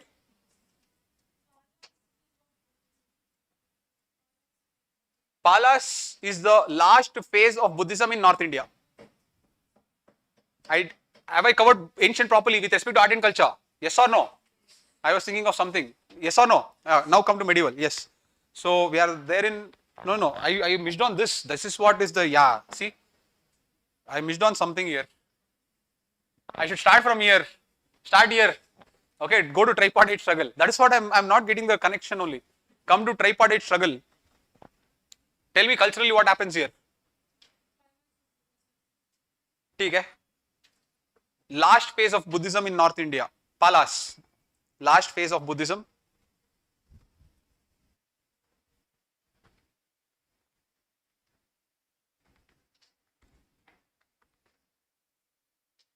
Ancient ports, west coast. Medieval ports, east coast.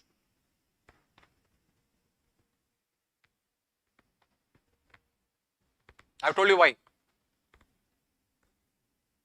The start of Arab travelers into India. Al-Baruni, Abdul Razak.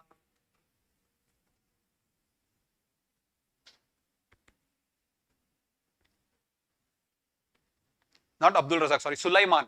Abdul Razak comes in Vijayanagara, sorry. Sulaiman, Al-Baruni and Sulaiman. These are the two people who will come. Very famous they are. Anyways, we'll discuss that. So this is what happens in tripartite struggle. Era of Rajputs. This only we missed. Era of Rajputs. Climax of Nagara style of temple architecture. Climax of Nagara style of temple architecture.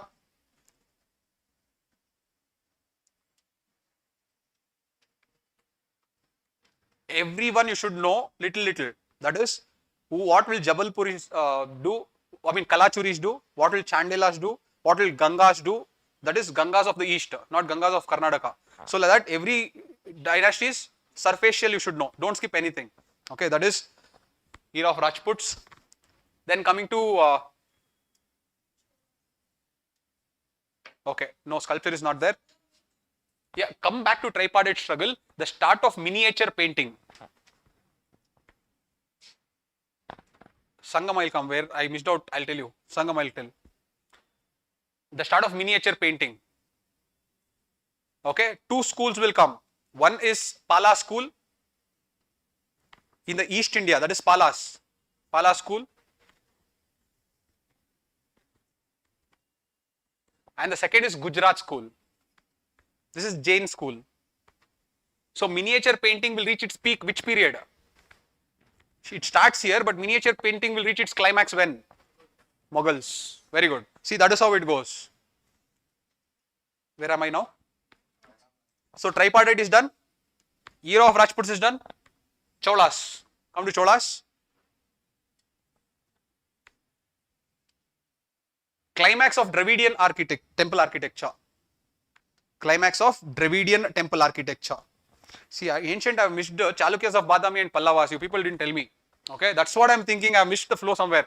Climax of Dravidian architecture, you write. If climax has to happen, the start should have happened somewhere, no? That is the question that should come to you. Okay, so climax of Dravidian architecture means start happened where? Pallavas. Chalukyas is Dravidian or Chalukyas is Vesara. You understanding this? So start of Vesara happens in Chalukyas, start of Dravidian happens in Pallavas. Write that. Start of Dravidian happens in Pallavas, start of Vesara happens in Chalukyas. When will Vesara style of architecture reach its peak? Hoysalas. Okay. Anyways, don't worry about it. That and all, that level detail is not required. Vesara is enough in Chalukyas. Pallavas is Dravidian. Come to Cholas now. Climax of Dravidian style of architecture. Climax of Dravidian style of architecture. Okay, so you have to study the temples, very important. Next, there only bronze sculpture.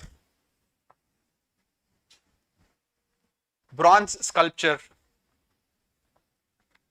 There only right now, the start of Bhakti movement in India.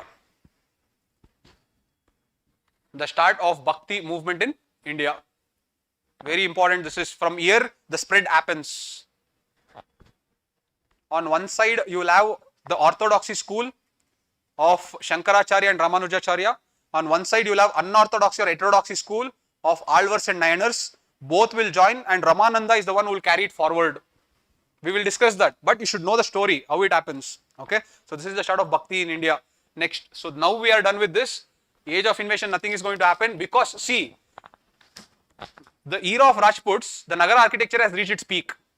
In the temple, they'll keep all the important ornaments. That news reached even the west. That is why they came for invasion. You understanding this? There is a reason and linked to it. So this is okay. The next is, this is the one. The next is Delhi Sultanates, right? Delhi Sultanates, I have told the start of Indo-Islamic architecture. Next, what did I say? Paintings. The next is Persian language. Persian language becomes famous. Or when I say Persian language, literature also comes in that only. Translations also will happen in that only. So that is what is Persian language.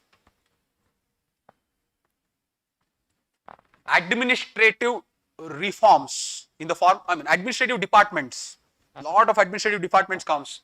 Department of Agriculture, Department of Irrigation. There is a lot of Department of Revenue. So many different administration comes. So that is very important. Bandagans, all these things come. Okay. Vijayanagara. There only Vijayanagara. Architecture.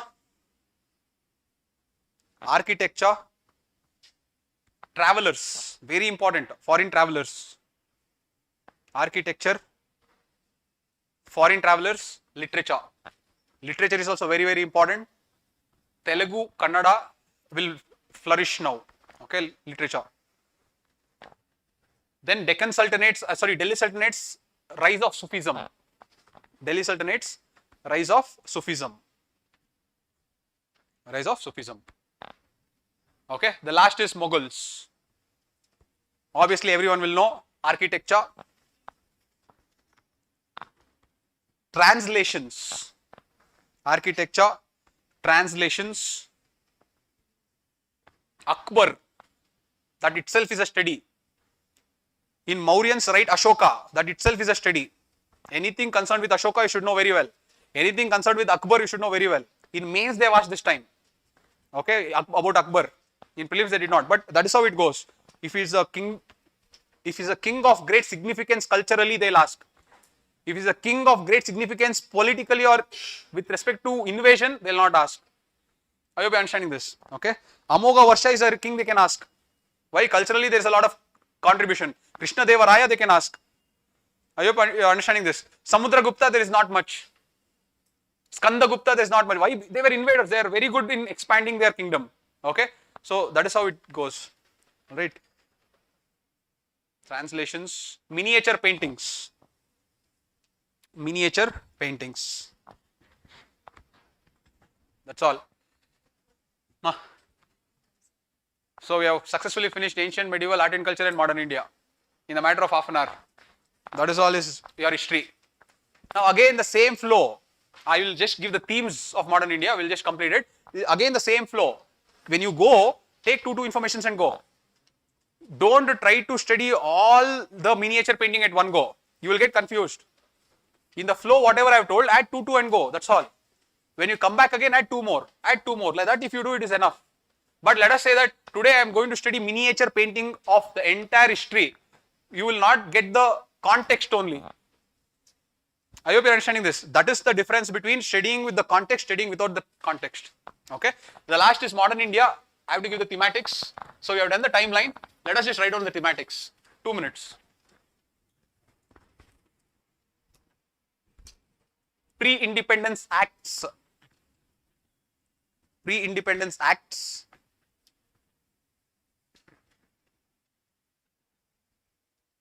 Next is tribal revolts. Next is peasant revolts.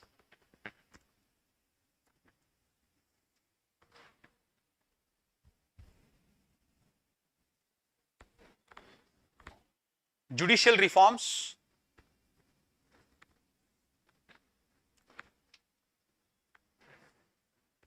Civil service reforms. Police is not that, there is not much. Judicial is very important. Cornwallis Code is there. So, civil service reforms. You have Lee Commission, you have Under Commission. So, these are all important there. Educational reforms. Educational reforms. Socio-economic renaissance in India. Socio-economic renaissance in India. Very important this is. I mean, easy questions come, don't worry. Socio-economic renaissance in India. Come again.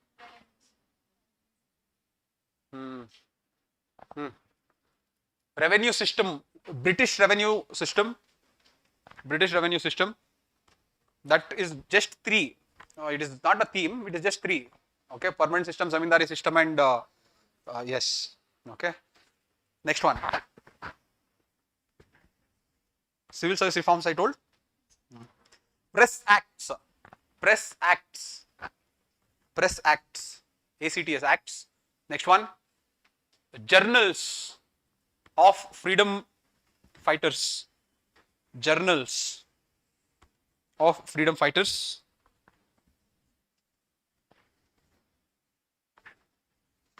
Congress sessions and their outcomes. Congress sessions and their outcomes. Okay, and the last is Gandhiji. You have to study about the personality himself as a theme. Okay, again, if you come across, if I have forgotten anything, you can keep adding, but overall this is the framework. Yes, definitely, viceroys and governor generals and viceroys, definitely. They have not asked from the last 3-4 years, but you have to, it doesn't mean that you have to skip, you have to know. Pretty straightforward, they'll ask off. Okay, so this is the overall thematics with respect to modern India. So I hope you understood what is subject play. So the moment you stop seeing the book, but you just look at this page and start recollecting everything, that means that you can play with the subject. That is how you have to get to that competency. Okay, so we have environment, science and tech, and geography. Anyways, we can do that in half an hour next. But tomorrow morning I'll be starting with economy as a class. So we will start off with that. We should not drop the momentum. Okay, again, every Sundays I have kept it as a off. One, for me to relax, not for you to relax. Okay, one more reason is Sundays usually will have exams. Many students will have exams in other government this thing. So I want them to go and do it. That should not disrupt. That is why I have kept Sundays as holidays.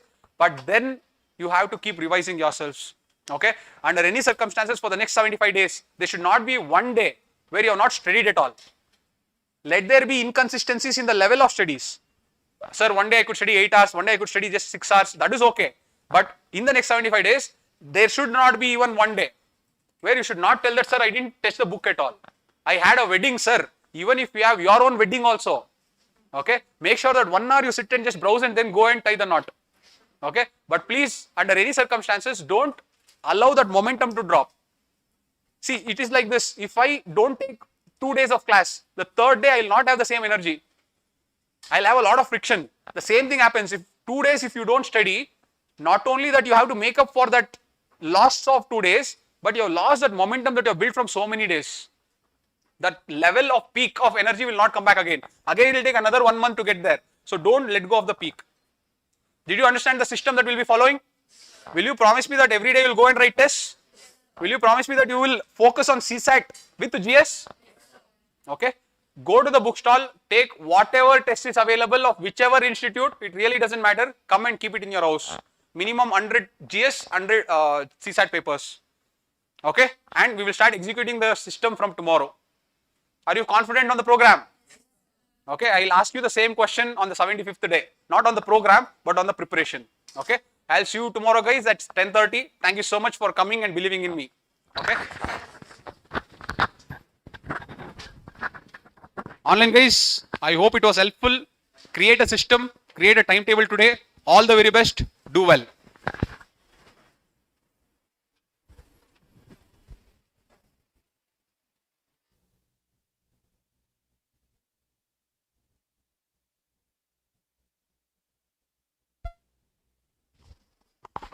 You can definitely write revolutionaries also as a theme. Definitely you can. You can definitely add it. No issues.